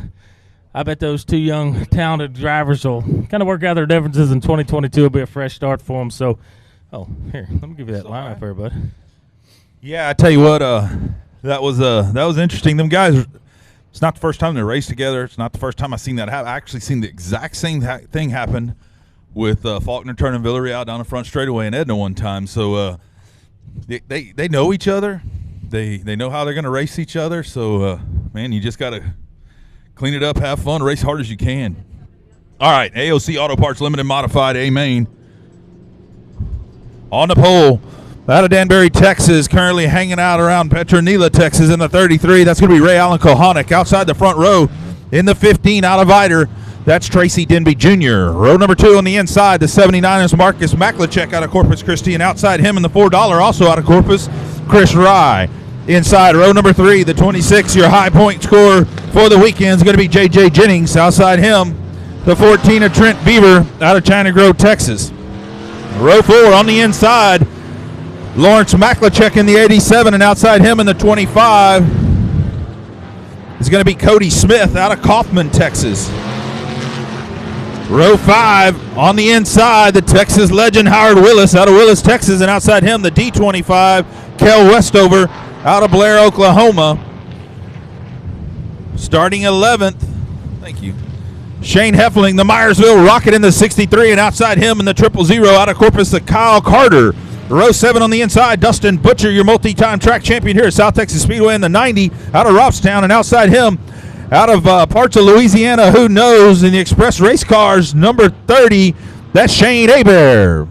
Row 8 in the Trump 1, that's Jason Ingalls out of Longview, Texas, and outside him in the 184 is going to be Brian Rye out of Corpus Christi. Row 9, the 38 is Steve Whitaker Jr. out of Robstown, and outside him in the 96 is going to be Jared Maupin, your current track champion out of College Station. Row 10 on the inside, the 4JR, that's Boone Evans out of Bullard, Texas, and outside out of Corpus in the BD2 is going to be Daniel Preston. Row 11 on the inside, Johnny Torres in the 66, and the 511 of Corey Williams out of Slayton, Texas. Row 12, the 101 is Tanner Whitmire out of Taft, and outside him in the 1J, that's going to be Jason Tyner out of Winona. Row 13, the 15L, Chase Laban, and outside in the 58 is going to be Hunter Flanagan. Whew. 26 of them, buddy. That's voice going to give out before we're done here. That's pretty good. It looks like here that Chase Laban is going to be your track points provisional to start this, and it looks like Hunter Flanagan got the auction spot on that, so they make up the 25th and 26th start spot. You know, pre-race was talking. I picked Cody Smith 4th row outside to win this thing. You know, DFW boy, I thought I'd support him a little bit, you know, but I'll tell you what, this is fixing to be a heavyweight fight here. You're fixing to see some haymakers. You are fixing to see some things happen here. So this is fixing to be like Muhammad Ali type stuff here, man. We're fixing to get a show. I'm glad people are here, and I'm glad Race on Texas is bringing it to everybody at home, because this is fixing to be a good 40-lapper. Oh, yeah. Look all the way back to that Trump 1. You got Ingalls and Whitaker, you know, and Maupin right there. You got guys that won a lot of races way back in this field. So, man, here we go. The lights are out. Ray Allen Kohanic, Tracy Denby Jr., your front row. Here we go.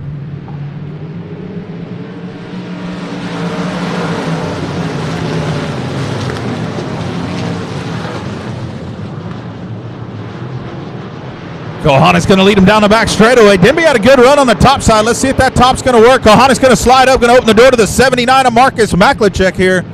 Maklicek going to drive his way up to second.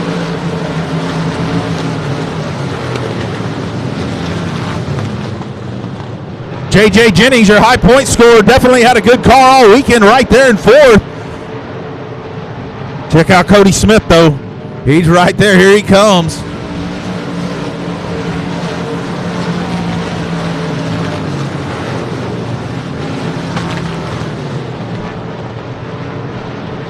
About 7th and 8th, Lawrence Maklicek, Howard Willis. KG veterans, they know they're not going to wear a 40-lap race out in the first 4 laps, you know. Kohanic continues to lead. Marcus Maklicek in 2nd. Denby 3rd. J.J. Jennings, Cody Smith, Chris Rye, Lawrence Maklicek. Oh, no, we got problems over a tire. That's Chase Laban At your track provisional, going to go around, going to pull a caution out. Not sure why when you're running last and you spin out on top of a tire, you sit. Now, he may be upset with Tyner or something over here. The one, looks like Tyner's left rear is flat. It looks like they might have made a little contact, but you said something there that's very good. 40 laps, man. There's going to be a little tire management here, a little strategy going to this. I think the first 8 to 10, you're going to see guys push it pretty hard and then settle in and ride for about 20, and then I think you're going to see that last 10 shoot out there. But I tell you what, Ray Allen out front, man, he's looking good. You know, sprint car late models, he drives them all, and I tell you what, he's got that 33 car set on kill tonight, just making some good laps around here. The quarter mile here at the South Texas Speedway. But, you know, Kel Westover, you're talking about mid-pack here. You know, you got Kel Westover in about 12th or so. You got Howard Willis up there. Man, there is main winners back here in 15, 16 spots right now. So, like, it's incredible racing action here. You got the 5'11" of Corey Williams here at the back. You know, he'll be a player in this thing. You know, these guys, they know how to run these 40-lappers, and they know how to conserve their equipment, save their tires, and get there. So, man, I'm like a kid at Christmas here. This is outstanding action here. Oh, yeah. I'm going to follow K-Mo's lead here and throw up a beer prediction. I'll buy all the beers that Kyle Carter can pick this win up. What's his car number? It's coming by right here behind the 25. The 000 there. Good call there. Good call there. Good call, right? Good play on that one. Oh, 000. Hey, well, we got a big nothing. Nada. Ain't happening. Well, we got a minute. Got a shout out here on Instant Messenger here. Jed Hefty, young 12-year-old racer. He raced with us all year. I think he run about 55 shows, went all the way up into Kansas, went to Wheatland, Missouri, Lucas Oil Speedway. He ended up being the USRA Tuner National Rookie of the Year, man. Outstanding young man. He sent me a text. He said, let the folks know at Race on Texas I'm moving up a few classes, and they're going to see me a lot next year. So good young man. Good to see him watching. Glad he had a great year, and we're excited that he raced at the RPM Speedway of Texas with us all season long. Absolutely. Welcome aboard, watching with us here on Race on Texas. We appreciate you. Howard Willis went by without the top on. You could see him. It looked like he was pulling his gloves a little tighter.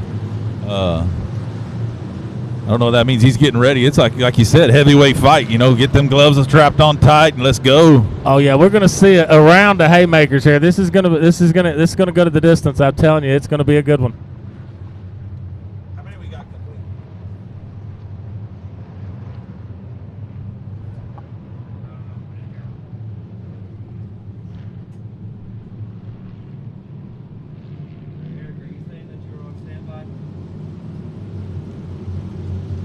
Dr. Flagman's giving them one to go. Sorry about that, 0-1 to go. You know, Ray Allen's been doing this a long time, smooth operator. But you know in his mind right now, he knows what's sitting behind him. He knows the talent level that are 6, 8, 10, 12 rows deep on this thing.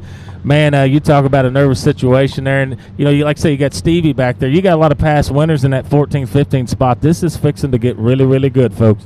Yeah, I tell you what, Ray Allen, though, you know, he's raced for a living. He has raced for a living. That's all he's done to make his living. So you got to be pretty cool under pressure to be able to race for a living, you know. So here we go.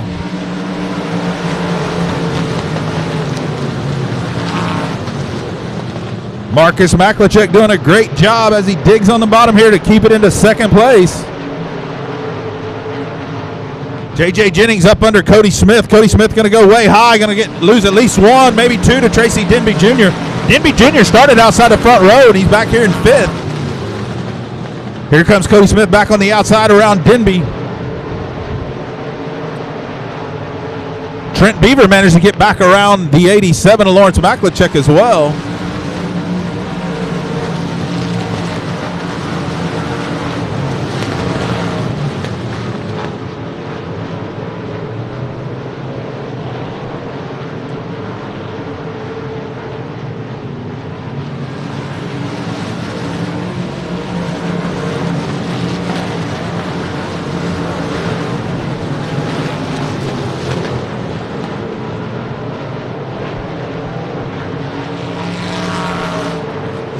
Three wide down the back straightaway. Johnny Torres on the bottom. Jared Moppin in the middle. Everybody else pretty much bumper to bumper right now, going around the bottom of the race surface.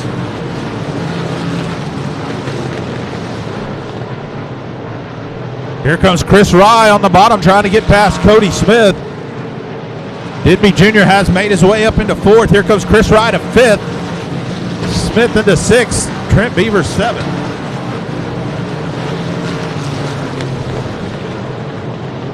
Howard Willis has lost a couple spots, one to the Meyerville Rocket, Shane Eflin, the other to the 000 of Kyle Carter.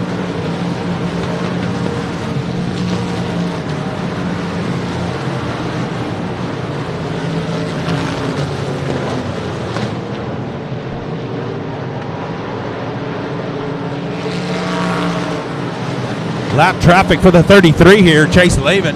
After having some incident earlier, there's going to be some lap traffic.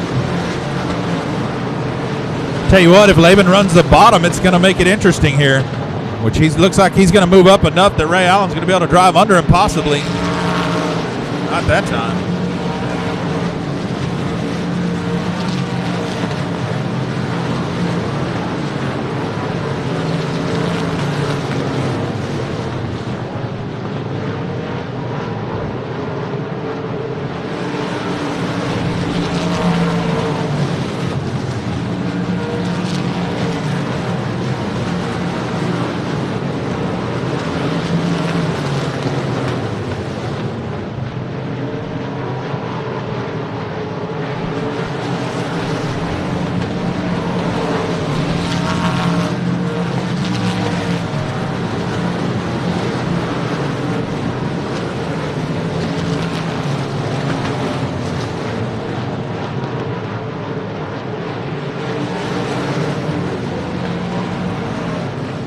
Oh no, Cody Smith gets into the left rear Denby Jr. and turns him around there.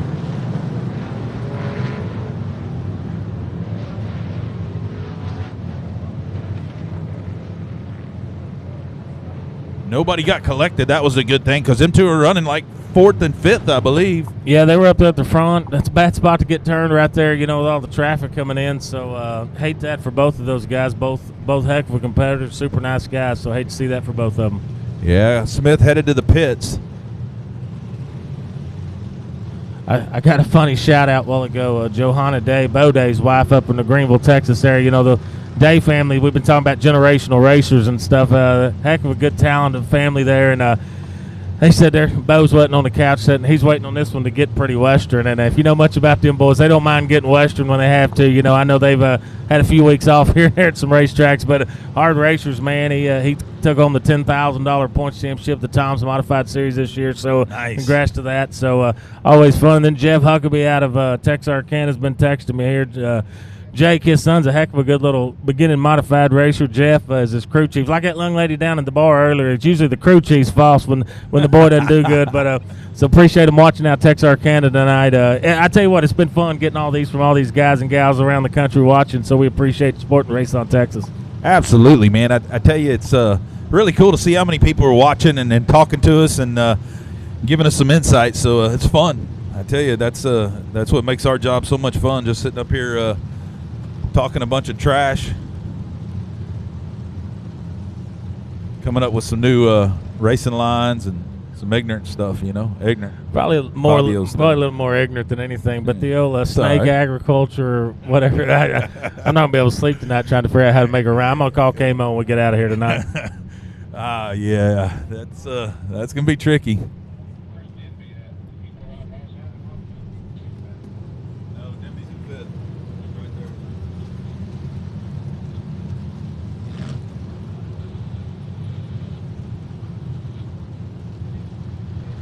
I think you called it about Ray Allen earlier, you know, doing this for a living and stuff. Probably got ice water in his veins because it didn't look like he was rattled at all. Come on the lap traffic, just running the lines he need to run. Looked like they got that car working really well. It looks like it goes where he needs it to go and does what he needs it to do. So, like I say, 40 laps is a long time, Owen, and we've been around this long enough to know that it's going to take a while, but I guarantee you 10 to go is going to be interesting. When it gets about 10 to go, I think you're going to really start seeing some activity going on there.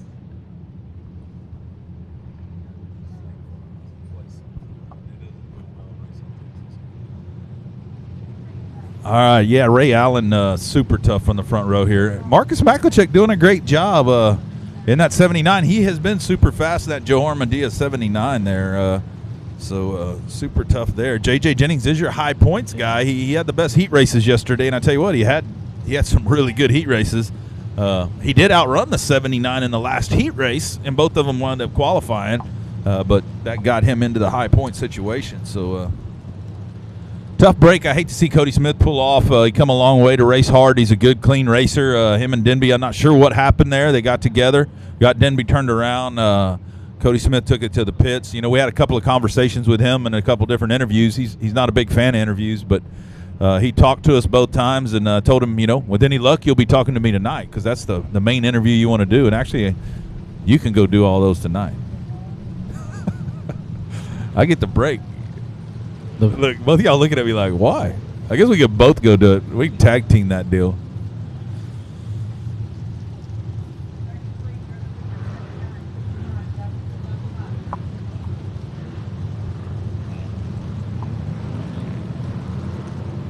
I think we should interview Memphis, Villarreal, and Dalton Faulkner on the front straightaway together. It could get pretty interesting. Yeah, that's what I'm talking about. Hey, one to go. Here we go. Flag man holds him up one.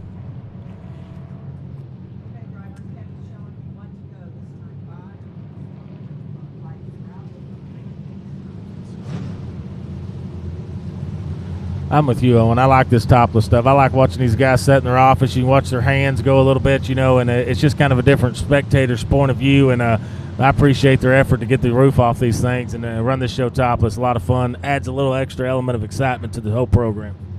Yeah, so still 24 running right now. So 2 off Cody Smith. I'm not sure who the other one was. Man, I think it was Tyner, right? The one. No, he's over there on the outside. But anyway, there's only 2 cars off the pace so far. So still 24 cars. Here we go. We got a lot of racing left to do. Ray Allen Kohanic from the front.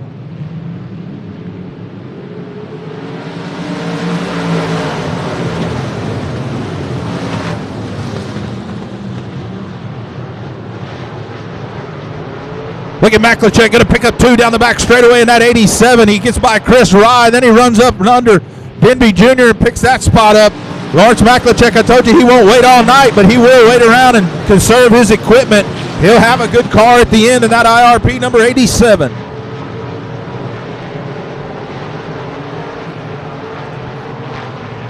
Trent Beaver pulling into the pits. That's good. He ain't going to cause us any issues.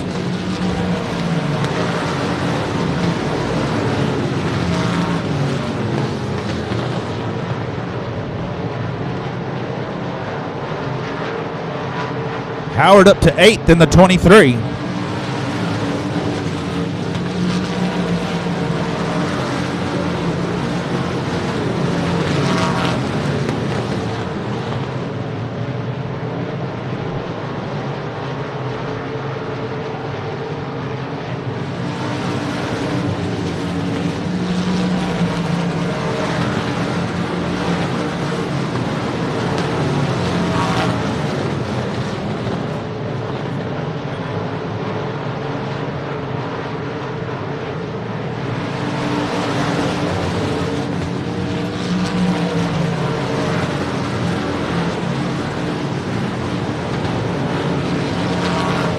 Like Kohanic carrying the left front down the back straightaway. Keep an eye on that 33.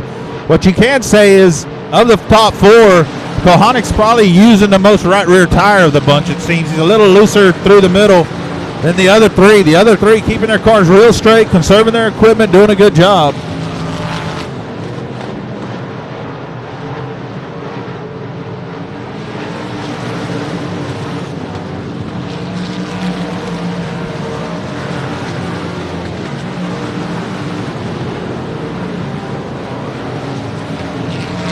Hunter Flanagan, problems for Hunter Flanagan. He's rolling. For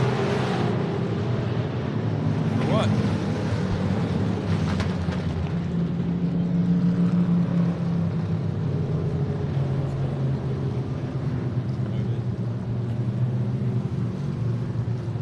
There goes Hunter Flanagan to the pits, and right before that, I believe Kel Westover took it to the pits. Lost a couple there. We saw Trent Beaver during that run head to the pits.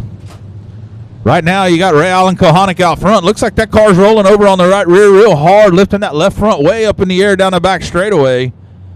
We'll see if we can't drive the drone up under the left front as he's carrying it down the back straightaway. That would be cool. Let's challenge these guys. You know, that drone stuff, it seems easy. Let's do something challenging. That would be pretty cool. When they were at our Sigmund race, they actually lowered it down because we run topless that weekend too, but our factory stocks run topless as well. During a caution, he dropped that thing down in the halo of factory stock and rode 2 laps with him and pulled it back up. I was impressed. I'm like, he got all my respect at that point. But factory stocks without the roof's pretty impressive, man. Pretty neat to see. Really? Oh man, they'd cut me if I did that down here. It wouldn't be good. Well, let me know if you decide to do it. I want to come see the cutting. You know what I mean? They're gonna do some cutting. Not like I couldn't use to lose a few, but man, they're gonna cut. But to your point on Ray Allen, he probably is working on that right rear a little bit, the way that car's rolling over it. But he's in the catbird seat. He's out setting the pace. But when you got those 3 or 4 guys behind you, you can't really get relaxed. I mean, you've got to keep that tempo up. He's not really able just to get up there and relax because these guys are putting it on. And like I said, Lawrence is just picking his spots and getting them when he wants to. And look at Hired Willis still hanging in there. I'm telling you, this is going to get good. 10 to go is where it's going to be at tonight, I believe. That Trump 1's been moving a little bit too, so keep an eye on Jason Ingalls as well as he's trying to get up there. And Whiteaker Jr. In that 38, you see him right there behind Howard Willis right now. You know, the tough part for you're in the 33 car out front, as always, any race you lead, you don't know really who's behind you. There's no scoreboard here. You know, you're not in the dome where you can watch the Megatron TV as you drive around there. So you don't know if you got, Howard Willis, Lawrence Maklachek, freaking Steve Whiteaker Jr. You don't know who you got behind you. And not that it matters because they're all that good, but you get a different feel for some people than others. You know what I mean? That's right. And, it's like anything. Some guys will race you different than others. So, you may have a different comfort level running side by side with some opposed to some maybe you don't know or you've had some issues with. So, lots of mental games going on out here tonight, and you're going to see that play out, I think, because Stevie Jr. had a pretty good run while ago on the bottom there. It looks like his car's starting to come around for him, so it's fixing to be good. Looks like we're getting the green flag this time by. Awesome. Here we go. The 33, Ray Allen Kohanic going to get it done here. Another restart. Let's see what Lawrence Maklachek going to try to dig under the 26 here. Keep an eye on that 87. He's been right on the bottom. Here he comes. He did it again. Them restarts are helping him. The 30K, that's Shane Hebert. We ain't said his name much, but that's going to be a problem. The BD2, Daniel Preston. Oh, 101 of Tanner Whitmire's up there as well. Woo. Just lost some good. Well, we didn't lose a good cars. Look, Shane Hebert staying on the track. Whitmire going to stay on the track. We got Kel Westover joined the party again. Must have had a tire going down. He run off in a hurry, so they must have went there and changed the tire on that D25, that David Tanner on Wichita Tank Racing D25 that the Blair, Oklahoma shoe Kel Westover's in. So good to see him get back out there. And he may not have lost much, right? No, he probably didn't lose a whole lot there. He was kind of running there mid-pack, and so still a lot of laps to go. So I'd probably come out and give it a whirl again, too. A guy his caliber's got an opportunity to drive that thing back up there and get into some money. Yeah, these big paying races, you do need to get about top 10 to get into the, where the money starts to climb a little bit, but it shouldn't be that difficult. And if you're losing some cars and, that's how it works. Got a shout out from Brenda Edwards out of Copper's Cove, watching all weekend, having a good time. I tell you what, I don't know if you know who Brenda Edwards is, but she watches every race, comments on everybody's stuff, and she's a supporter, man. She is possibly the most positive race fan I've ever met or ever known, man. She's always a pleasure. She always sends nice pleasantries when you post stuff, so it's always good to hear that. Zach Clark just sent me a deal. He said, don't forget, Jason Ingalls came from 22nd to 2nd in this event in 2019 after getting a flat early. That was an impressive drive. So the Trump 1 guy, he knows how to get around the South Texas Speedway. Although he doesn't come here often, when he does, he is a player to get some activity up there on the podium. Well, as you said, with winning USMTS races here, obviously he knows his way around. You don't beat them guys without knowing your way around. When you say he beat him, he put a clinic on. I think he lapped up to about 3rd or 4th place. I know Kevin Sester, my partner at the racetrack up there, he was in the deal, and he said I couldn't even hold my head up anymore, and he went by me. He said I didn't know it was a lap car. He said, man, this place was so fast that night, and he had a new carbon fiber helmet on. Kevin weighs about $105 soaking wet anyway, so he acted like he was getting a little fatigued in there. But he's old and he's retired now, so that's probably a good thing for him. But Jason put an absolute clinic on that night. I watched it on Racing Dirt, actually. They had the broadcast for that, and man, I tell you, he was rolling. I don't know if I've seen that domination in a long time in a modified. Yeah, I believe that was one of them that Todd told Stevie, I don't want any dust. So Stevie said, okay, you want to tell me how to do it? I'll show you how to do it. And he didn't give him no dust. Hey, man, we got an important shout out here. The boss lady with Race Zone Texas, Shelly, said, hey, make sure you give myself and Lauren, Harry's lovely bride there. A shout-out. We are listening to the broadcast. So, ladies, Cool. we're giving you a shout-out. Talk to your husbands. What do you think? 20% bump on our 0% pay tonight? Probably be good for us, wouldn't it? Should be about right. Should be about right. If my math adds up, we're going to leave home with a little bit of nothing, but we had a good time together. Oh, yeah.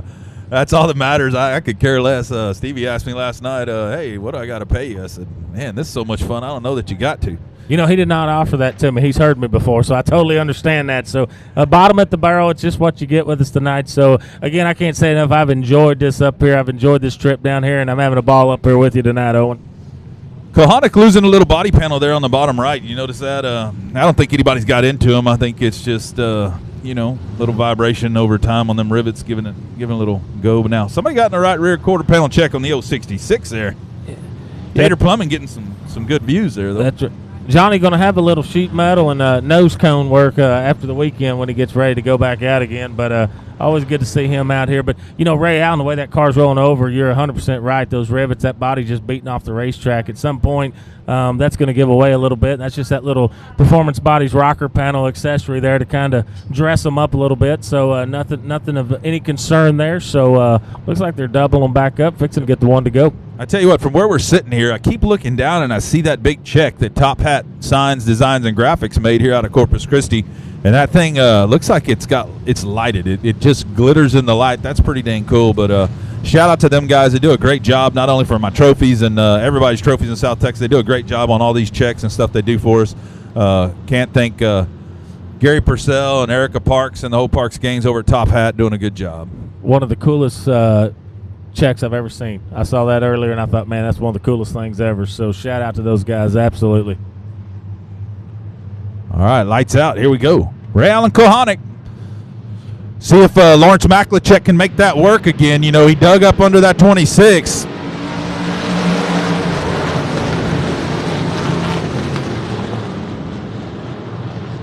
Him and JJ going to get together. JJ kind of slammed the door on him that time, said, no, sir, you ain't doing that.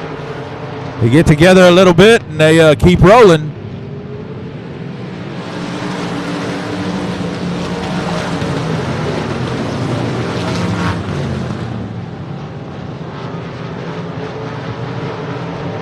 That 63 started at 11th. He was up. Denby got him on this restart, but that 63 has been on it.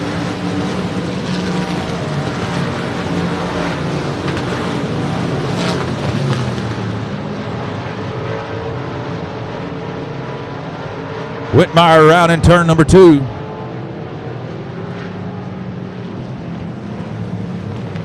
I tell you what, Owen, these cars are getting an incredible drive off too, man. You just watch them, every one of them, they're just hooked up. Stevie got a good run out of 2 and 4 that last lap in that 38 machine, and he's rolling up through there pretty good. Like we talked in the pre-race, we've been talking all night. It didn't matter where these guys are starting. Look how they're starting to kind of line up. They're starting to get themselves in position to get up there and try to make some noise in that top 3, top 5 position. And like I said, that 87, he's just sitting back there. He almost looks like a predator right now. He's just sitting there praying and going to wait it out, and then he's going to strike when he feels the moment, or when the iron gets hot, he's going to strike. Same with Howard Willis. You got to figure he's only a couple spots back from Maklachek there. So Willis right there, and then Stevie's made his way from a long ways back. That 38 came from 17th.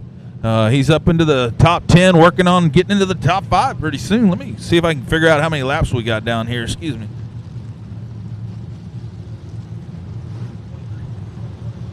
We got 23 down. If my Texas math's right, we got 17 to go. So I tell you, we got 6-8 laps, and this one's fixing to become like I say, we're going to see some haymakers get thrown, because that trophy's impressive. I don't know if they want the 5,000 or that trophy. That trophy's kick-ass, you belt back there. But it's fixing to get good, folks. And for all you fans out here tonight, thanks for coming out and braving the cooler temperatures tonight here in South Texas, and all the folks at home watching on Race on Texas. We appreciate the support, and thanks for ordering Speed Pass and supporting what Race on Texas is doing for us race fans, race tracks, and our marketing partners. So we can't thank those guys and gals enough. Yeah, I tell you, racetracks definitely need people sitting in the seats. We like to talk to these folks on Race on Texas. It's a great opportunity for people all over the country to watch your races, and can't say enough about Race on Texas and Speed Pass, and it does a lot for every racetrack that it supports, and there's no doubt about it. But, every chance you get out to a racetrack, sit in the seat, get that smell. We talked about that early today. As soon as we got here today, we were talking about the smells, the sounds, the sights at the racetrack. It's exciting. I tell you, I grew up from the time I was a baby at CC Speedway over here on the asphalt, and I'll never forget. And maybe because I'm a fat guy, I always could smell the burgers cooking when I showed up. And, man, I couldn't get that smell out of my head. I loved it, and I knew it when I got there. And then the racing field would come by, and you get that smell in your head, and it's like, man, I'm fat and I want to go fast. That's some good stuff right there. So I tell you that the smells at a racetrack are amazing, and it's like nothing else. You know, you go to a rodeo, what do you get? You smell something that don't smell so good most of the time, you know. So unless one of these guys has a bad wreck, you typically don't get that smell. That's right. You know, one thing that's cool, I can see it at our racetrack back home. People in the stands will be watching some other races, like they may watch Heart of Texas on Friday night. Maybe we're at a quick intermission. They're watching a B main or a feature on Race on Texas in the stand. So to me, that's the best of both worlds. They bought a ticket to come support a show, and they're watching Race on Texas, supporting that program. I don't know what happened to Jason Ingles. I just saw he come back. He's on the tailback. Must have to go and get a tire. So yep, not good for Ingles. Here we go.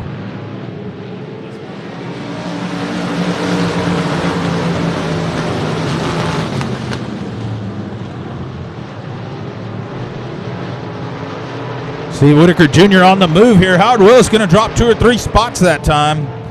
The 184, Brian Rye on the move as well. Kyle Carter as well.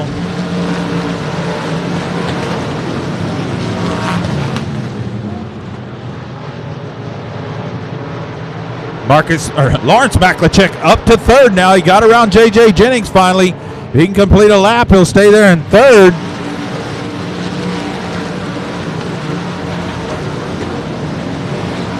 Marcus Maklachek starting to dig on the 33 a little bit, saying, hey, here we go.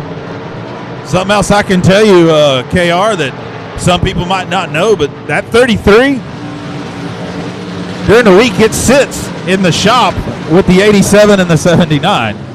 They're all shopped together here out of Petronila, Texas, and we got a giant wreck down here out of Turn 4. I watched it happen. I just wasn't going to yell about it, thinking, oh, this ain't good. You know, Lawrence may have to figure out what he's doing here. He's letting the competition come in and stay with him in the shop all week, but I didn't catch what happened on that, but I looked up and there's about 5 a bunch of cars stopped there. like it went to red, but it's still yellow. So I don't understand if we're under red or yellow. I see Lawrence has stopped. A bunch of them stopped up there, but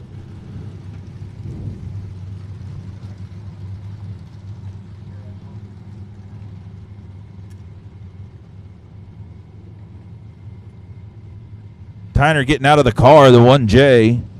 Getting out of the car there, going to assess some damage as they get a wrecker over for that 1J car. Yeah, so Lawrence, Marcus, Kohanek, all pretty much, they know all the secrets of each other pretty much. You know what I mean? They all hang around in the same shop, working out of the same space. So they know what each other has. Now, again, it comes down to who's conserved tires. We got a long race, right? So who's conserved their tires and kept it under them and kept it moving forward without any major issues. Howard Willis had a rough run that time. I think he started on the outside and just dropped back 5 or 6 spots. That was not a good one for him.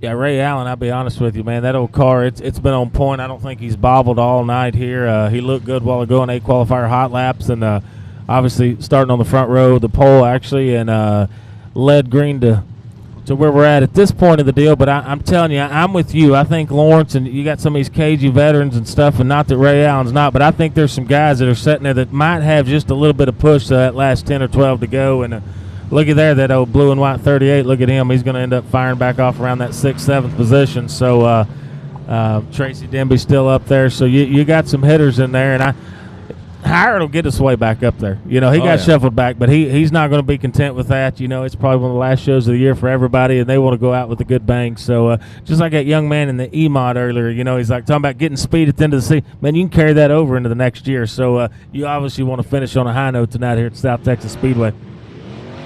Gonna run him through some oil. Man, I missed it if that guy reached down and rubbed his fingers in it and smelt it again. That was pretty talented last night, what he was doing. That's kind of trick. Or tasting it, I'm not sure. Uh-oh, Brian Rye pulling down here to the bottom of the track. Not sure what's going on with him. Got the nose beat in on that car pretty good. Typically means you've been up under somebody else's stuff. You ever get under anybody else's stuff? No. That's probably a good thing. Yeah, that 38 sitting in 6th came from 17th. So, like I told you, Steve Whiteaker Jr. on the pace lap, lost the tire one time down the back straightaway, pulled in the pits, put a tire back on, came back out, started 24th, won the race. Hell of a race. Not sure what's going on with the 184 here. Problems. They're sending a wrecker for him.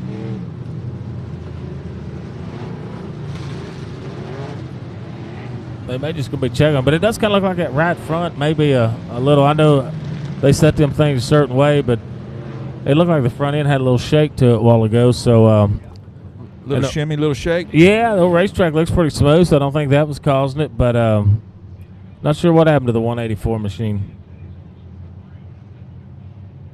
Okay, so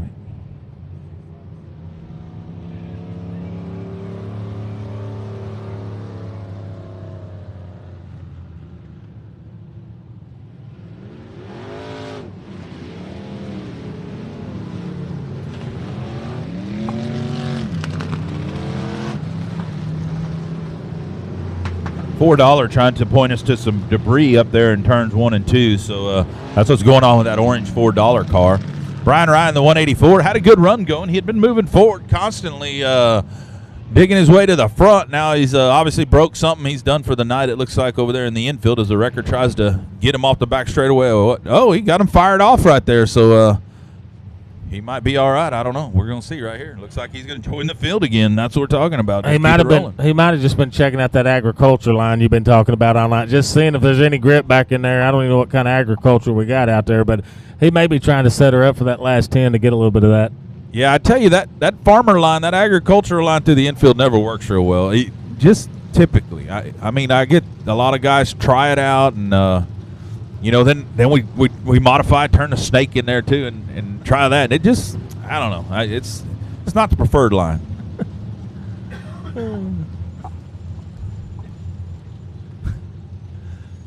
Man, they got some heavy debris. We got wreckers, and I mean, I don't know, we can't see it, but it must be big to need all that down there.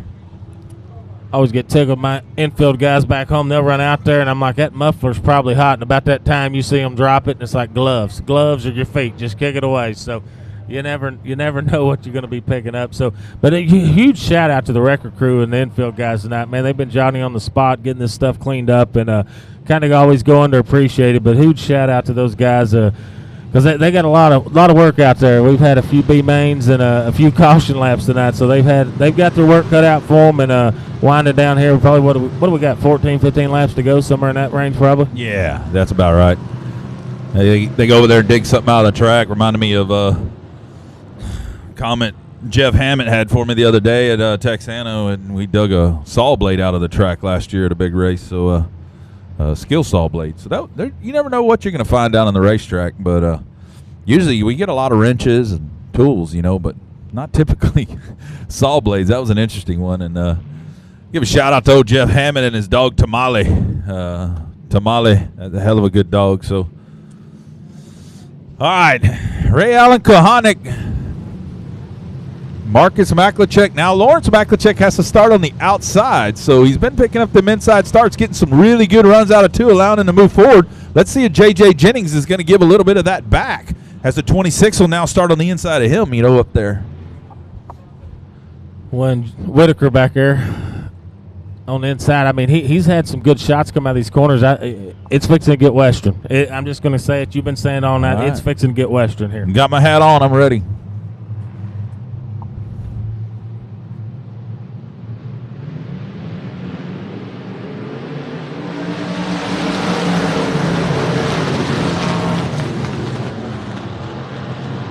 The 26 going to give it right back to the 87, like I told you. Here we go. 38's going to make up a little ground as well. Oh, no. Caution going to come out on that one.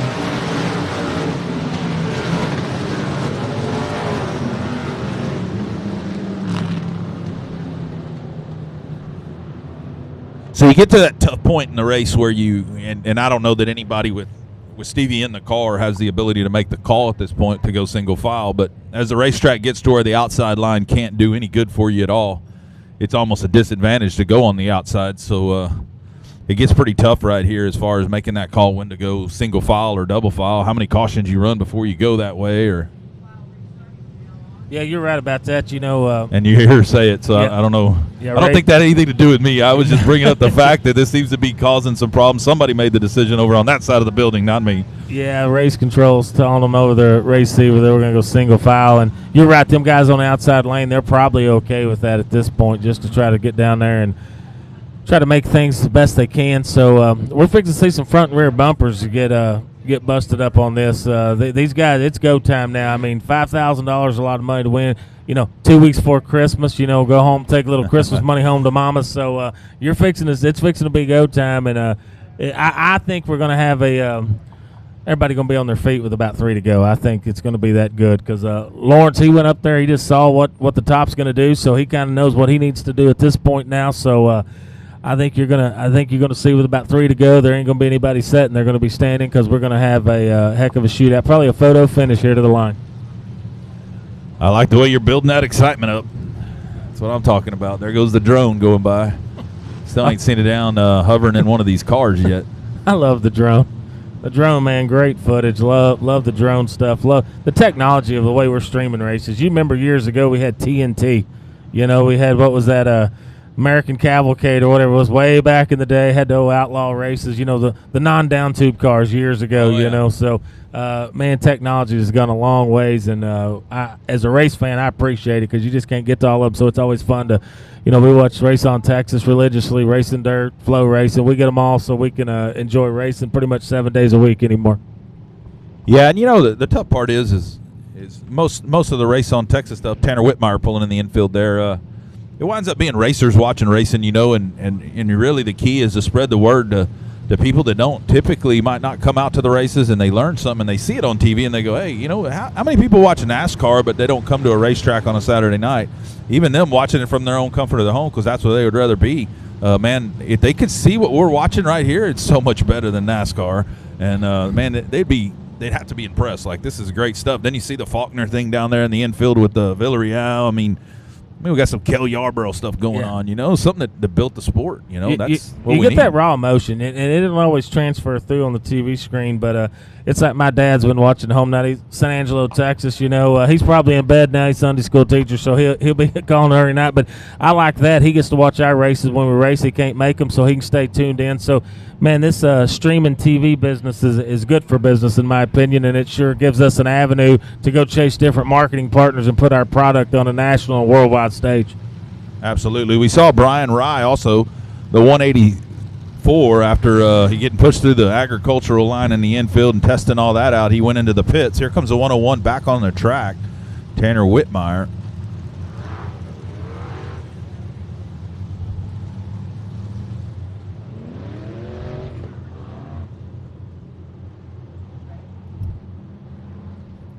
Jeff Huckabee just told me it was TNN American Sports Cavalcade. Man, that was the good stuff. But, I'd recorded on the old VHS deal. It'll be all wavy lines a few years later. But, it was good stuff, man. I grew up a big Steve Kinzer fan, the old Silver Bullet car, but I always loved Doug Wolfgang. And Jack Hodenschild, man, was one of my favorites. He took his farewell tour this year, and that was a pretty neat deal to see him come in one of Rico Abreu's cars to finish out his career. But I tell you what, it's fun watching these generations, though. You see a lot of these guys, Hudson O'Neal, Don, at Flo there. It looked like he's having a little fun in the suite when they talked to him. But, Don O'Neal was one of the great late model racers. Now He's watching his son Hudson, and it's just exciting stuff to see these guys and carry on these family traditions and keep racing. So that's what I think this sport's all about, and I enjoy it tremendously. Yeah, the 184, Brian Wright coming back on the track. I had to ask a question. I got a message over here that said ask you about Elvis. So what you got? Man, we went to a little racist reunion banquet and dang near got a lap dance by an Elvis impersonator. It wasn't pretty, He scarfed me up with a tablecloth. Apparently, when you get a little bit bigger in size, they use the whole tablecloth. But we had a good time, and I love going to those kind of reunion deals because I think this sport's built on the history, and I think it's good to keep doing it. But that guy Elvis, I can't remember his name, but he did a great job with it. And but it was embarrassing. But there is some video footage somewhere. I've sent it to you. Just don't Hell share yeah. it. We need Elvis down there on that galvanized pole in the bar. We'd have a great time down there. I guarantee you, he could make it happen. Who do you reckon sent me that and asked you about Elvis? Who would you guess? Man, I don't know. That'd be Mr. Paul White driving back from PRI right now, listening to us on the road. Yeah, Paul and Keith and Wes Goodwin, they all had a little hand in that. I knew when they looked at me and started giggling, I knew it was bad, but Paul White's an American badass in a race car. I'll give him that. Absolutely. There's no doubt about it. Here we go, Ray Allen. We're single file, folks. That changes everything. Kohanek still out front. The 79. Marcus Maklachek, then Lawrence Maklachek, J.J. Jennings, Shane Heffling, Steve Whitaker Jr., Tracy Denby, Kyle Carter, Chris Rye, Howard Willis, Jared Moppin. Hadn't said Jared Moppin a whole lot tonight, but he's been out there keeping his nose clean, just digging.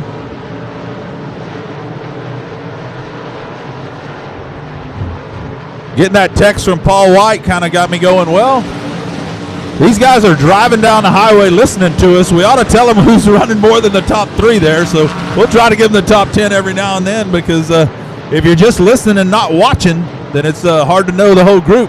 The 79 here, Marcus Maklachek, starting to put a little pressure on Ray Allen as the top 3 start to gap back to the 26 of J.J. Jennings.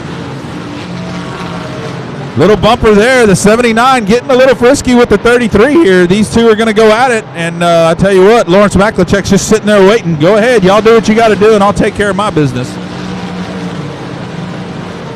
Not sure if Marcus is counting laps in that car or what, but he sure started putting some pressure on Ray Allen as we're winding down on laps here. He knows it may be go time. And it also looks like Ray Allen's starting to get a little looser. That right rear may be going away on him.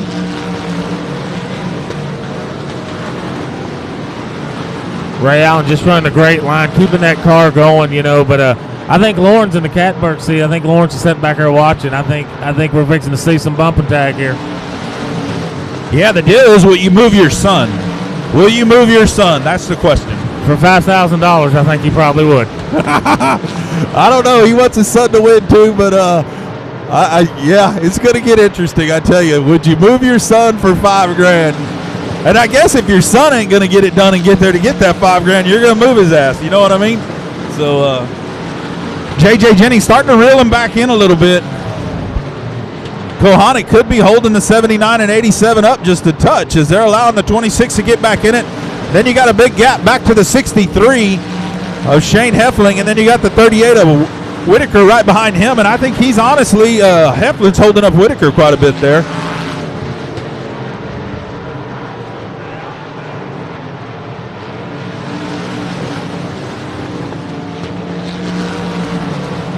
Kyle Carter gets into the right rear of Chris Rye in the $4. Damn near wrecks himself as he got into the right rear. It shot him into the wall. Woo, top 3 are getting racy here, bud. Yeah, business has picked up in that top 3. I'm just going to tell you, there's some pressure. These guys are going. They're not worried about tires any longer. They're going. This $5,000 on the line right here, right now. Yes, sir. Kohanek a little loose. Like I said, it's kind of weird. He turns it at the apex kind of awkwardly compared to the rest. The rest driving through there pretty smooth.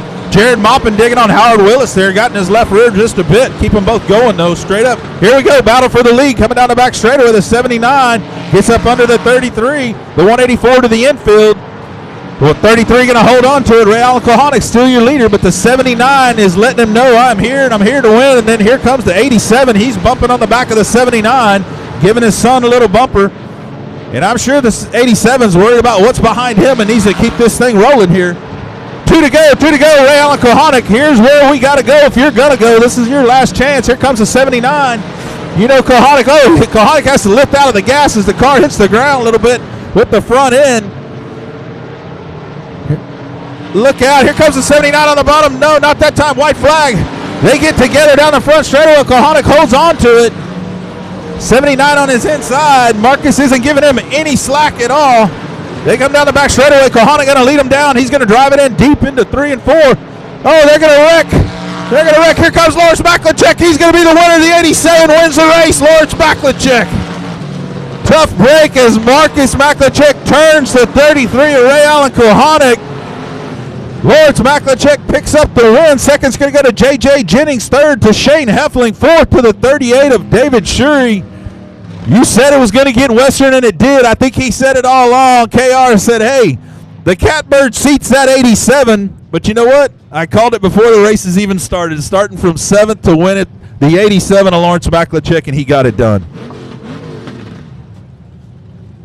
Woo!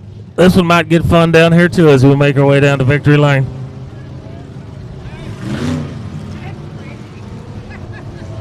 I'm telling y'all, folks, they all shop together. The 33, the 79, the 87, they're all practically like family. I tell you, there's a little feud going to be going on tonight.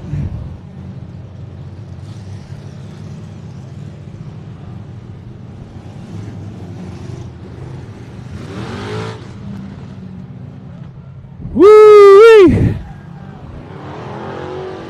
He's out of the car. He can hear y'all while you're still here. Give him a round of applause, Lawrence Maklachek.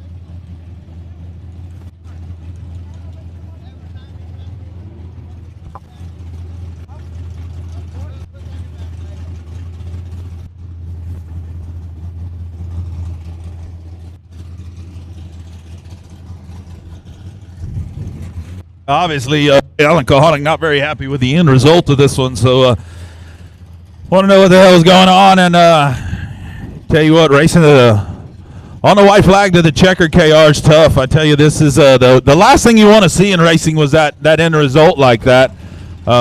It's part of racing. We've seen it at both our tracks, and we've both had to hate being in that situation. I hate it. Yeah, it's a tough call to make, when that happens. You got guys out here racing hard, but at the end of the day, $5,000, big trophy, man. It's go time. You know what I mean? So they'll work it all out and make it all work. But I'll let you get down there in victory lane and get a word with the winner here. So we're gonna do this one here together. We're gonna tag team Lawrence here in a minute with a little conversation. Y'all get a quick picture. Let's get some pictures. Laura, get some pictures, and then we'll talk to Lawrence about it a little bit. I like it. The trophy's taller than he is. That was a goal here this weekend.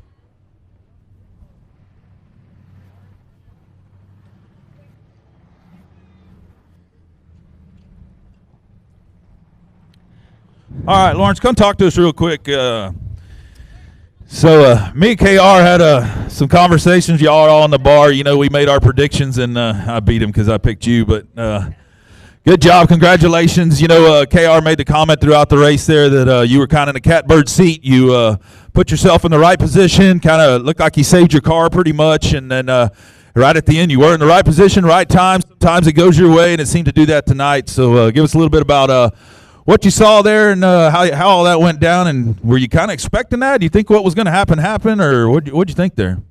I kind of figured we would finish all three. Marcus looked like he had the better car of the three of us, and I know there at the end of one of these 5,000s, it gets pretty daggum aggressive. So I went ahead and run up there behind them. So if something like that happened, I was there, and it worked out in my favor. Absolutely. Go ahead, KR. Well, I tell you, up there watching it, we knew some of you guys, especially you KZ veterans, you were going to sit there and get what you could with 10 and then, try to ride about 20 laps and then go with 10. And it seemed like y'all set a quick pace and kind of maintained it all night long. But I kept telling him under caution up there, you could see you and Howard, some of you guys, y'all were just putting yourself in the positions. Unfortunate the way the race ended, obviously. But, you were in the position to capitalize on it and kind of take us through what's going through your head with about 10 to go when you're seeing some of this starting to play out. Yeah, like I said, I think that I kind of figured we would finish that way. But Ray, when the longer we would run, the more he'd back it into the corners. And Marcus was, he was rolling up under him. I was kind of like Ray. If I started to drive a little harder, mine would kind of back in too. But I could get up there and run with them. So when it got down to where like I said, Ray seemed like he slows down after we ran 4 or 5 laps, and Marcus would really get on top of him. So I would try to ease up there to take advantage of a situation, and I did. Oh, and I'm thinking I'm his good luck charm. This is the second time this year I've talked to him in victory lane. He won $10,000 at the Lone Star 600. Now he just won $5,000. I'll get with your agent. I'll get him with my agent. We'll work on my percentage here going forward. There we go. That'll work. Hey, so I want to say this Jerry Whiteaker Memorial. I growing up as a kid, that was a good man. He helped me in racing when we were kids growing up. I broke down on the side of the road in Houston, and he drove all the way back halfway back from Big H and towed my car to the track. That was a good man, and it's his race, and I appreciate this going on for him. Very class conversation, very class statement. We appreciate it. Owen, I'll let you finish her up. All right, absolutely. Last things I can tell y'all that I had a conversation Thursday or Friday, and Pat, Lawrence's wife, said, you can quit racing if you just win this. So you may not ever get to do this again in victory lane because he may just quit because his wife said he could. And I told him that I was going to do my best to take over this racetrack if he won. So I guess I got to step my game up as well. So anyway, Lawrence, who do you got to thank? I know you got a couple of great grandkids here, and who do you got to thank for helping you get here to victory lane? I mean, do all you do. Just all my family, all the racing family and stuff too. My grandkids, they're eating racing like I was, and they if it wasn't for them helping me on this deal and Pat kicking me every time I want to quit. But Ace Transmission, L87 Speed. There's all in design. There's a bunch of them that help. That's all right. That's good. Lawrence Maklicek, folks, picking up the Jerry Whiteaker Memorial 3 win, $5,000. Great race. He's going to take it down there to the tech pad and let them probe him in all kinds of ways. But great racing tonight. So thanks to Lawrence, and hell of a show, man. Hell of a job. Appreciate you putting on the show for us.